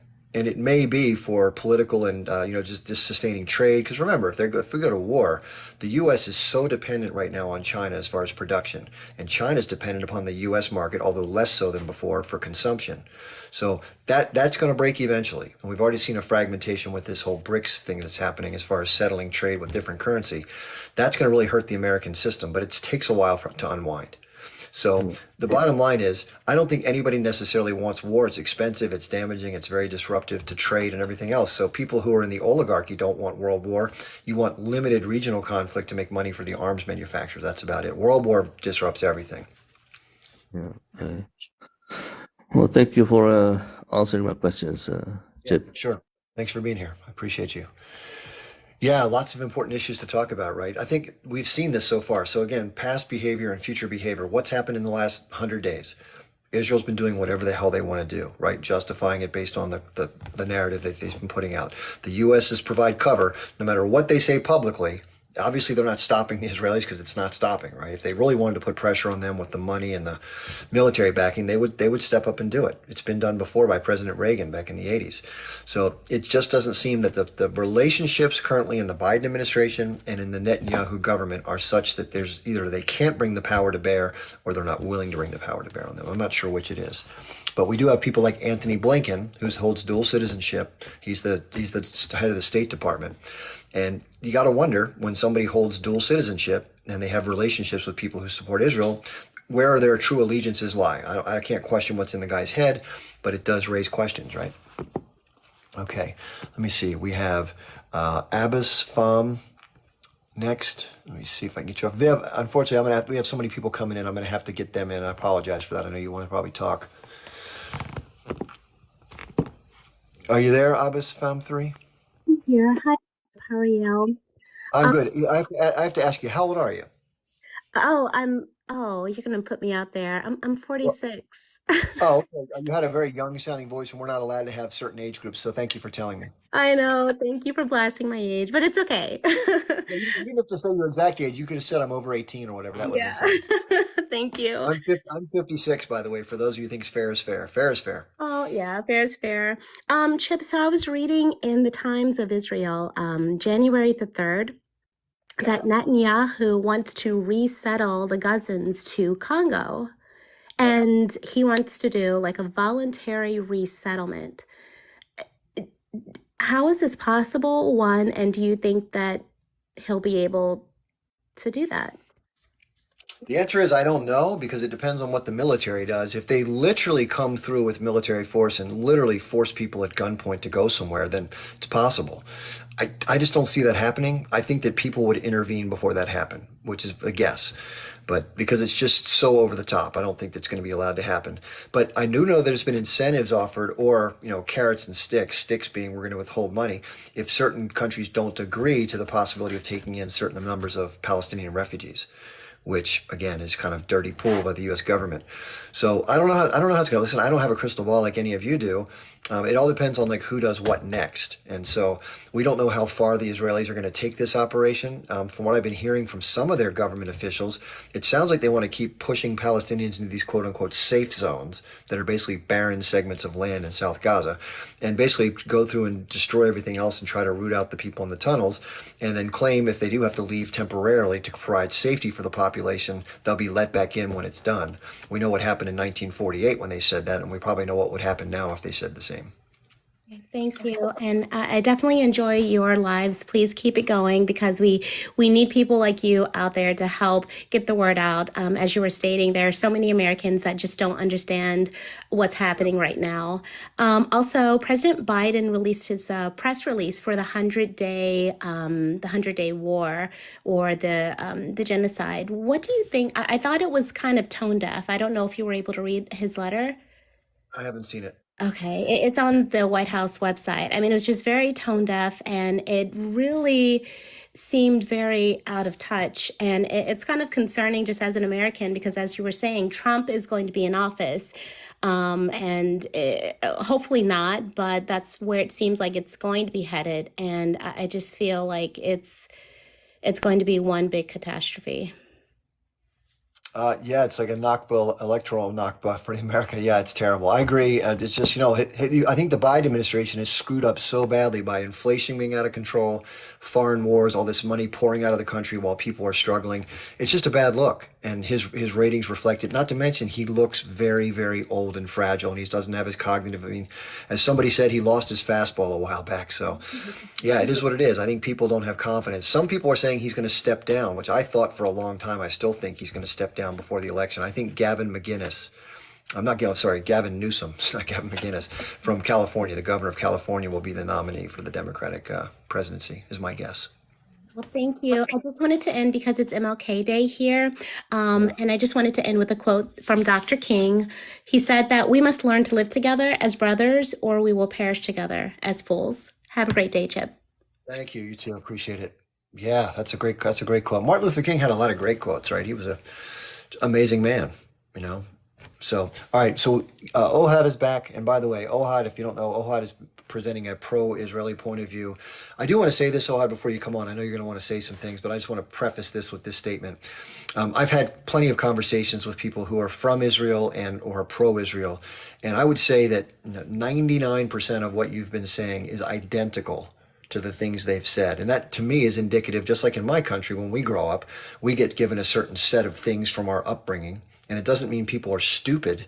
It just means that they've been given a very, very, very narrow, one-sided view of things, which has been so often repeated that it seems normal and it seems to be factual.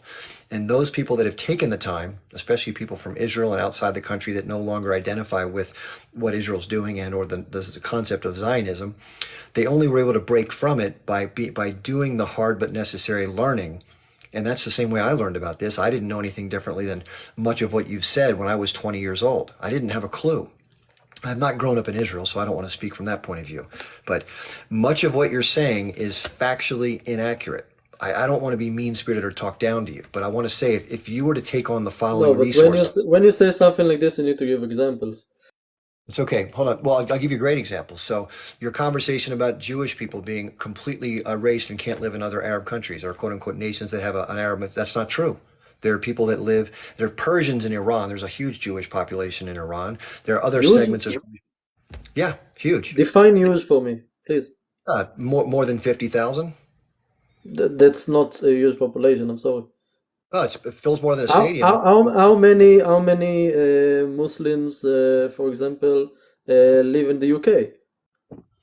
A Few lot. millions. How Yeah. many in Belgium? So when you're saying huge and 15,000 and you call it huge, doesn't really fly. And this is probably one of the biggest numbers, to be honest, because I know, for example, Algeria and definitely Yemen, I think it's zero. Egypt, That's I all. think, That, have that, like that all can be looked 100. up. That all can be. If somebody online can listen, I don't have these actual numbers, so it'd be good to know. How about somebody Google the number of the relationship of the populations in these various countries that have an Arab majority population, and let's see what the numbers say. I don't know the exact answer. I know that Egypt has like 100, and Yemen for sure have zero. Algeria, I also think pretty much zero. Tunisia, zero. Lebanon, zero. Lebanon for sure, zero. Quite a lot that I'm pretty sure it's zero. But if it's not zero, it's like hundreds, at best thousands, but definitely not a large population. Like How does the usually like smaller one number? How town does that's the left. How does the smaller number of potential residents in these quote unquote Arab majority countries affect what Israel's doing right now with respect to bombing and No, but unaliving tens of you thousands? started this conversation saying that what I've said has been factually inaccurate, but you didn't give any examples for when I I said did. something that is factually inaccurate. So I You just said that wanted Jews to don't. point this You said the out. Jews don't live. You said the Jews are not welcome or don't live outside of They are Israel in definitely not safety. welcome. Can anyone that who have their grandparents out of one of those Arab countries, can any of them return to those countries? Any of them? Yes or no? I've not been, so I'm not sure. So if you're not sure, please don't tell me that I'm factually incorrect. This is the point. If you want to make the argument that anything that I've said is factually incorrect, please point me to the evidence of that. But also, you're saying that we repeat ourselves because we are indoctrinated. No, we don't Yes. repeat ourselves because we are indoctrinated. We are simply repeating the history that we know because this is the history. We all know our history, and this is one of the biggest thing that you are basically leaving out. The reason why we all sound the same to you is because we actually know our history, and we are very good at talking about it. Because if we didn't talk about it, then we don't have any history left. Well, I think the way that the history is viewed from that perspective is very narrow and it doesn't really include. In other words, this is what I always like to say. This is a fair way to look at it, okay? So, in terms of what happens in life, I give this example all the time and see if you agree. So, when I was a kid and there was one piece of cake left from a cake, and both kids wanted the piece of cake, my mother would say, okay, one of you kids can cut the cake and the other kid can pick the slice.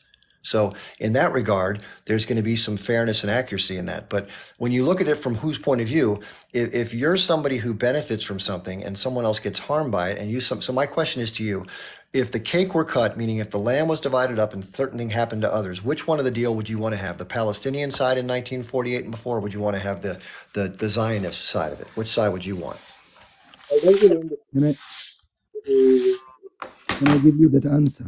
Sorry, Yoad, can I answer that one? Hold on. I didn't really understand it. Let's say Oed says he's got the history down. So which side of that historical situation would you like to have in terms of the outcome? Please ask it clearly, because I don't understand the point you're making. If you want to ask a question, ask a simple, straightforward question. I did. It was very straightforward. So I said, with respect to what happened as a result of the Balfour Declaration that declared the state of Israel, would you want to be on the side that families got ripped up and moved in the process, or would you want to be a part of the people who got to stay in the territory that was taken from them? So let's talk about most of the population in general, both the Arabs and the Jews, okay, both of them came after the Jews made colonies, very successful colonies, and the whole place became much more economically successful. That's when. What are you talking about? When When are you talking about? Just can you clarify the time? British founded Palestine. You can check that out. I know my history. This is exactly the point. I just asked you to clarify the time frame. I'm not sure when you're talking about. What years? I think 90.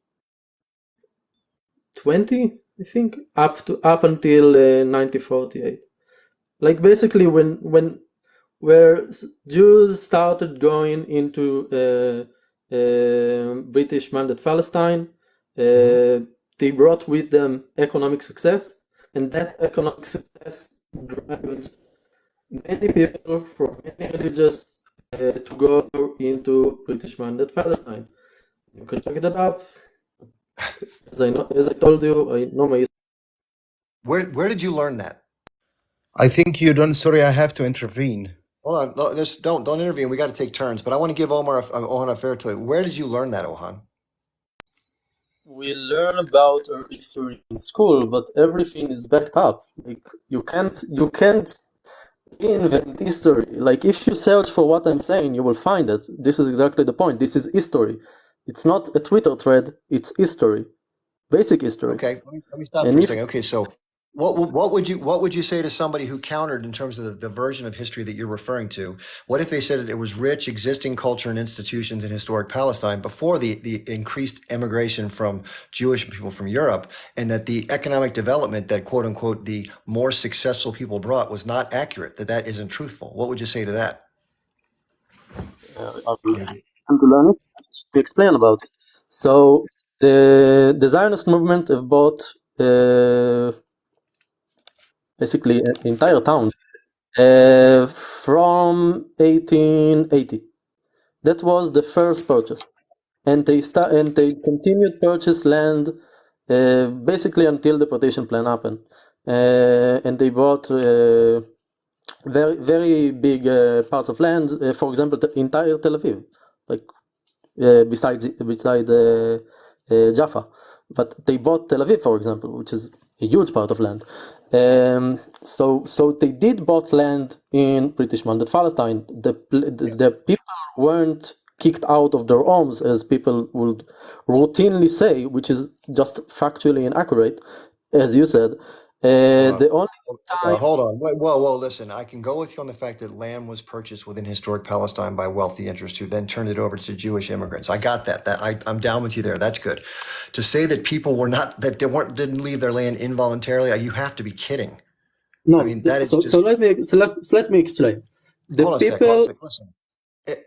Every single person who's studied this issue has acknowledged what you just said is not true. Even people that are from Israel that are pro-Israel.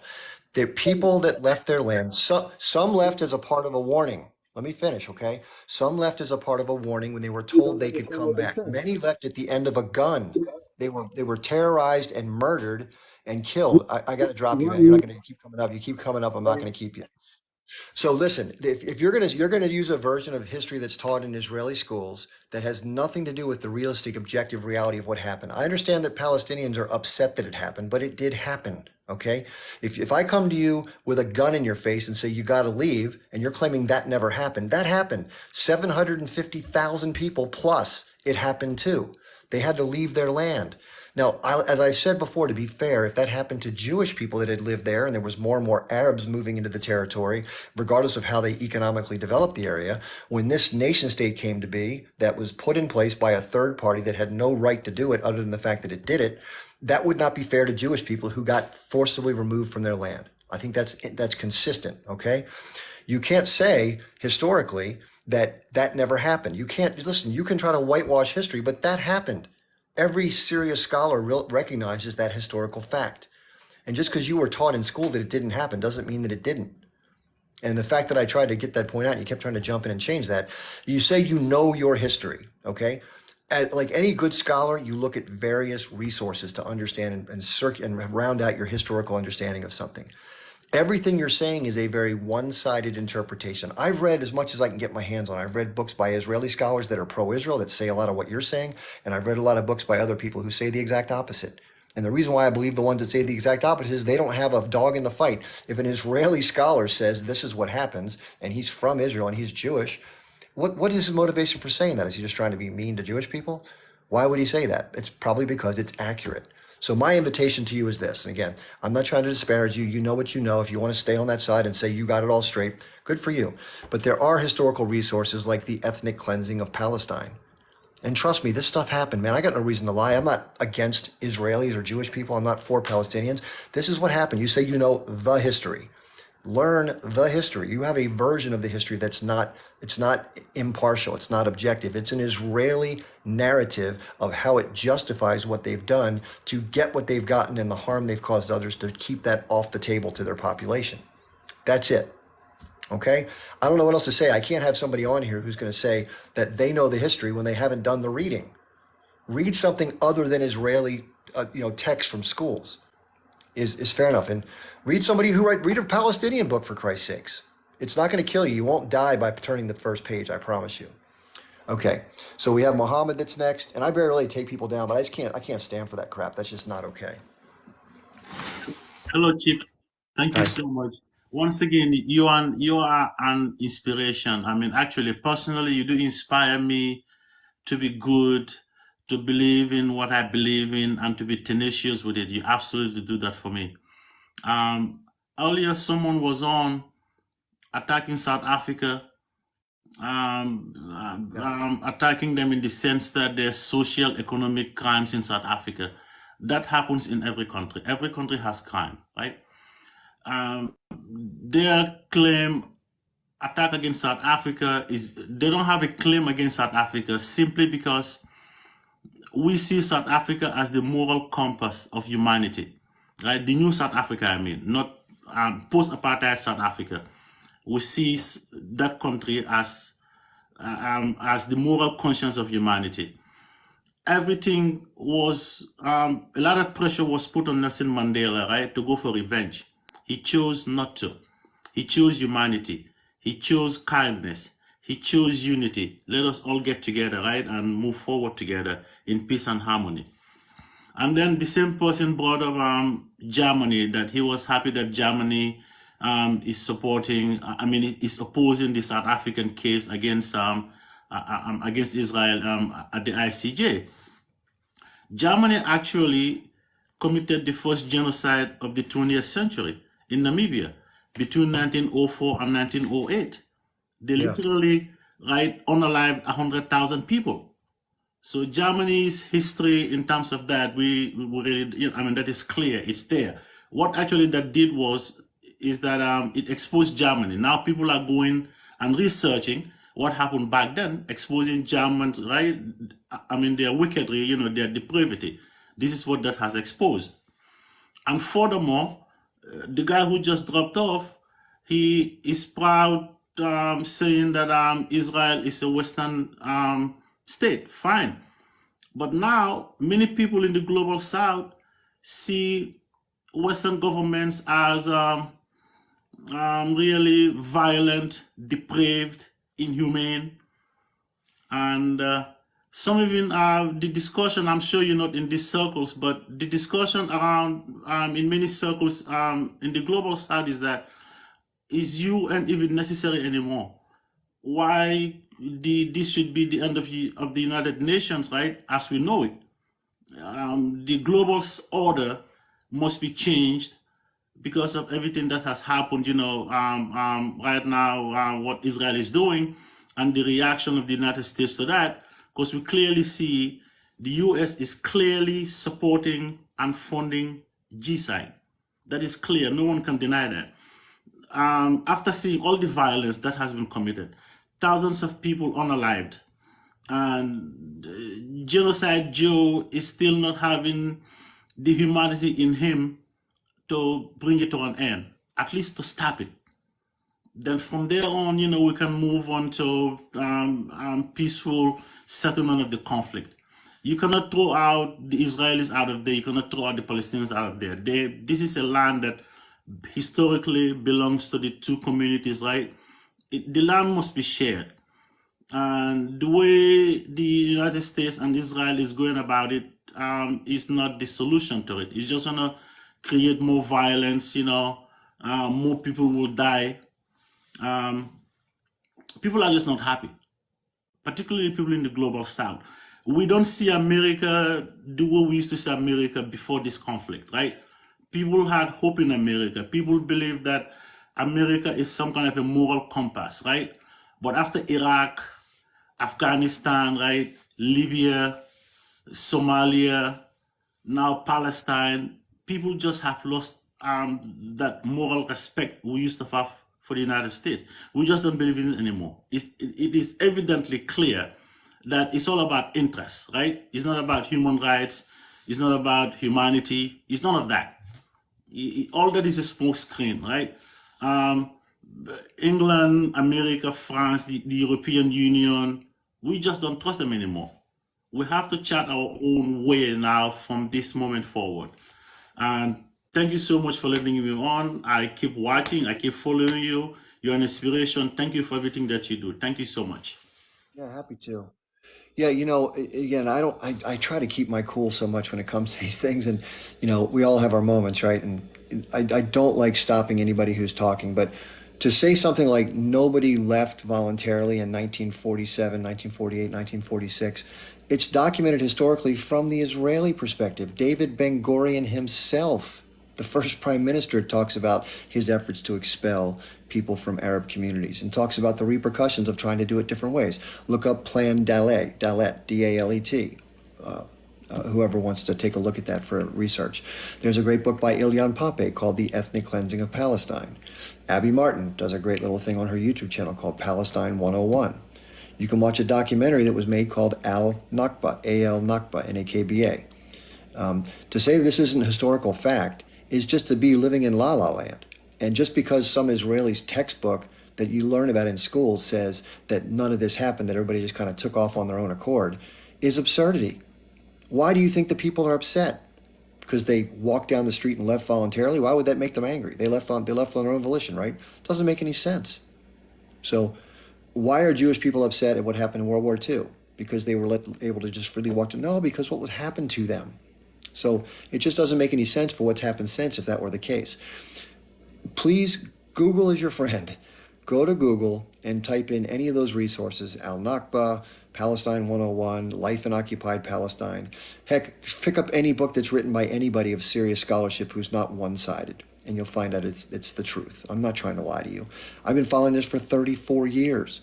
Hopefully by 34 years ago, I would have found out the truth on this, or I'm a complete moron. I don't think I'm a total moron. So I don't know why Ohad is saying these things. Maybe it's what he really believes, and I don't doubt he's being insincere, but it isn't the truth. And I say this a lot, and this is just an observation I'll share, and then I'll let the next guest come up. And I did a video about this. It's very hard for me to understand why this is the case, but it just is, okay? When you're talking to certain people who have had certain beliefs drummed up in them for many decades, it's all they've known from birth, and it's all is that they can't think outside of this box. They're stuck in it. And here's how they look at the world. Objective truth doesn't exist. So, for example, if it's raining outside right now, but they want to talk, they'll say, no, it's sunny. Well, it's nope, it's sunny, because being sunny suits their narrative, so it's sunny. And it's so frustrating to have conversations with someone like that, because you're like looking at outside, you're like, it's raining. What the hell is this person talking about? They won't leave their point of view, no matter what you say. Reason plays no role in the conversation. That is impossible to talk to somebody that way. It's impossible. So there are things that serve the narrative who are pro-Israel, and there's things that detract from it. The truth itself, the objective reality, has nothing to do with the conversation. And I've realized that over and over again, because it's very difficult to have a conversation when objective reality and reason does not enter into it. And I can say that I believe that my country did nothing wrong, that we came to be, and we're the good people, and there's just a bunch of people that decided to leave, and they happened to be here before, but they decided to live in Oklahoma because they didn't like to live where they didn't want to interfere with our expansion, so they left. That could be a view of history, right? And a lot of our textbooks are being sanitized of things like slavery and like the ethnically cleansing of the Native American population because of that very reason. Our government doesn't want to be filling the minds of children with we're the bad guys. But that was bad, right? So I think acknowledging your flaws is part of history, but it was historically accurate to talk about that. It makes sense that the Israeli government does not want their population to think that they were the bad guys in establishing their state, and therefore they're justified. The land belongs to the Jews. Everything they did was justified, and everything else is just somebody else's problem, right? That's what we hear. As an Israeli, you're absolutely correct. That's exactly how they think. For me, it's like the 12 steps. I'm sorry to do that, Eve. We're going to go in order, though. I want to hear what you have to say. So Mary's next, and then we have Dr. Mito, and then we'll go to you, Eve. I apologize for cutting you off. I just have to stay with the order for fairness to people. Mary, you ready to talk? How are you? Good, thanks. I wanted to say something to Zift, Ahad, whatever his name is. Yeah. Ohad. Yeah, Kundara.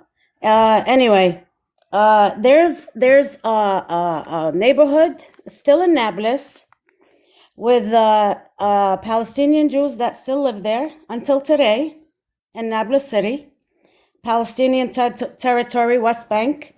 He should look that up. We never had a problem with the Jews.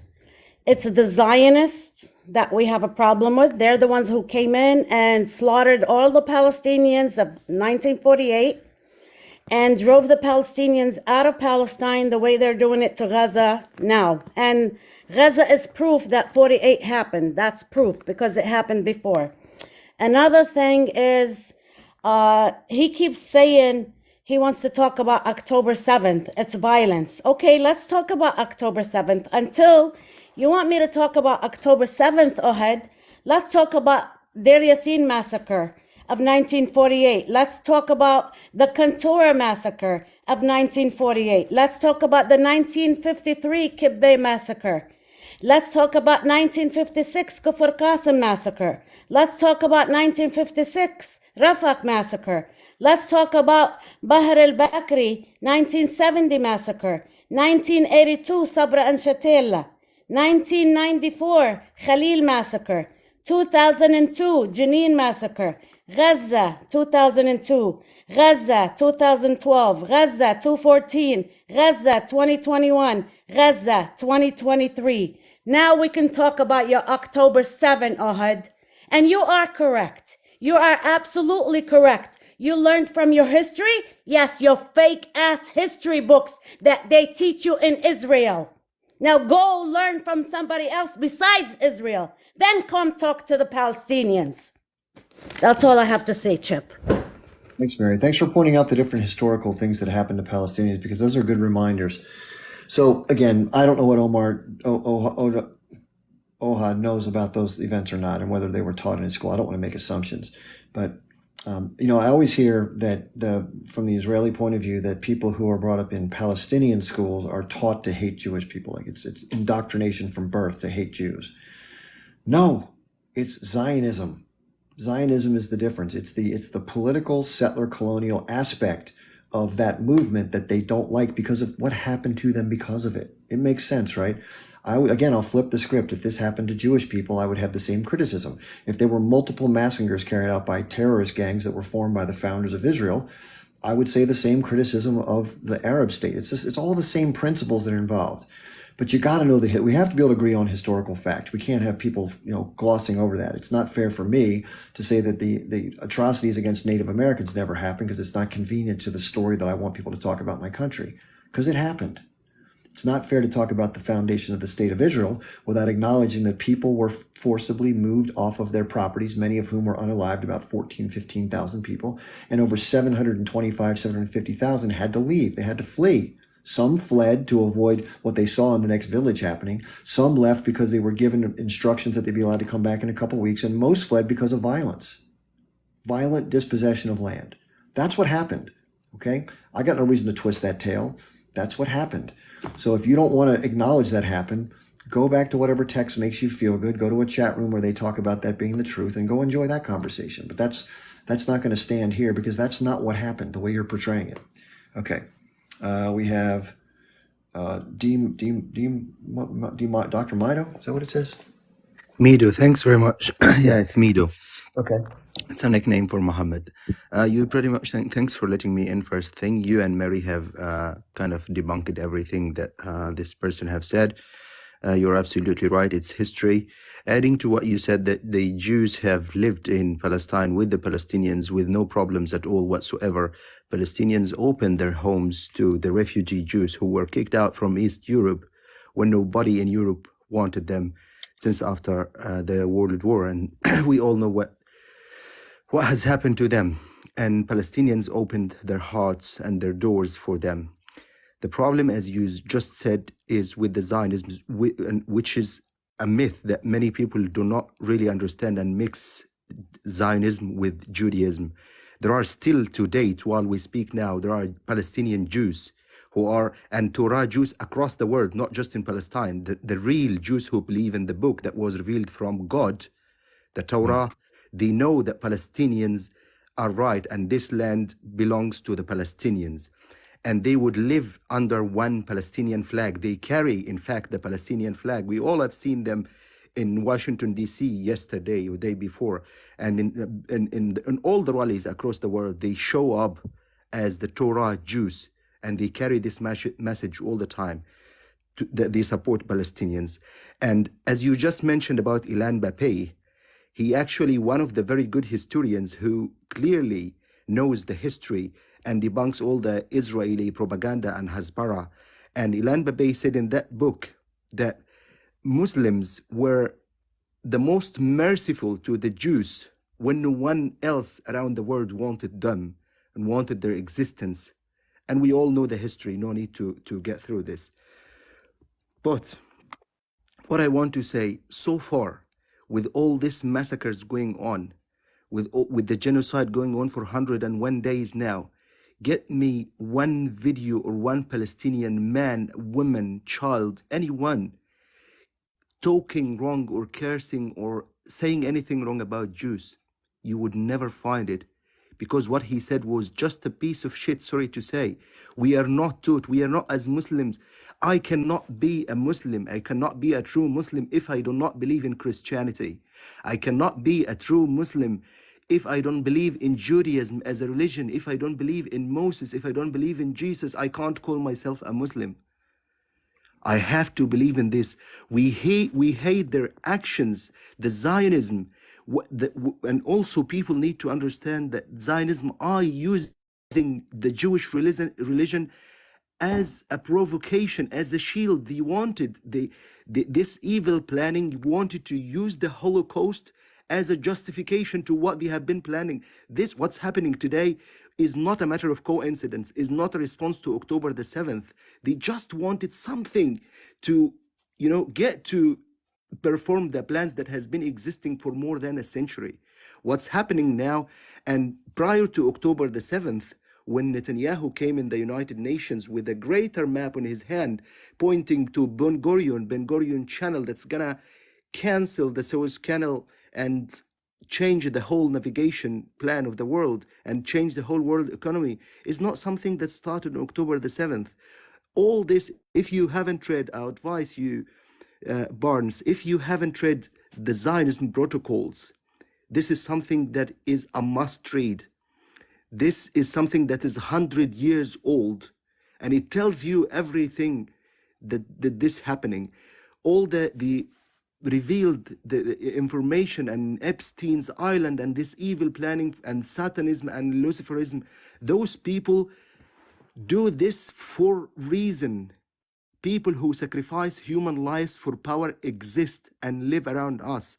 If you haven't watched that interview for Oprah Winfrey with that Jewish young girl that was in 1989, I'm happy to send you the video if you haven't seen it, or if you find it difficult to find it somewhere, please message me and I'll send you that video. A girl who came out on Oprah Winfrey in 1989 saying that she was brought in a Jewish family in the United States, where they have a large community of Jewish Americans who would gather occasionally on certain nights, and they would sacrifice babies. And when Oprah asked her, "What do you do that?" Hold on. We want to be very careful of what we say in a forum like this. I'm happy to have the conversation outside of this forum if there's factual information to back that up. But because we can't present it during this forum to substantiate it, we can't talk about it, because anybody watching this from the outside is not going to consider it as valid talk. So I'm just, not that I'm not willing to listen to it, just Okay, that's understandable. That's TikTok. I'm sorry. I get what you mean. Yeah, thank you very much for pointing that. But what I'm trying to say is that this evil plans exist, and we have all seen the amount of control and influence that they have on the world. And we have all seen how all the so-called world leaders have been all complicit and Zionists head to toe. Biden himself has declared himself a Zionist on the TV. I'm sure you have seen that. And it's not just Jewish Zionism that actually lives among us. It is Christian Zionism, it is Muslim Zionism, it is Arab Zionism, it is atheist Zionism, and examples of those exist everywhere if you want me to give you names. No, So I it is, understand. I get it. it is an imminent threat to the whole, the future of the whole humanity, the whole world. And we What all, do you have to say, Amos? If somebody were to say that making that claim is anti-Semitic, what would you say back to that claim? what anti-Semitic? Tell me, who are the Semites? No. What I mean is, if somebody were to say that's an anti-Jewish trope or whatever, what would you respond to that if somebody said that? I just said Zionism is not exclusively Jewish. There is Christian Zionism, there is Islamic Zionism, Muslim Zionism, there is Arabian Zionism, there is atheist Zionism. So it's not something that exclusively Jewish. So this is just debunking itself. So I would say I would call the Egyptian president, which is my home country, a Zionist to his bone marrow. Anyone who approves the plans, their plans, and complicitly participates or take part in what they are doing is a Can you part. tell the audience the name of the president of Israel? I mean of Egypt. El Sisi, Abdel Fattah El Sisi. Okay, thanks. Most people don't know. That's why I was saying. Yeah. So he if you don't know how he was brought to presidency, he was brought on a military coup in 2013 on the back of the tank, Yeah, aided by Mohammed Israel and the Morsi. US. Yeah, Of Muslim course. Brotherhood. Yeah, and they've killed him in front of the whole world, or murdered, unalived him if TikTok doesn't like that word. So this is all connected.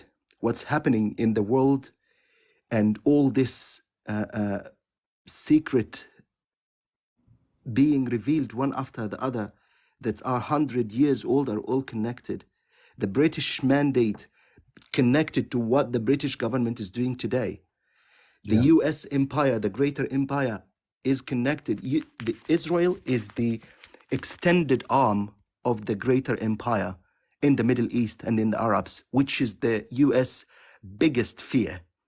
The awakening of the Arab means the demolition of the United States colonialism and imperialistic empire, unfortunately. Not talking about the American citizens, not talking about any sort of citizens in the world. I'm talking about the governments, which are the evil planning to all of us. So we need to unite together as humanity, as inhabitants of this world. We need to make those Can people know. I do this, Dr. Mato? Can I do this, or Mito? Can I do this? There's someone named Ron who's waiting, and I believe Ron has a different point of view. Would you stay up and speak with Ron, but take turns instead of interrupting each other? I'd like to hear you two speak, okay? Of course. Okay, so I'm going to give Ron a chance to speak. If you can wait, and then when he comes to his end of his comment, then we can let you say what you want to say. Okay, I'm There gonna you go, mute Ron. myself. Okay. Hey, Ron, how you doing? Hi, what's up? So I thought you might, I Dr. thought you might. Mido, Yeah, please go ahead. I'm so confused. Now Zionist is also Muslim, also Christians.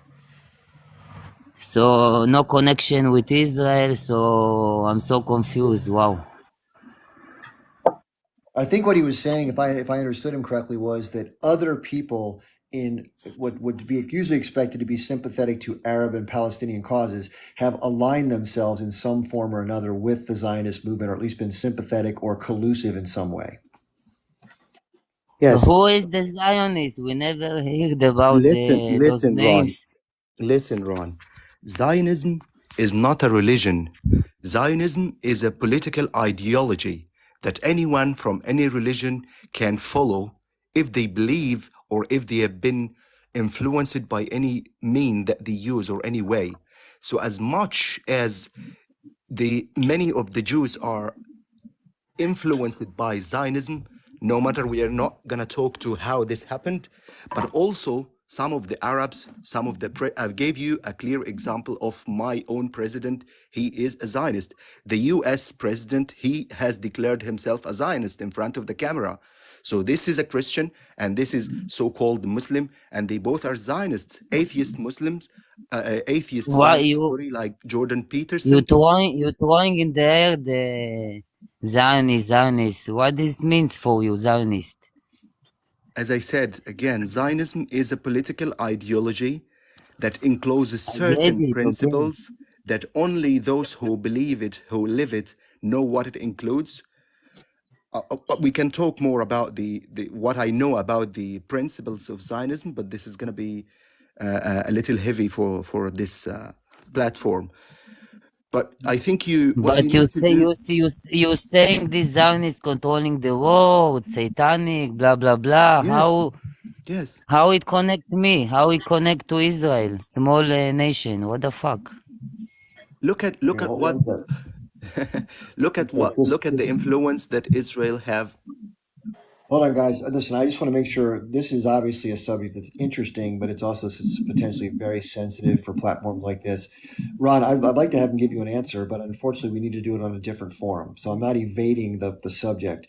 TikTok makes it impossible for us to go to these depths. So I apologize, but as a host, I don't want to get kicked off because of conversations that are not deemed appropriate for TikTok. That's unfortunately the case. So, Mr. Host, can I talk to the doctor?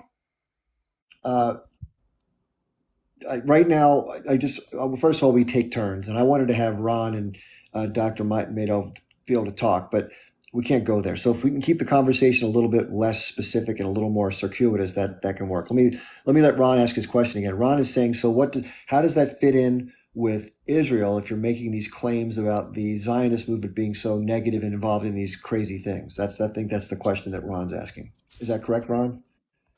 Let me see if I can get him off the mute. Sorry about that. So we have a different meaning for the term Zionist. We all consider ourselves Zionists, so I don't get it. I never heard about the things he said about. What, in your mind, in terms of how you believe it to be, do you think there's a one-on-one connection with people who are Jewish with people who are Zionist, or can you be Jewish but not Zionist? How do you feel about that? We all Zionists because it's not only by religion. Okay, we were expelled from here. We have only one nation, and we still respect all our other religion. We live here with all of them in peace. Here in Israel, I'm talking about. And all the things he said, I know it's Muslim, the conspiracy theories. It came from them. All the Illuminati, all this kind of stuff. But Can I if answer he you, say Ron? this, I want proof. One sec. And you don't need to worry, Chief, because all the lives talking about these stuffs every time and all good.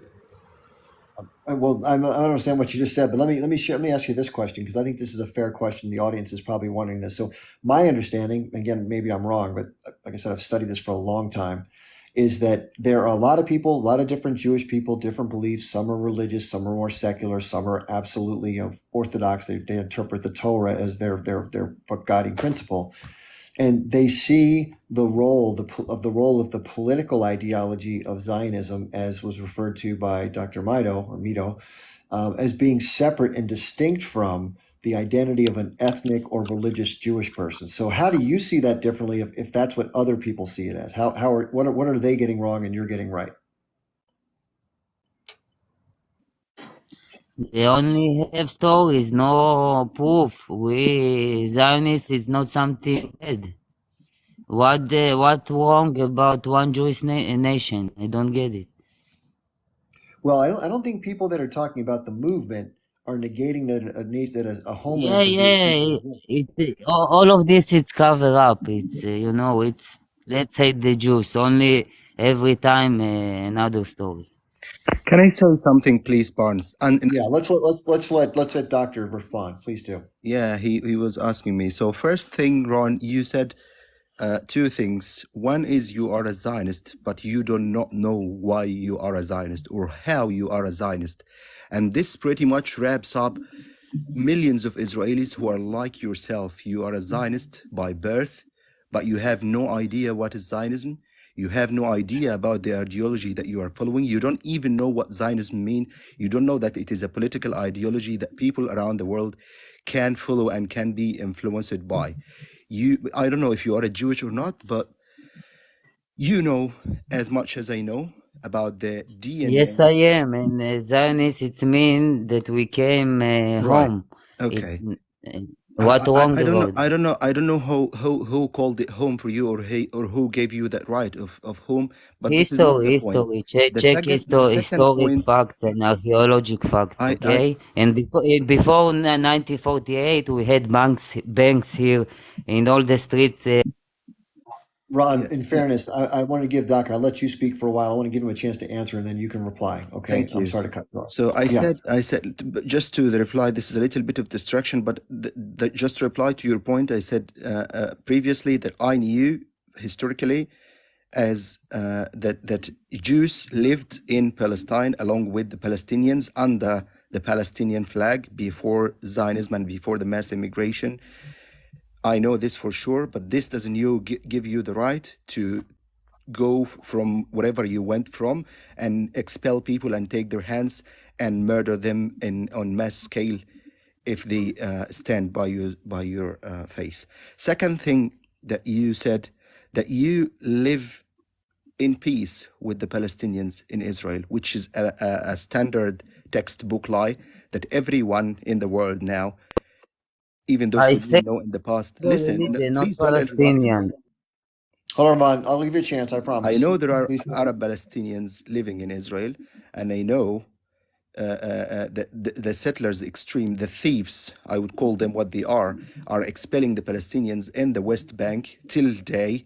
More than 460 people have been murdered in the West Bank, where there is no resistance, where there is no Hamas, where there is no fighting.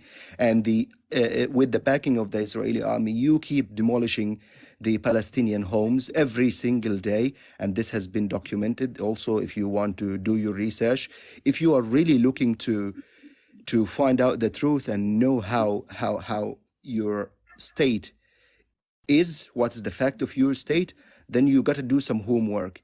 If you are just getting on the platforms to make some noise for no reason, as many of the farm bots that are being hired and paid by your state as well, that's good for you. Okay. Let me let Ron respond to that. Thanks for bringing your answer in. Ron, what would you like to say in return? I hope I was paid, but okay, bro. So Ron, I was going to ask you a question. What Uh, resources have you looked at to form your opinions? Have you looked at any stuff that would challenge your views, or how did you come to believe what you believe? That's a fair question, I think. I born here. My parents born here. I live there. I know my shit. So, in other words, what resources, when you say you know your stuff, I'll use that term, what resources have you learned your stuff that you feel so confident about?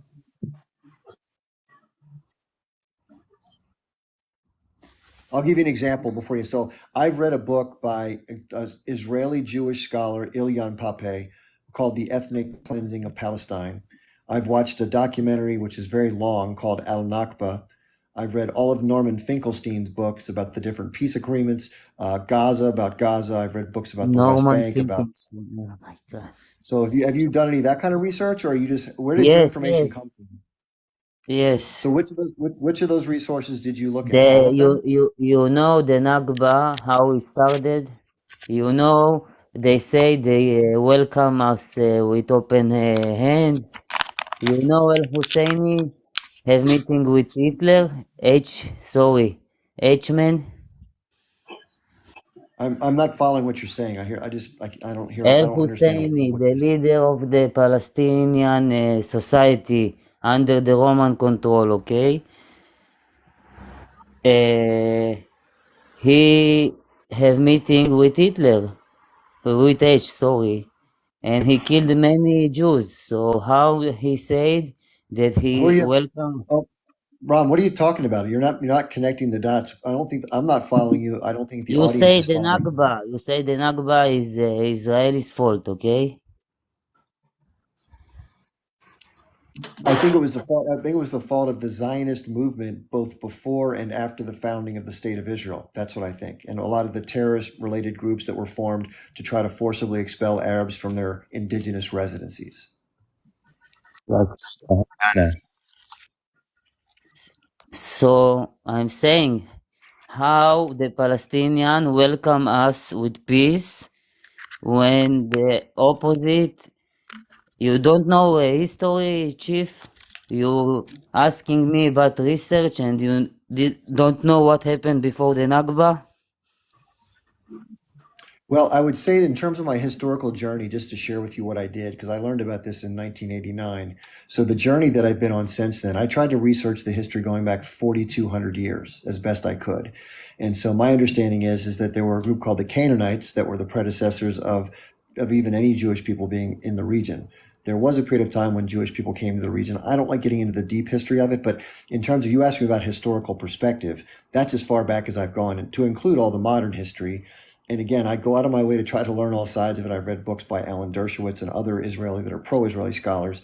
But in terms of ironing out the wrinkles between all of those different sources, my understanding is that in 1948, a large number of non-Jews were forcibly expelled from the land they'd been living on for multiple generations at no fault of their own. I'm Other not than the fact, denying it, but why it okay, happened? What is the reason? the reason it happened is because somebody with a gun came at somebody N- without one and said, "You got No, to go." you don't know who is Al Hussein is. That 5 Arab countries came on us and lost the war. You deny this history? No, I didn't deny that part of the history. No, the war took place. So, There was, but here's the point. Before the so war, how is the Zionist? How is it our fault? well, I put it this way. You can probably look at it whichever way you want to look at it. But what happened before 1948 was equally culpable and condemnable by groups like the Irgun and other Jewish-formed Zionist terror groups that went after and tried to forcibly dispel Arabs and terrorize things like blow up the King David Hotel, etc. Those events happened before 1948, before there was any war. Because the Palestinian leader Al Husseini and others killed a lot of Jews. Check history. So you're saying that the quote unquote this one historical figure, quote I- unquote, i- unabided by If it's not our, if we don't want, no Israel, no Jews, maybe no Jews completely. So this is our fault? Sorry, well, sorry, God, for me being alive. have you like here's I think you said you read all these books, but I'll just go one by one. Have you read scholar Ilyan Pape's The I Ethnic don't Cleansing? give a damn, man. I know my history. I know my Okay, what happened all to right, my fair enough. grand. Okay, so Ron seems convinced that he knows what he's talking about, and that because he's confident in it, that has to be the fact. Okay, what I would suggest, Ron, is this. This is something that I try to do because I think it's the right thing to do as a critical thinking human being, and that is go watch a documentary or listen to other forms of information and compare it to what you believe and see what you think after seeing it.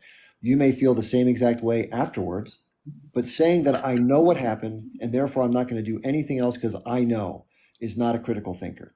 And so therefore, when you've chosen to do that, I'd love to have you back. And if you choose not to do that, I respect your point of view. I disagree with your take on history, and we'll have to leave it there. Did you want to say anything else, Doc? Yeah, I just wanted to thank you for giving me the chance. I just wanted to give Ron a little last piece of advice. If you're really looking for the truth, Ron, go and find the real Torah and see if what your rabbis are saying and ordering your soldiers to murder men, women, and infants in their mother's womb is something that any God would ask his believers to do. And if you are convinced of that, then you are hopeless. Can Yeah, I that's can called. I can I talk to him, please? Hold on a Can second. I talk to We're gonna doctor? we're gonna take turns. Your turn's coming. I have to take them order. So, Doc, thanks for being up here. I appreciate you. Let me make sure I'm following you because I want to make sure we're in the same page. Okay, let's do this. We're gonna have Doc's finished. Thank you, Doc, so much for being here. We have Ratu, and then Savage, and then KTO, and then you'll be up next. That's the batting order.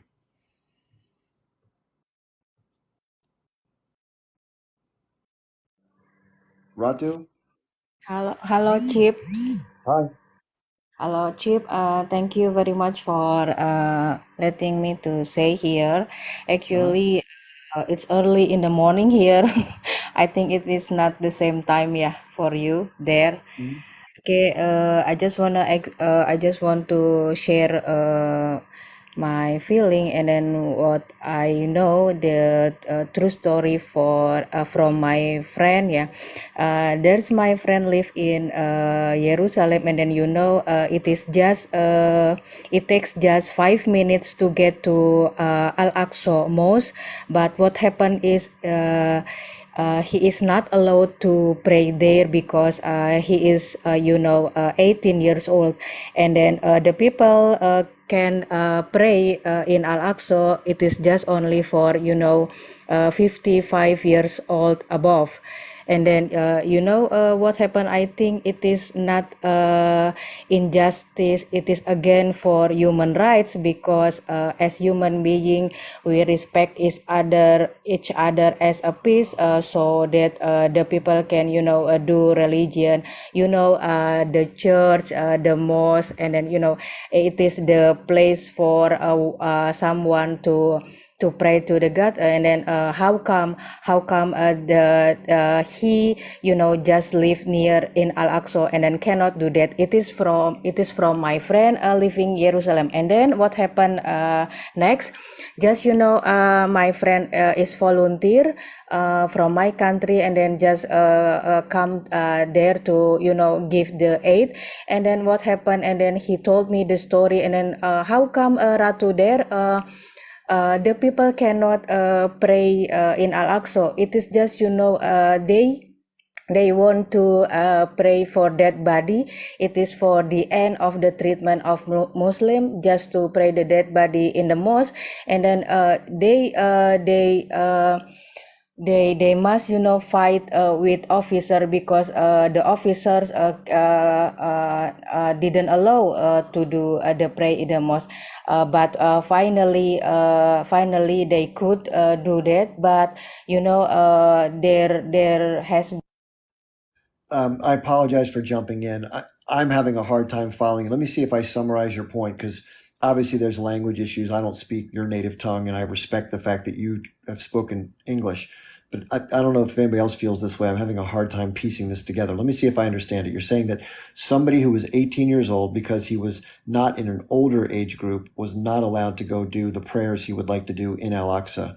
And then the rest of the story, I kind of got lost on that. So you're saying basically there's religious prohibitions based on age that shouldn't be there because of the occupation, I think is the point you're making. And that's an understandable point.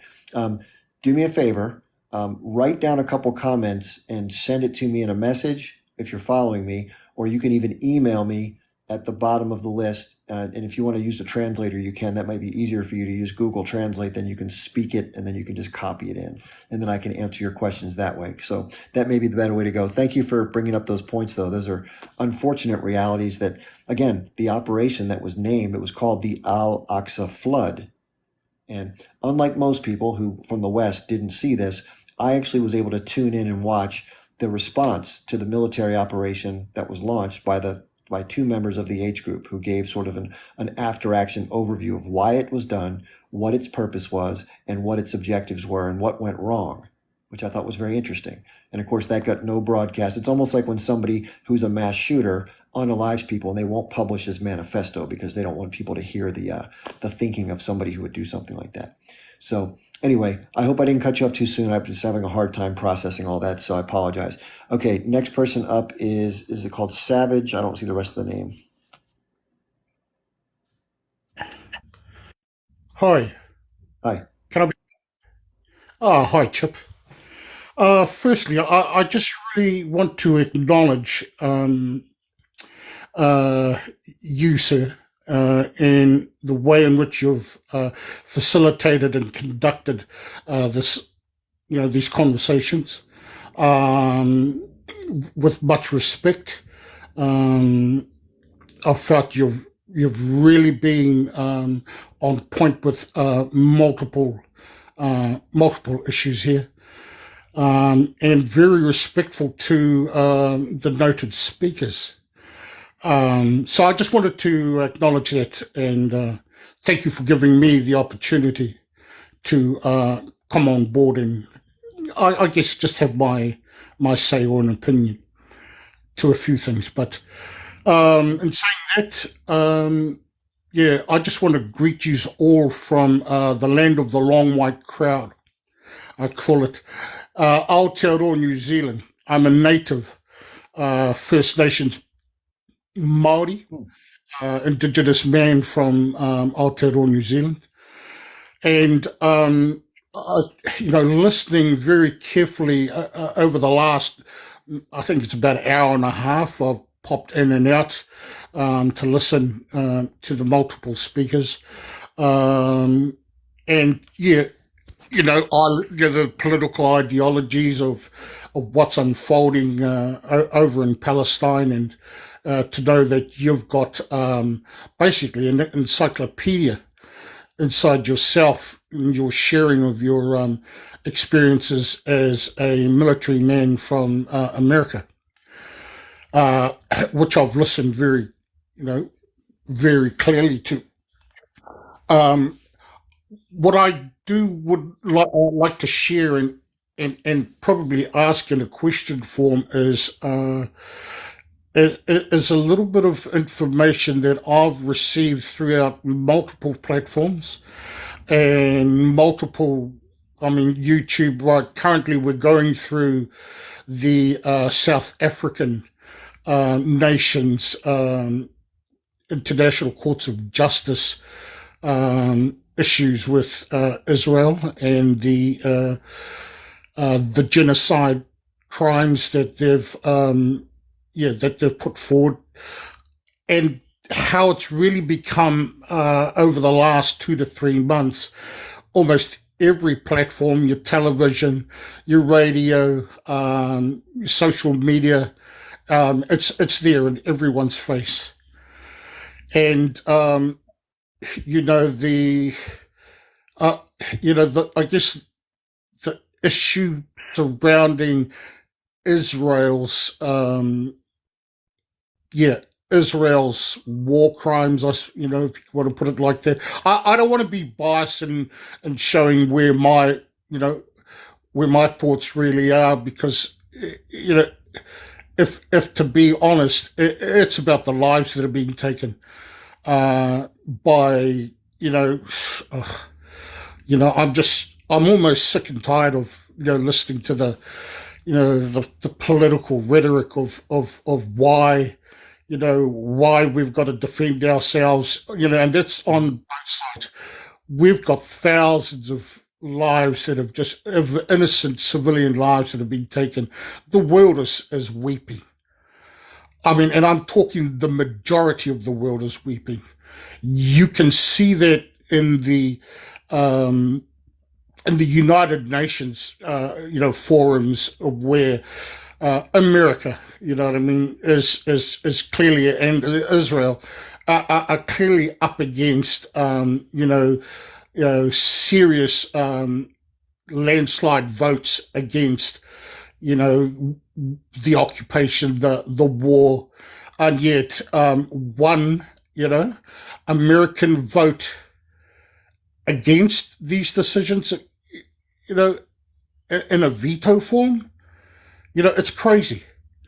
It's crazy. It's and that's where I'm actually coming to in the question I want to actually ask you, Chip.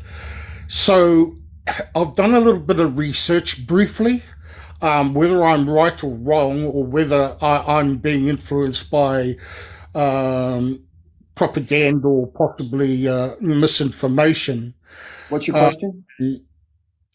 There seems to me to be a hidden or almost smokescreen, towards this war And What's the that what's the question? That's what I'm trying to find out. What's the okay, question? yeah, okay. The question is there a smokescreen agenda to why this war's taking place in the form of the gas and oil, that runs beneath the land of, the Gaza, Yeah. to Let's talk the about sea. let's talk about You know that what for I a mean? second. Okay. The idea is about the natural resources. So what's the real motivating factor? Is it possible that the original attack that seems like it was done out of sheer chance maybe might have had something more to it, that it involved some other exterior motives, ulterior motives? That's a good question to ask. So I've done videos about this, so you can go back and review them, but just to kind of sort of dial that back down and kind of distill it. So things can be right? It's not just one thing that motivates something. It can serve multiple interests at the same time. So let's go back to the beginning briefly. You have the political situation with Benjamin Netanyahu being on the hot seat with regards to corruption charges, as well as the fact that there was really a lot of internal strife about the attempt to try to consolidate power away from the Supreme Court of Israel, which is their check on the executive power. And a lot of people were up in arms saying, no, we can't live with that. We need to have a balanced government. Netanyahu was trying to basically change that so it was all his power. And so that was very tumultuous, more so than you'd even believe, like kind of quasi-civil war. There was this huge protests. And so, of course, when October 7th happened, it deflated that huge bubble of protest. And everybody kind of gets behind the leader, much like what happened in 9/11 at the United States. So there's that. Then you have to wonder, with the fact that there's a very highly surveilled border, and previous Israeli soldiers that have guarded and monitored that border have said it's very unlikely, if not impossible, that this stuff happened by accident. Not my words, theirs. That's the testimony they've given in video. Then you add into that the fact that you have other things that could potentially be in play geographically with respect to the conflict. So, for example, if there are undeveloped hydrocarbon resources off the coast, there's supposed to be very, very large discoveries of natural gas in the Mediterranean Sea, some of which are near southern Lebanon and many of which are across directly from the land of Gaza. According to international law, out to like 12 miles from your shore, if that's your sovereign territory, that's your sovereign resource. So in this case, there's a lot of questions rolling around as to what was the relationship going to be before this and what would it be after this with respect to those resources. I'm not sure, but I can't imagine it's not somewhere in the mix because it's a very valuable resource, a lot of money.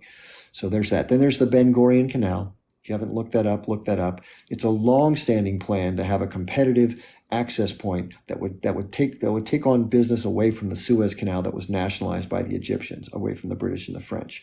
So that's a lot of money the Egyptians make, by the way. It's like $9 or $10 billion a year for passage of ships. Plus, it's a lot of control. Look what's happening with the Yemenis, the Houthis, and they're just challenging ships as they enter the Gulf of Aden up into the Red Sea.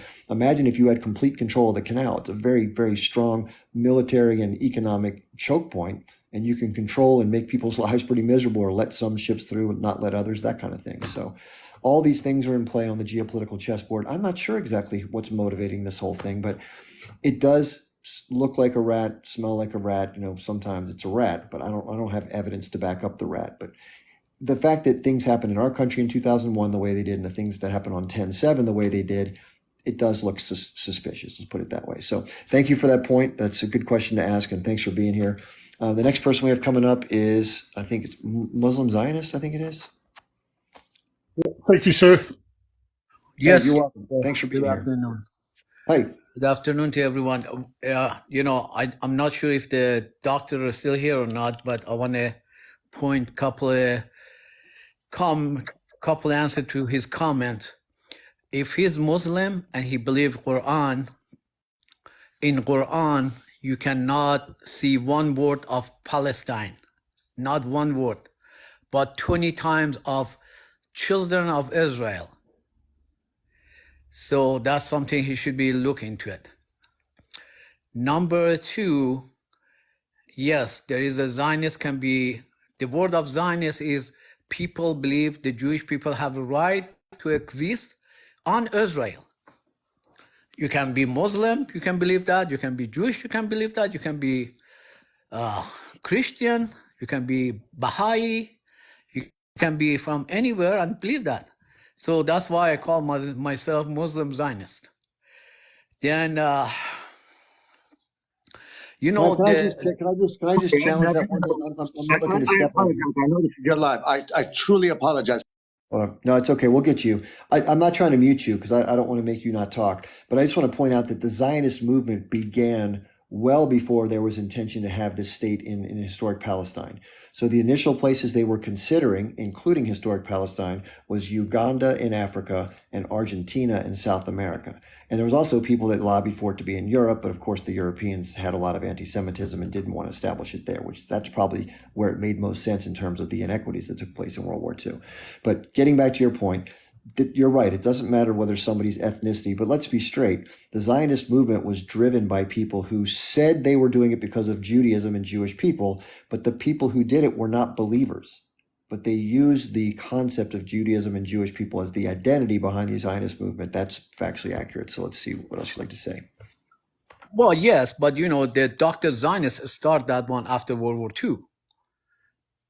The Dr. Zionist, that's why the Zionist coming from, because there was a Dr. Zionist, that was his last name, that he started to get all the Jewish people to Israel.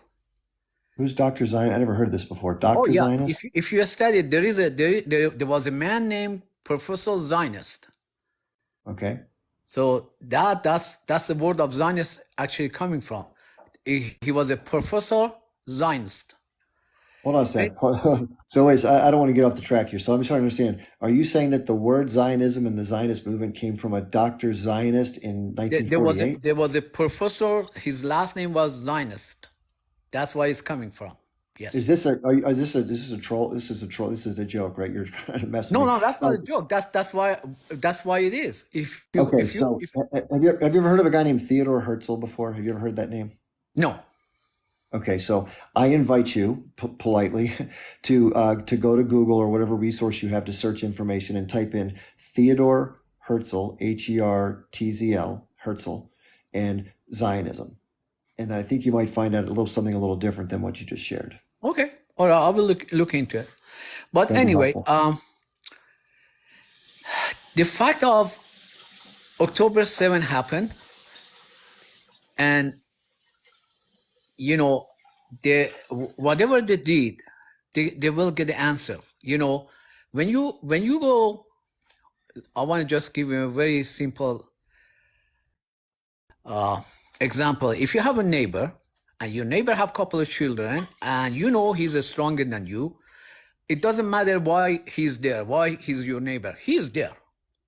So if you go analyze one of his children, what do you expect? He will come back to you and he do that to you harder. That's basically what it is.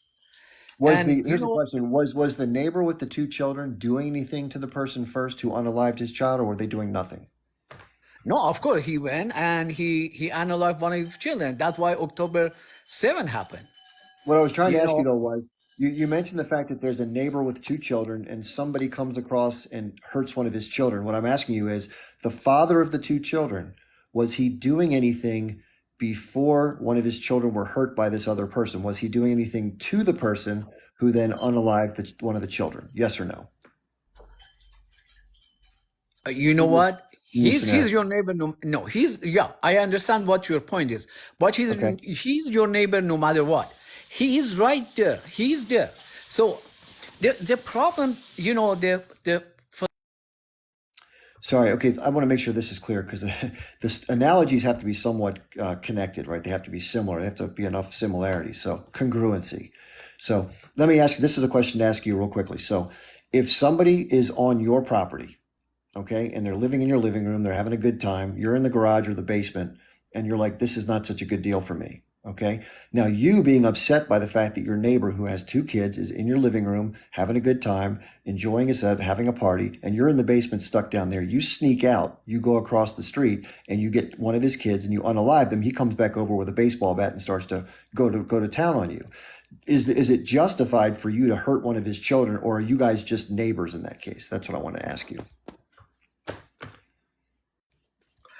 again, I know what is your point is, but the reality of ground is right now, there is a state of Israel.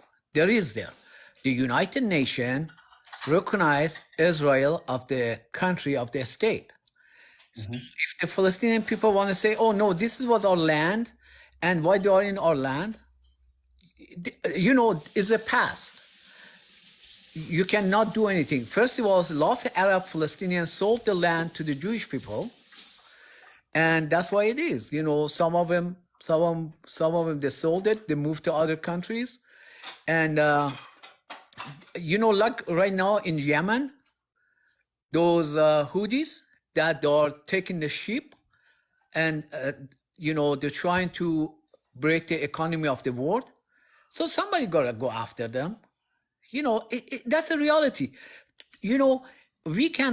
Let me answer those 2 points. I'm sorry, you're probably going to keep going on, so we have to rotate this. Plus, I've been on since about 1 p.m. today, so it's been a long live. I apologize to interrupt, but I think you unfortunately brushed away from my major point. You said you got my point, but you didn't address the point. So the point was, if someone's doing something to you first and harming you, and then you do something in response to that harm, is that considered unjustified or even, not expected, right? And I was going to ask you, have you been forcibly displaced of someplace where you or your family's living so far? So for example, if you say, get over it, that's a way of phrasing it. You got to move on, right? But the question is, if it happens to you, you don't feel that way because it happened to you. And so moving on isn't as easy. That's what Bill Maher said to the people of, Palestinian people and other people. Hey, why be violent? You got to get over it, move on, right? But I do think this is a joke here. So I tell you what, thanks for your points. We have to let the next person come on. I would really strongly suggest, though, and this is the funny part, I'm not trying to make fun of you, but having some historical context is really important to this situation. So please go to Google, type in Theodore Herzl Zionism, and then go from there, and God bless. Okay, let's see. We have one more person here. Let me get your mic on there. I don't even know what it says here. I apologize. I can't read the name. 98. It's fine. You can call me Riri. So hi Chip. Thank you for Riri, having me okay. on. I know Yeah, you had a long day, so I appreciate it. So first of all, I'm Palestinian, and I wanted to respond to a few of the points that were made by Iran and his friend, the Muslim Zionist.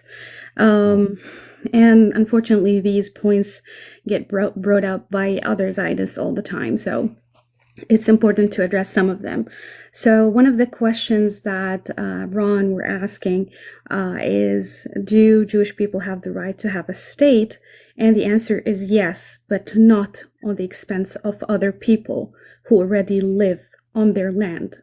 And to explain to him and to others what that means, of course, the people who claim that the land was sold to them, this is an absolute lie and fabrication of history. I can tell you about my family history. So my father's family is from one of the over 400 villages in Jerusalem, just in the Jerusalem district area, that were obliterated from existence.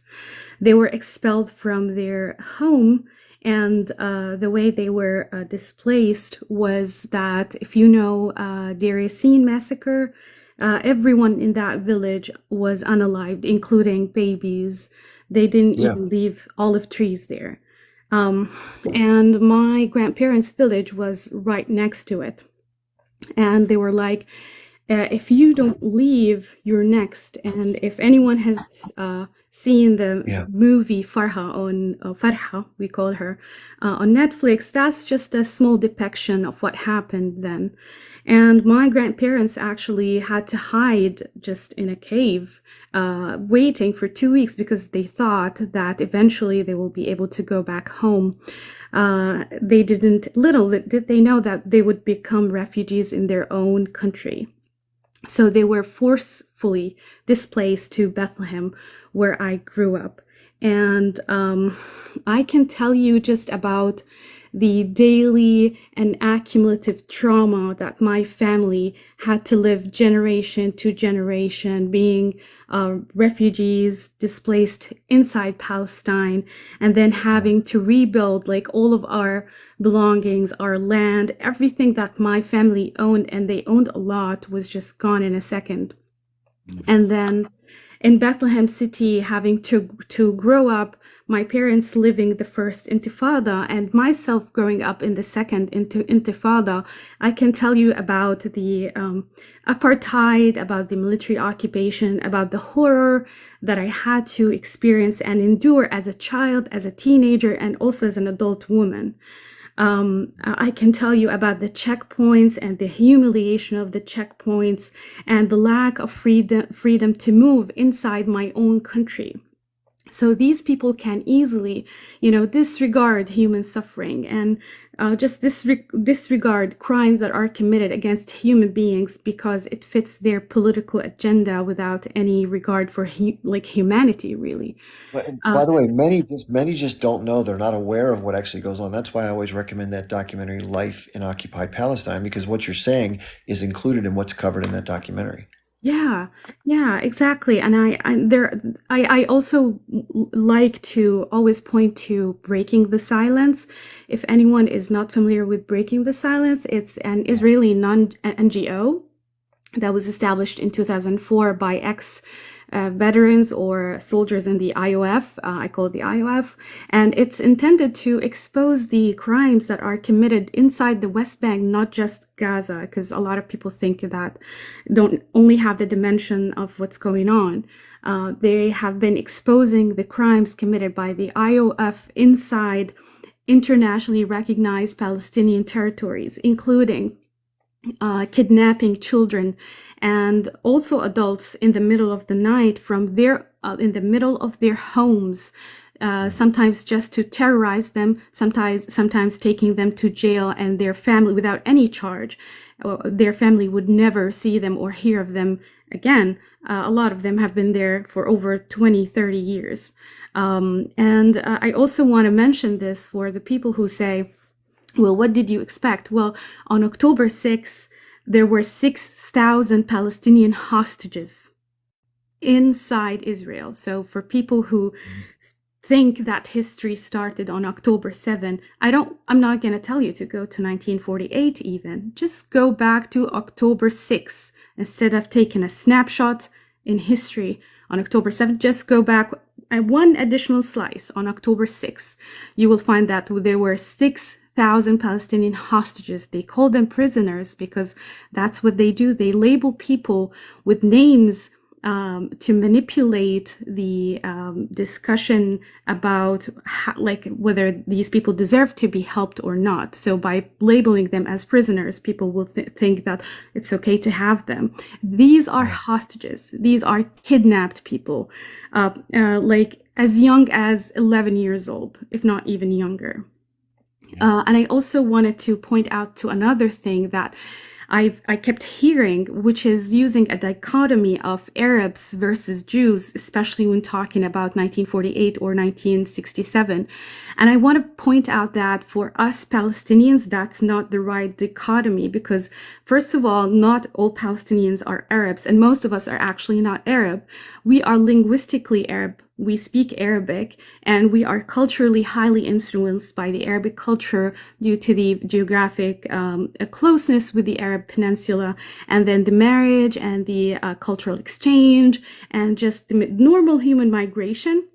But we have lots of other ethnicities, but as a group, we are Palestinians. When they use the label Arab, that's their way of making us seem non-indigenous. That's their way of saying, oh, you can go back to any Arab country. That's just a trick. So I recommend everyone to stop falling in this trap of using Arab versus Jew. We are Palestinians. We are indigenous to the land of Palestine. Our roots go back thousands of years. We're as old as the olive trees are, if not even older. One of probably the oldest city in history, which is Jericho, is in Palestine. It's 11,000 years old in civilization. So don't allow people to cut your roots or your ties to your home. I also wanted to mention that not just that, to say that it's Jews versus Arabs, also a lot of Jews, and I heard a lot of my other, fellows here talk about this. There are Palestinian Jews. there are also other Jews around the world who say that the state of Israel does not represent them. They are on the front line of protesting and calling for human rights for Palestinians and equal civic rights for Palestinians, including Jewish Voice for Peace. I don't want to repeat the things that we already know, but I want to say these because we all assume that everyone knows. Not everyone knows everything. So sometimes it's also helpful to repeat this. And I recommend to anyone who wants to learn more about the life of Palestinians, if you don't want to hear it from a Palestinian, although that would be your best way of learning about Palestine and the Palestinian struggle, but if you think that's biased, there are a lot of American activists who visited Palestine, including Abby Martin. She has a series of documentaries, one of them, Gaza Fight for Freedom, and she has so many interviews that you can view on YouTube, and you can hear actually some of the work that she did herself, interviewing Israelis in the middle of Jerusalem and Tel Aviv, just regular people in the street, asking them about what's going on, and also talking to Palestinians. There's also Miko Peled, which is an American Israeli activist, and he's one of the best voices to listen to because his grandfather was one of the people who signed the Declaration of Independence of Israel. And his father was a general in the Israeli army. His book is called The General's Son, and Miko is he's an inspiration. He's kept me patient just hearing him talking about this over the years, although he doesn't know me, just gave me hope throughout the years that there is humanity. So don't keep just looking at just the people who spread hate. There's also a lot of other Israeli activists who are against the occupation, against the apartheid, against the genocide, and these voices need to be amplified. They never get invited to mainstream media, unfortunately, because these media outlets are worried that people will see the narrative from the other side coming out and say, "Hey, we realize we are the oppressors." So I urge everyone to amplify their voices. And I know you need to rest, and I want to be respectful to your lifetime, but I appreciate you giving me the opportunity to speak out. And hopefully I'll be able to join next time. Well, yeah, in fact, the audience is saying the same thing that I'm thinking. I mean, you're incredibly well spoken. You're very knowledgeable. Obviously, you're sympathetic because of your direct connected. So I'd like to extend you an invitation, if you're okay with it, to send me an email, and we can link up and figure out a next step, because maybe a longer form conversation, or having you come onto a live as a primary guest, and we can have an in-depth conversation for the audience. I think they'd like that a lot. So if you're not familiar with how to email me, you can look in my link tree. It's at the bottom. You can email me. Absolutely. I will be, it will be my pleasure to do that. Thank you so much, Yeah, that'd be Chip. great. And I appreciate Yeah, of course. everything that you do, taking a lot of time of your life, and that means the word to all of us. Yeah, thanks. I enjoy it, and I think it's very important to do. So hopefully it has the desired result, which is to bring people up to speed and to create a better outcome, which is desperately needed, especially right now, of course. Thanks a lot. Thank you. Appreciate you very much. Thanks, Riri. Yeah, what an amazing person, right? Who can speak clearly, articulate, stay calm, provide facts, just all the things you want to hear in somebody coming up. So what a great guest. Thank you so much. And for those of you in the comments, yeah, you were saying a lot of the same things I was thinking, like, wow, this is a really good person to have. So thank you so much again. Great contributions.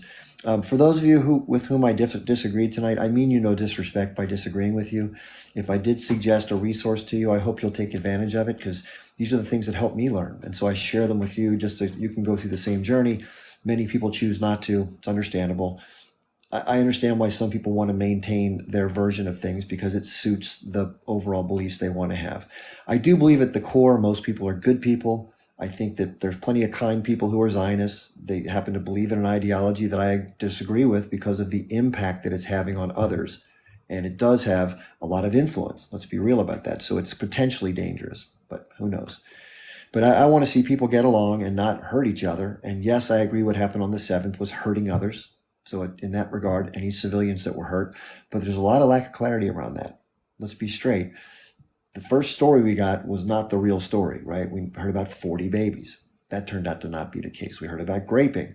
no evidence. We heard about burning, no evidence. We still heard it was all the age group. Then we see there's tanks. Heard about it was all the age group at the party. And then we see there's helicopters. And, it just keeps going on and on. So who knows how many armed combatants were involved versus civilians that were enlisted in the IDF or had been formed or were ready reservists versus people that were actually directly harmed by the age group versus those who were hurt by the Hannibal Directive and the response. We don't know for sure, but it's a lot different than the first story we heard. That's for sure, right? That's fair to say. So again, I've done videos about this. I did one a while back on these exact same subjects that she raised. So it talked about, if you look at my library videos, you'll see all sorts of ones. The one that I did was about Israeli prison. And I didn't know enough about this as I should have. Shame on me. But I saw a video of a person that had just been released sharing what the experience was coming out. I wouldn't even call people prisoners. As Riri said, many of the people that are hauled off are held in what's called administrative detention, meaning they're not charged with a crime. This is like the Guantanamo Bay thing where you just take people away and that's it. You throw away the key and they just stay there until someone decides it's going to change. It's horrific.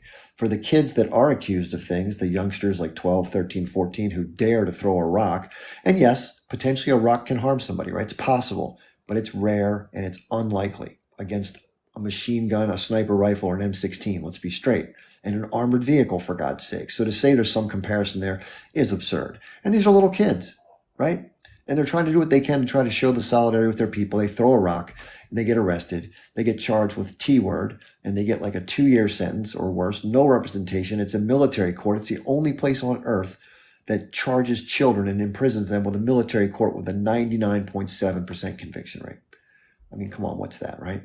So these are all things I believe are indefensible. And if you take the totality of what I've come to learn about what Israelis do, as well as what the Zionist movement that propels what they do, I find it mostly reprehensible. And yes, I'm against the portions of the attacks that are in response to the oppression where individuals who are civilians are harmed. I'm absolutely against that 100% on both sides. So I feel badly for the hostages that were taken from Israel into the custody of the H group, which I believe were done for the purposes of getting back some of those very same hostages / prisoners. But the video that I did about the prison situation, if you haven't watched it, it's called Israeli Prisons Are Hell on Earth. That's the title on the video. So if you scroll down, you'll find that one and just watch it and you'll be like, whoa. And there's probably worse stories than that. I've heard other people say worse things that weren't in that video. So, the more I learn, the more disappointed I become, the more disheartened I am that there's going to be a chance for peace because the way people are just mean to each other. I mean, I can understand why people fight back. It's like someone is cruel and barbaric and mean and they don't look at you as worthy or even human and they just want you out no matter what. And you're like just saying, hey, I'm just living here, dude. Leave me the hell alone. Give me a chance to have my own autonomy. You go do you, let us do us, and that's it. If you don't mess with us, we won't mess with you. That's how I've seen it after all these years. No, I'm not Jewish. I was raised, someone asked me if I'm Jewish. I was raised in a Christian household, a typical sort of middle-class white person, upper middle class. My dad was a lawyer. And I'm coming from privilege. Let's face it, I went to private school and stuff like that. But that has nothing to do with my life now. I'm a different person than I was growing up. And I've, come into a place where I'm much more in sync with my core values, which feels good, right? But it doesn't really help me in a lot of other ways, right? I'm not a rich guy, but so be it. It is what it is. I did want to share a couple things. First of all, I want to repeat my schedule. And by the way, tonight is no exception. I did a special one today, right now, just because I wanted to. But I'm going to be back on the mic, quote unquote, at 8 p.m., maybe 8:15. I got to give myself some time to walk the dog or whatever, get a shower. But 8 o'clock tonight is my normal schedule. Monday, Wednesday, Friday from 8 p.m. to 10 p.m. Eastern time. And then Tuesday, Thursday, Saturday from 12 noon to 2 p.m. Eastern time. And Sundays I usually take off, but this is sort of a holiday weekend. It's an exception. And anyway, so if you follow me, I appreciate you would. I also have a link tree in my account, which you can click on. If you're in the US, you can click on it. If you're not in the United States, people are telling me that TikTok is removing that link, but I included it in the text of my bio. So if you literally type into a browser, LINKTR, like Linktree, but there's a period between the R and the 2 E. So it's linktra.ee, Linktree/Chip Barnes. And that'll get you to the same stuff, same list. Twitter, I got a list of all the people I follow. Check that out. Other social media, you know the deal. I do copy these and I upload them. I record them and they get uploaded onto YouTube and Rumble. Rumble's just another version of YouTube, different company. So if you want to watch them, if you missed part of it, if you want to hear how you sounded on the video, you can check it out. Unfortunately, it doesn't include the comments in the chat. I wish it did. I would have to do a screen recording to get all that, and that's just too much for my phone. These things can go 5-6 hours sometimes. But anyway, so this has been fun. For the moderators that have helped out here tonight, I'm going to take a break, but this is really great. I really appreciate it. They've done a great job monitoring the chat. Em and others, thank you so much. And just want to mention one last thing, and that is this. It's really important that we try to reach out to each other and not yell at each other. It's as hard as it is sometimes for me to sit with a straight face and just kind of let somebody speak. And even though I completely disagree with everything they're saying, it's important to let people express themselves. First of all, it shows the respect to them. And they're where they are for a reason, right? We're where we are for the reason we are. We've bumped into stuff in our journey that they haven't.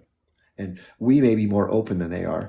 But let's face it, they may have been given a steady diet of things that are not what we've gotten. And it's not their fault, right? Nor was it our fault growing up that we got the steady diet we got from whatever country where the information system was what it was. But everyone's a product. Their take, I like to say, is a product of their experiences, their parents, their school, their media, society, and their worldview and who they are personally. And people should be constantly evolving. And that's the hope. The people that I have a hard time with are ones that are closed off. They got it all figured out. No one can talk anything. There's just no chance. And I always like to ask this question. Is there any possibility that you either don't know everything or that anything you're saying could possibly be incorrect? And if the answer to that is no, the best thing to do is say thank you for your time and move on. Because you're not going to penetrate that cell wall. It's okay. And next, we want the people that have a pliable, semi-permeable cell wall that information can move in and out of, right? Not the one that's hardened. And that's a good way to look at it, right? So plenty more to come tonight. We'll have lots more good conversation. For those of you who I didn't get to in the guest queue, if you didn't have a chance to talk yet, I'll get you in there tonight, I promise. And more to come. So I'll see you all about an hour and a half, okay? See you soon. Come on, end.